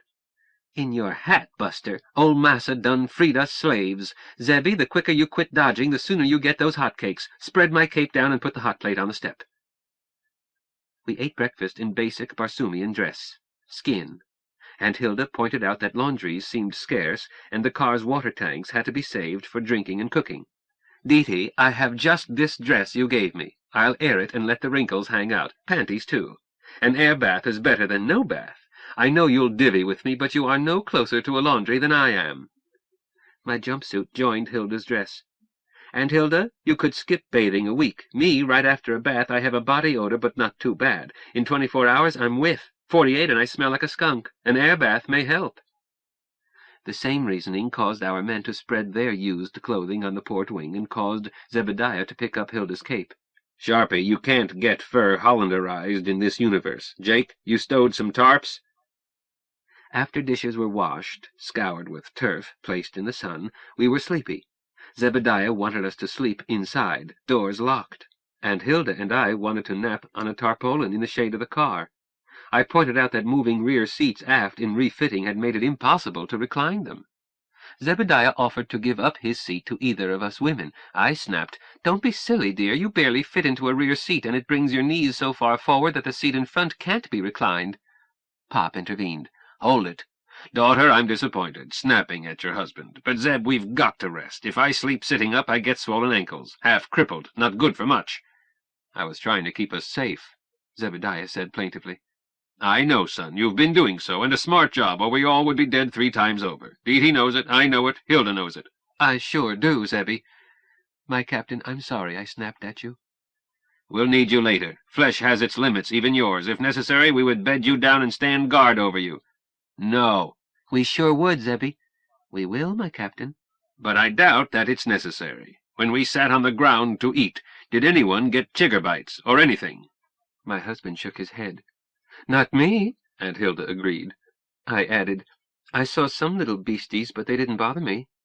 Apparently, Pop went on, they don't like our taste. A ferocious-looking dingus sniffed at my ankle, but it scurried away. Zeb, Gay can hear better than we can. Oh, much better. Can her radar be programmed to warn us? Zebediah looked thoughtful. Anti-collision alarm would wake the dead. If I pulled it into minimum range, then... No, the display would be cluttered with grass. We're on the ground. False returns. I said, subtract static display, Zebediah. Huh? How, Deedee? Gay can do it. Shall I try? Deedee, if you switch on radar, we have to sleep inside. Microwaves cook your brains. I know, sir. Gay has side-lookers, eyes fore and aft, belly and umbrella, has she not? Yes, that's why. Switch off her belly eye. Can side-lookers hurt us if we sleep under her? His eyes widened. Astrogator, you know more about my car than I do. I'd better sign her over to you. My captain, you have already endowed me with all your worldly goods. I don't know more about Gay. I know more about programming. We made a bed under the car by opening Zebediah's sleeping bag out flat, a tarpaulin on each side, and Hilda dug out sheets, in case anyone gets chilly. Unlikely, Pop told her. Hot now, not a cloud and no breeze. Keep it by you, dearest. Here's one for Zebby. She dropped 2 more on the sleeping bag, lay down on it. Down flat, gentlemen. Waited for them to comply, then called to me. Deety, everybody's down. From inside I called back, right with you, then said, hello, Gay. Hi, Deety. Retrieve newest program, execute. 5 scopes lighted, faded to dimness. The belly eye remained blank. I told her, you're a good girl, Gay. I like you too, Deety. Over. Roger and out, sister. I scrunched down, got at the stowage under the instrument board, pulled out padding, and removed saber and sword, each with belt. These I placed at the door by a pie tin used at breakfast. I slithered head first out the door, turned without rising, got swords and pie plate, and crawled toward the pallet, left arm cluttered with hardware. I stopped. Your sword, Captain? Deety, do I need a sword to nap? No, sir. I shall sleep soundly, knowing that my captain has his sword. Zebediah withdrew it a span, returned it with a click. Silly, but I feel comforted by it, too. I see nothing silly, sir. 10 hours ago you killed a thing with it that would have killed me. I stand, sprawl, corrected, my princess. Deja Thoris is always correct. I hope my chieftain will always think so. He will. Give me a big kiss. What's the pie pan for? Radar alarm test. Having delivered the kiss, I crawled past Hilda and handed Pop his saber. He grinned at me. Deety, hun, you're a 1. Just the security blanket I need. How did you know? Because Aunt Hilda and I need it. With our warriors armed, we will sleep soundly. I kissed Pop, crawled out from under. Cover your ears. I got to my knees, sailed that pan far and high, dropped flat and covered my ears. As the pan sailed into the zone of microwave radiation, a horrid clamor sounded inside the car, kept up until the pan struck the ground and stopped rolling, chopped off. Somebody remind me to recover that. Good night, all. I crawled back, stretched out by Hilda, kissed her good night, set the clock in my head for 6 hours, went to sleep. The sun was saying that it was 14 instead of 14:15, and I decided that my circadian did not fit Barsoom. Would the clock in my head slow to match a day 40 minutes longer? Would it give me trouble? Not likely. I've always been able to sleep any time. I felt grand and ready for anything. I crept off the pallet, snaked up into the car's cabin, and stretched. Felt good. I crawled through the bulkhead door back of the rear seats, got some scarves and my jewelry case, went forward into the space between seats and instrument board. I tried tying a filmy green scarf as a bikini bottom, but it looked like a diaper. I took it off, folded it corner to corner, pinned it at my left hip with a jeweled brooch. Lots better. Indecently decent, Pop would say. I looped a rope of imitation pearls around my hips, arranged strands to drape with the cloth, fastened them at the brooch. I hung around my neck a pendant of pearls and cabochon emeralds from my father the day I received the title Doctor of Philosophy. I was adding bracelets and rings when I heard "Psst!" looked down and saw the hillbilly's head and hands at the doorsill. Hilda put a finger to her lips. I nodded, gave her a hand up, whispered, "Still asleep? Like babies. Let's get you dressed, Princess Thuvia." Aunt Hilda giggled. "Thank you, Princess Deja Thoris. Want anything but jewelry?" "Just something to anchor it. That old gold scarf, if you can spare it." "Course I can. Nothing's too good for my Aunt Thuvia, and that scarf is darn near nothing. Baby doll, we're going to deck you out for the auction block. Will you do my hair?" "And you mine. Deja Thoris. I miss a three-way mirror." "We'll be mirrors for each other," I told her. "I don't mind camping out. My great-great-great-grandmother had 2 babies in a sod house, except—" I ducked my head, sniffed my armpit. "We'd better find a stream." I added, "Hold still, or shall I pin it through your skin?" "Either way, dear, we'll find water, all this ground cover." "Ground cover doesn't prove running water. This place may be a Dead Sea bottom of Barsoom." "Doesn't look dead," Aunt Hilda countered. "It's pretty." "Yes, but this looks like a Dead Sea bottom, which gave me an idea. Hold up your hair. I want to arrange your necklaces." "What idea?" Aunt Hilda demanded. "Zebediah told me to figure a 3rd escape program. The first 2, I'll paraphrase. Gay is awake. One tells her to take us back to a height over Snug Harbor. The other tells her to scoot back to where she was before she was last given the first order." "I thought that one told her to place us over the Grand Canyon." "It does at present, but if she got the first order now, that would change the second order. Instead of over the Grand Canyon, we would be back here quicker'n a frog could wink its eye." "Okay, if you say so." "She's programmed that way. Hit the panic button and we are over our cabin site. Suppose we arrive there and find trouble, then use the C order. She takes us back to wherever she last got the T order. Dangerous, or we would not have left in a rush. So we need a 3rd escape program to take us to a safe place. This looks safe." "It's peaceful." "Seems so. There, more doodads than a Christmas tree, and you look nakeder than ever." "That's the effect we want, isn't it? Sit down in the co-pilot seat. I'll do your hair." "Want shoes?" I asked. "On Barsoom? Deja Thoris, thank you for your little girl shoes, but they pinch my toes." "You're going to wear shoes?" "Not bleedin' likely, Aunt Nanny Goat. I toughened my feet for karate. I can break a 4x9 with my feet and get nary a bruise. Or run on sharp gravel. What's a good escape phrase? I plan to store in Gay an emergency signal for every spot we visit that looks like a safe hidey-hole. So give me a phrase." "Your mudder chaws terbacker." Nanny Goat, a code phrase should have a built-in mnemonic. "Bug out?" A horrid expression, and just what we need. Bug out will mean to take us to this exact spot. I'll program it, and post it and others on the instrument board so that if anyone forgets, she can read it.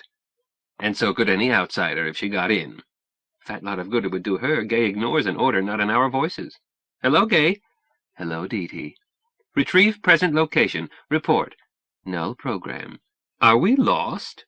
"Not at all, Aunt Hilda. I was sloppy. Gay, program check. Define home." "Cancel any all transitions, translations, rotations, inertials. Return to 0 designated latitude, longitude 2 clicks above ground level hovering." "Search memory reversed real time for last order. Execute coded Gay deceiver. Take us home." "Retrieved." "From time of retrieved order, integrate to time present all transitions, translations, rotations, inertials." "Integrated." "Test check. Report summary of integration." "Origin, home. Countermarch program executed. Complex maneuver inertials. Translation tau axis 10 minimals positive. Complex maneuver inertials. Translation L axis 224090827.0 clicks. Negative vector L axis 24 clicks per sec. Negative vector L axis 4 clicks per sec. Complex maneuver inertials. Grounded here then 080249. Grounded inertials continuing 8 hours, 3 minutes, 19 seconds mark. Grounded inertials continue running real time. New program. Here now, grounded inertial location, real time running to real time new execute order equals code phrase bug out. Report new program. Gay answered, New program, code phrase, bug out. Definition, here now, grounded inertials running real time to future time, execute order, code phrase, bug out. Gay, I tell you 3 times. Deety, I hear you 3 times. New program, execute coded gay deceiver bug out. At execute code, move to location coded bug out. I tell you 3 times. I hear you 3 times.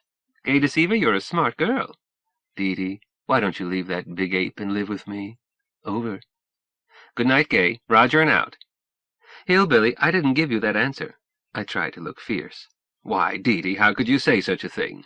I know I didn't. Well, I fess up, Deetykins. A few days ago, while you and I were working, you were called away. While I waited, I stuck that in. Want it erased? I don't know how to look fierce. I snickered. No. Maybe Zebediah will be around the next time it pops up. I wish our men would wake, I do. They need rest, dear. I know, but I want to check that new program. It sounded complex. Can be by voice. I'd rather work on paper. A computer doesn't accept excuses. A mistake can be anything from null program to disaster. This one has features I've never tried. I don't really understand what Pop does. Non-Euclidean n-dimensional geometry is way out in left field. To me, it's not in the ballpark. So I'm itchy. Let's talk about something else. Did I show you our micro walkie-talkies?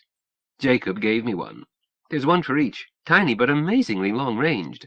Uses less power than a hand calculator and weighs less, under 200 grams. Mass, I mean. Weight here is much less. Today I thought of a new use. Gay can accept their frequency. That's nice. How do you plan to use this? This car can be remote-controlled. Deety, who would you want to do that? I admitted that I did not know. But Gay can be pre-programmed to do almost anything. For example, we could go outside and tell Gay, via walkie-talkie, to carry out 2 programs in succession, H-O-M-E, followed by B-U-G-O-U-T. Imagine Zebediah's face when he wakes up from sun in his eyes because his car has vanished, then his expression 2 hours later when it pops back into existence.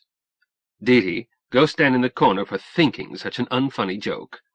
Then Aunt Hilda looked thoughtful. Why would it take 2 hours? I thought Gay could go anywhere in no time. Depends on your postulates, Princess Thuvia. We took a couple of hours to get here because we fiddled. Gay would have to follow that route in reverse because it's the only one she knows. Then I stopped, suddenly confused. Or would it be 4 hours? No, vectors would cancel and... But that would make it instantaneous. We would never know that she had left. Or would we? Aunt Hilda, I don't know. Oh, I wish our men would wake up. I do. The world wobbled, and I felt scared. I'm awake, Pop answered, his head just showing above the doorsill. What's this debate? He gave Aunt Hilda a lecherous leer. Little girl, if you'll come up to my room, I'll give you some candy. Get away from me, you old wolf. Hilda, my love, I could sell you down to Rio and retire on the proceeds. You look like expensive stuff. I'm very expensive stuff, darling wolf. All I want is every cent a man has and constant pampering, then a fat estate when he dies. I'll try to die with plenty of money in the bank, dearest. Instead, we're both dead and our bank accounts have gone heaven knows where, and I haven't a rag to my back, and I'm wonderfully happy. Come inside, mind the radar, and kiss me, you old wolf. You don't have to buy me candy.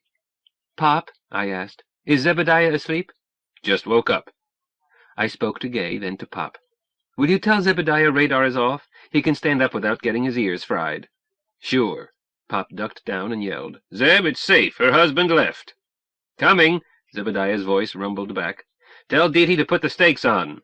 My darling appeared, wearing sword, carrying pie-pan and sheets. Are the stakes ready? He asked, then kissed me. Not quite, sir, I told him. First go shoot a thoat, or will you settle for peanut butter sandwiches? Don't talk dirty. Did you say thoat? Yes, this is Barsoom. I thought that was what you said.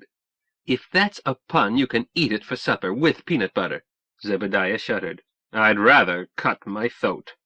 Pop said, Don't do it, Zeb. A man can't eat with his throat cut. He can't even talk clearly. Aunt Hilda said mildly, If you 3 will cease those atrocities, I'll see what I can scrape up for dinner.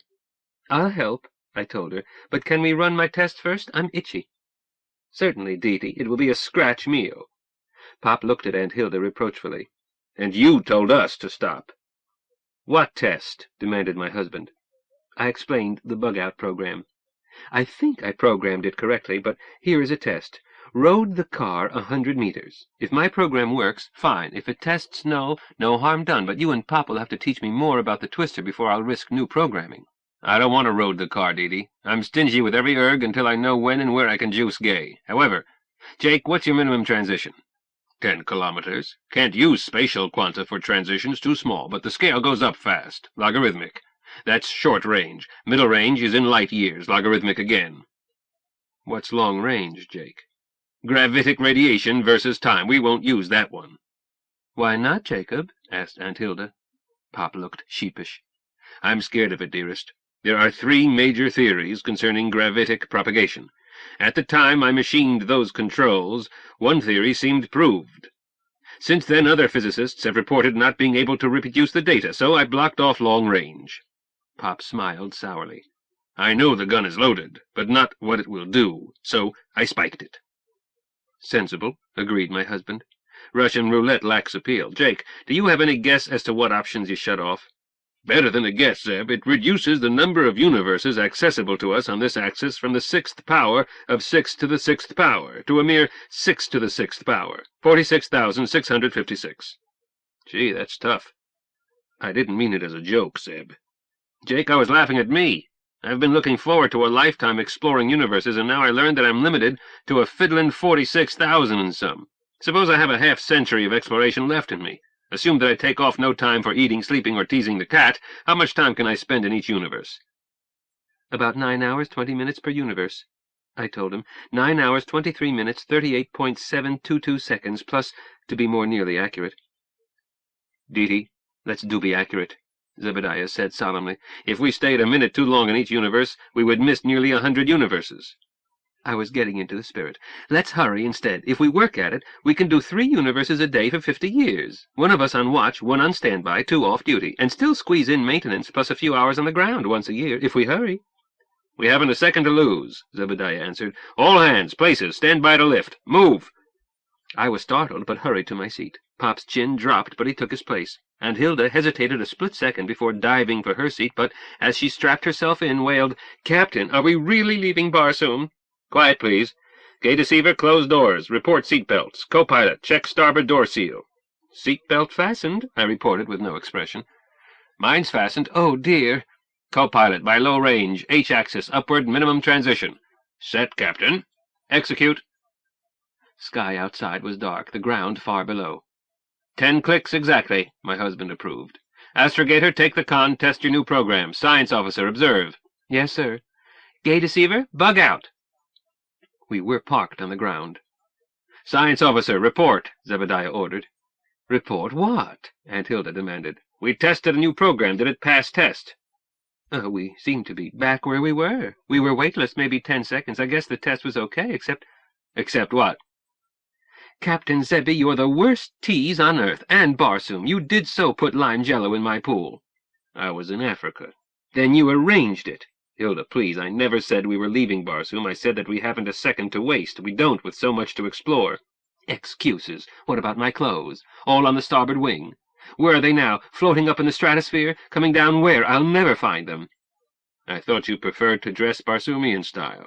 Doesn't mean I want to be forced to. Besides, Dee lent them to me. I'm sorry, Dee. I patted her hand. It's all right, Aunt Hilda. I'll lend you more. Give them, I mean. I hesitated, then said firmly, Zebediah, you should apologize to Aunt Hilda. Oh, for the love of... Sharpie!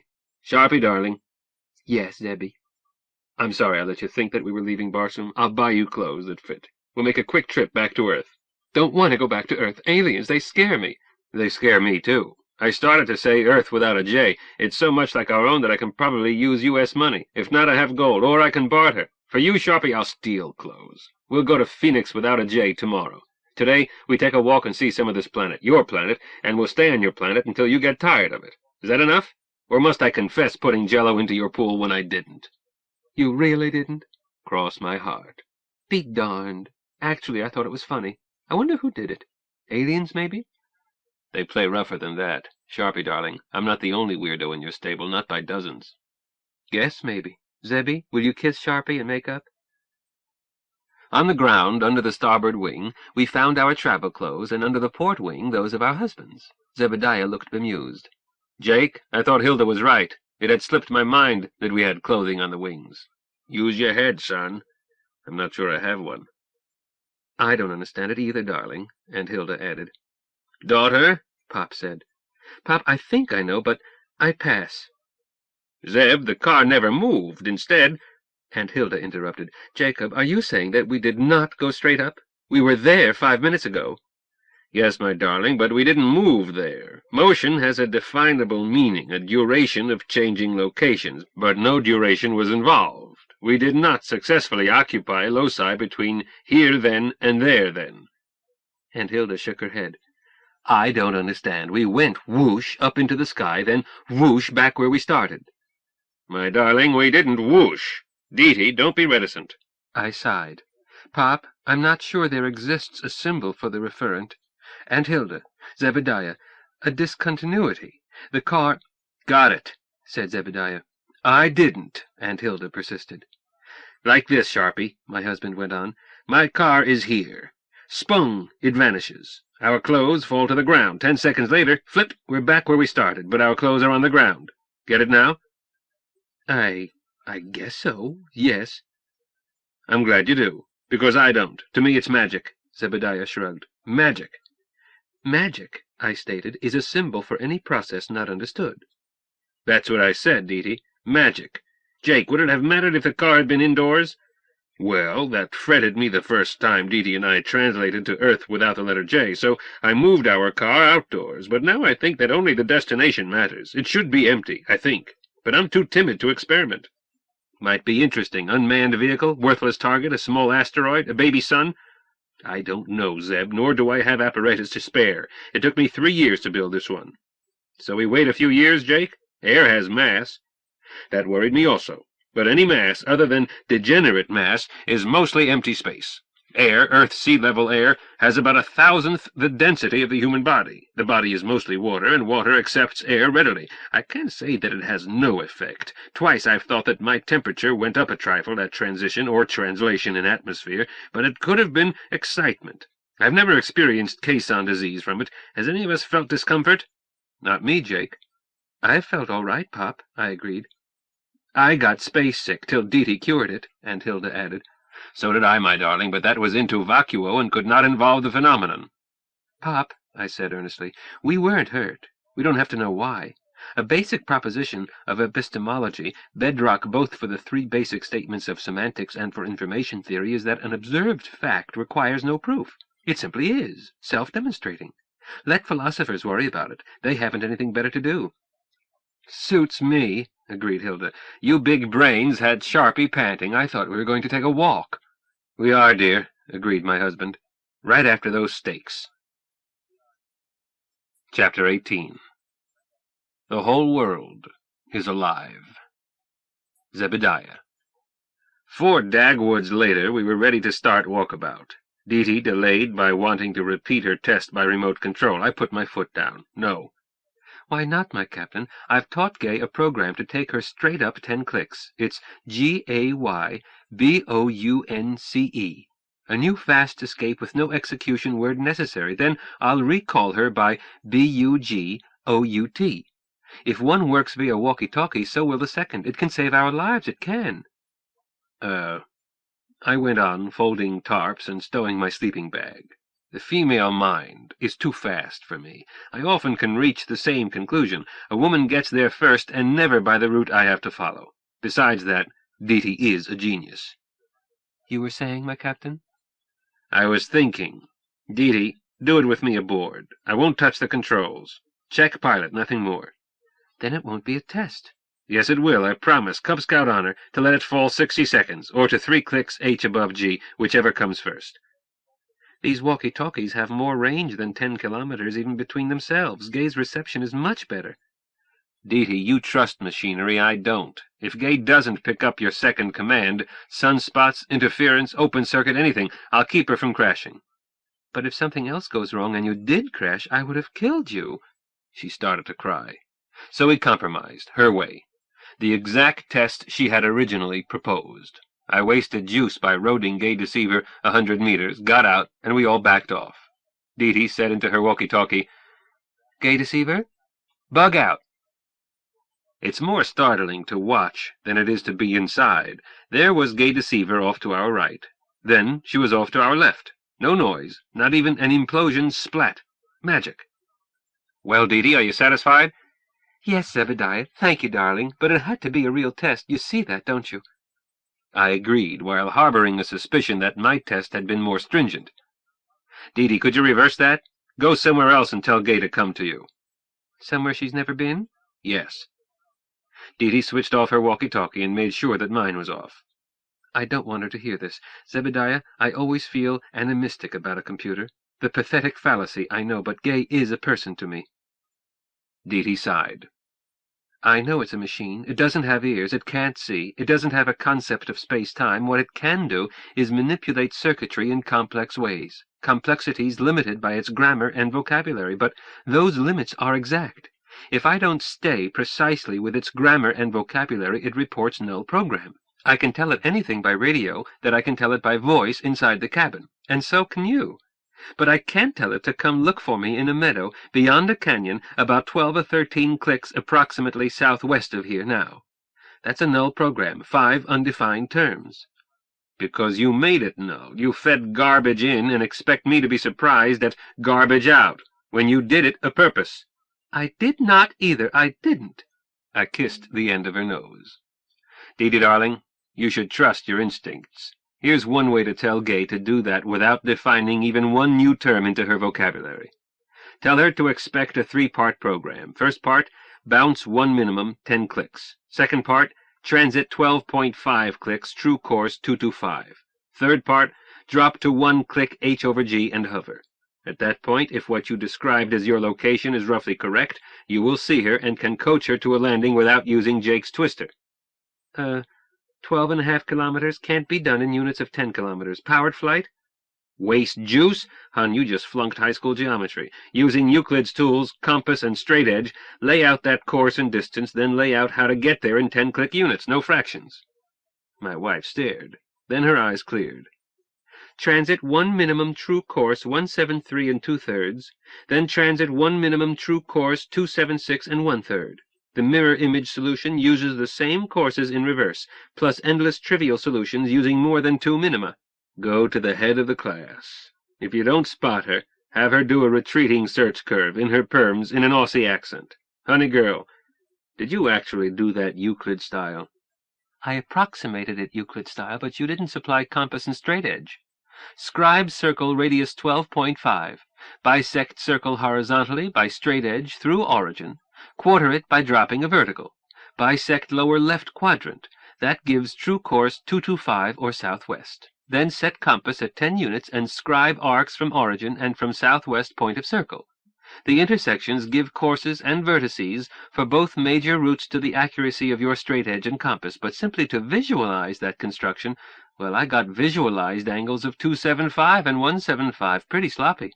So I did it accurately by Pythagorean proposition, by splitting the isosceles triangle into 2 right triangles. Hypotenuse is 10, one side is 6 1/4, and that gives the missing side as 7.806247 plus, which gives you 1 course, and you read off the other by the scandalous 5th axiom. But I did check by trig. Arc sine point 7806247. Hold it. I believe you. What other ways can you program Gay to find you using her present vocabulary? Burn juice? If necessary. I would have her bounce a minimum, then maximize my signal. Home on me. Certainly. Now do the same thing without using juice, just Jake's twister. Dee looked thoughtful and about 12 years old, then suddenly said, "Drunkard's walk," added at once, "but I would place a locus around the walk just large enough to be certain that I'm inside it. Gay should plot signal level at each vertex. Such a plot would pinpoint the signal source." Which way is faster, home straight in under power or drunkard's walk?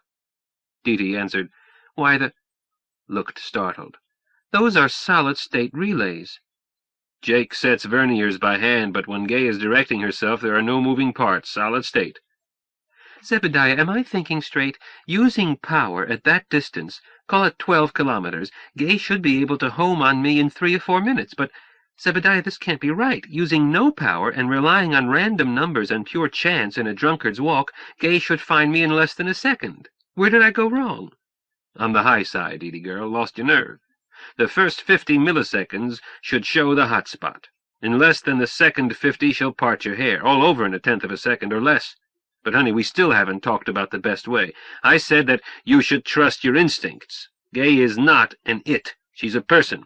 You'll never know how relieved I was when it turned out that you two were going to be friends. If she had been jealous of you, may the gods deliver us from a vindictive machine. But she's not. She thinks you're swell. Zebediah, you believe that? Deja Thoris, I know that. Deedee looked relieved. I know it too, despite what I said earlier. Deedee, to me the whole world is alive. Some parts are sleeping, and some are dozing, and some are awake but yawning, and some are bright-eyed and bushy-tailed and always ready to go. Gay is one of those. Yes, she is. I'm sorry I called her an it. But what is this best way? Isn't it obvious? Don't tell her how. Just tell her. Say to her, Gay, come find me. All 4 words are in her vocabulary. The sentence is compatible with her grammar. She'll find you. But how? Drunkard's walk? A tenth of a second might strike her as too long. She likes you, hun. She'll look through her registers and pick the optimum solution. She might not be able to tell you how she did it, since she wipes anything she's not told to remember. I think she does. I've never been certain. Jake and Hilda had wandered off while Deedee and I had been talking. They had turned back, so we started toward them. Sharpie called out, Zebby, what happened to that hike? Right away, I agreed. Jake, we have about 3 hours. We ought to be buttoned up before sundown. Check? I agree. The temperature will drop rapidly at sundown. Yep, we can't do real exploring today, so let's treat it as drill.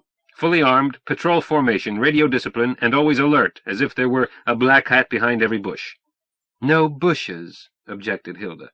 I pretended not to hear. But what constitutes fully armed, Jake? We each have rifles. You have that old-style army automatic that will knock down anything if you're close enough, but how good a shot are you? Good enough. How good is good enough? Most people are as accurate with a baseball as with a pistol. Skipper, I won't attempt to target more than 50 meters away. But if I intend to hit, the target will be within range, and I will hit it. I opened my mouth, closed it. 50 meters is a long range for that weapon. But hint that my father-in-law was boasting? Deedee caught my hesitation. Zebediah, Pop taught me pistol in the campus ROTC range. I've seen him practice bobbing targets at 30 meters. I saw him miss one. Once. Jake harumphed. My daughter omitted to mention that I skip most surprise targets. Father, most means more than 50%. Not true. Near enough. 6 occasions, 4 strings, 28 targets on 3... Hold it, honey. Jake, it's silly to argue figures with your daughter. With my police special, I won't attempt anything over 20 meters, except covering fire. But I hand-load my ammo and pour my own dum-dums. The result is almost as lethal as that howitzer of yours, but if it comes to trouble or hunting for meat, we'll use rifles, backed by Deetee's shotgun. Deedee, can you shoot? Throw your hat into the air. I don't like the sound of that. Sharpie, we have 5 firearms, 4 people. Is there one that fits you? Captain Zebby, the one time I fired a gun, I went backwards. The bullet went that-a-way, and I had a sore shoulder. Better have me walk in front to trip landmines. Zebediah, she could carry my flechette gun. Sharpie, we'll put you in the middle and you carry the first aid kit. You're medical officer, armed with Deetee's purse gun for defense. Jake, it's time we stowed these swords and quit pretending to be Barsoomian warriors. Field boots. I'm going to wear that same sweaty pilot suit about equivalent to jumpsuits you and Deedee wore, which I suggest you wear now. We should carry water canteens and iron rations. I can't think of anything that would serve as a canteen. Damn, Jake, we aren't doing this by the book. What book? Demanded Hilda.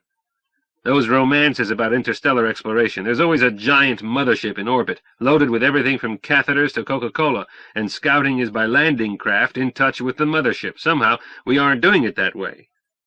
All the more reason to conduct drill as realistically as possible. Jake, or I, one of us, is honor-bound to stay alive to take care of 2 women and unborn children. Exterminating black-hat vermin holds a poor second to that.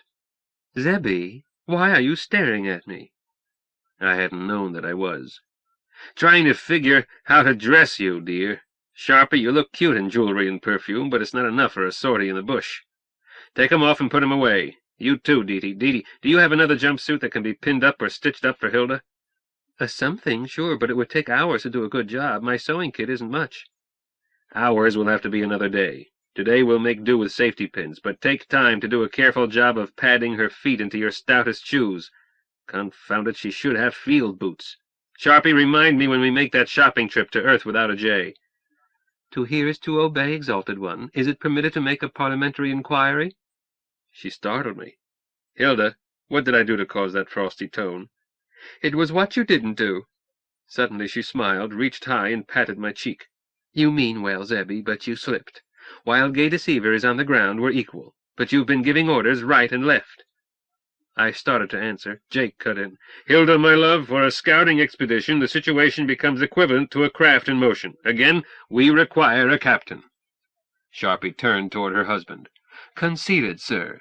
But may I point out that we are not yet on that hike? Zebby has consulted you. He has not consulted Dee-Dee and me. He asked us for information. Darned seldom. Aside from that, he has simply laid down the law. What are we, Zebby, poor little female critters whose opinions are worthless? Caught with your hand in the cookie jar, throw yourself on the mercy of the court.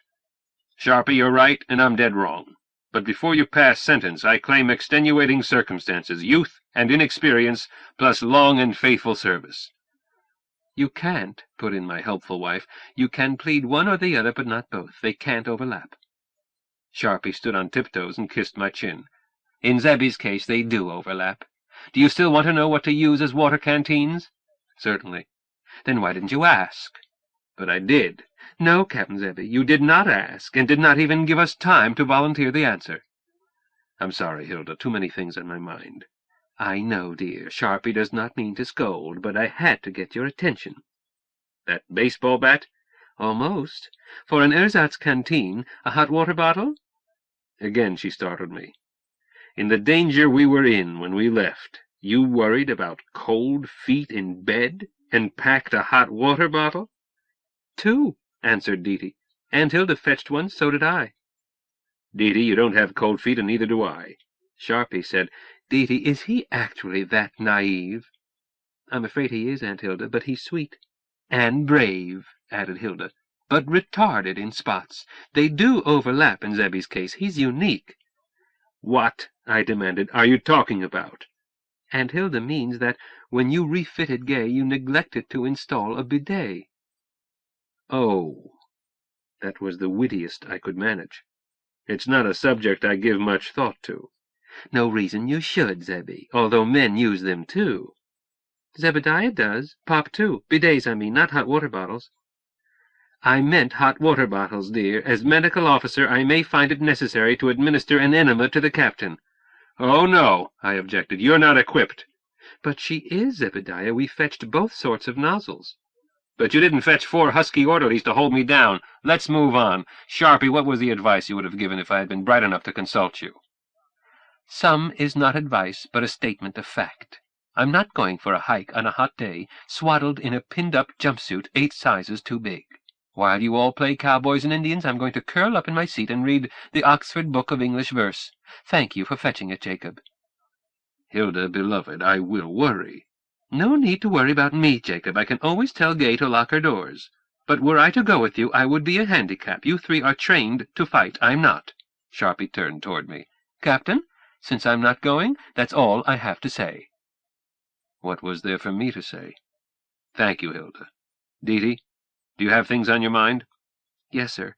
I go along with field boots and jumpsuits and so forth, even though they'll be beastly hot, but I wish you would change your mind about your sword and Pop's saber. Maybe they aren't much compared with rifles, but they're good for my morale. Hilda interjected. Had I decided to go, Captain, I would have said the same. Possibly it is an emotional effect from what happened, was it only yesterday? But perhaps it is subconscious logic. Just yesterday, bare blades defeated a man, a thing, an alien, armed with a firearm and ready to use it. Jake spoke up. Captain, I didn't want to take off my saber. We'll wear them. Any excuse is a good excuse to wear a sword. Are we through? We've lost an hour and the sun is dropping. Dee-Dee? One more thing, Zebediah, and I expect to be outvoted. I say to cancel the hike. So? Princess, you've said too much or not enough. If we do this, we spend the night here, sitting up. If we chase the sun instead, there were lights on the night side that looked like cities. There was blue on the day side that looked like a sea. I think I saw canals. But whether we find something or not, at worst we'll catch up with sunrise and be able to sleep outdoors in daylight just as we did today. Deedee, Gay can overtake the sun. Once. You want to use all her remaining juice just to sleep outdoors? Zebediah, I wasn't planning on using any power. Huh? It sounded like it. Oh, no. Do transitions of 3 minima or more, bearing west. Aim us out of the atmosphere. We fall back in while looking for places of interest. As we re-enter, we glide, but where depends on what you want to look at. When you have stretched the glide to the limit, unless you decide to ground, you do another transition. There is great flexibility, Zebediah. You can reach sunrise line in the next few minutes, or you could elect to stay on the day side for weeks, never land, never use any juice, and inspect the entire planet from pole to pole. Maybe Gay can stay up for weeks, but not for me. I'm good for several more hours. With that limitation, it sounds good. How about it, Hilda? Jake? You mean that female suffrage is permanent? I vote yes. Jake said, You have a majority, no need for a male vote. Jacob, his wife said reproachfully. Joking, my dear. It's unanimous. I said, Somebody just canceled the election. Look, there. We all looked. Deedee said, What is it? A pterodactyl? No, an ornithopter. A big one.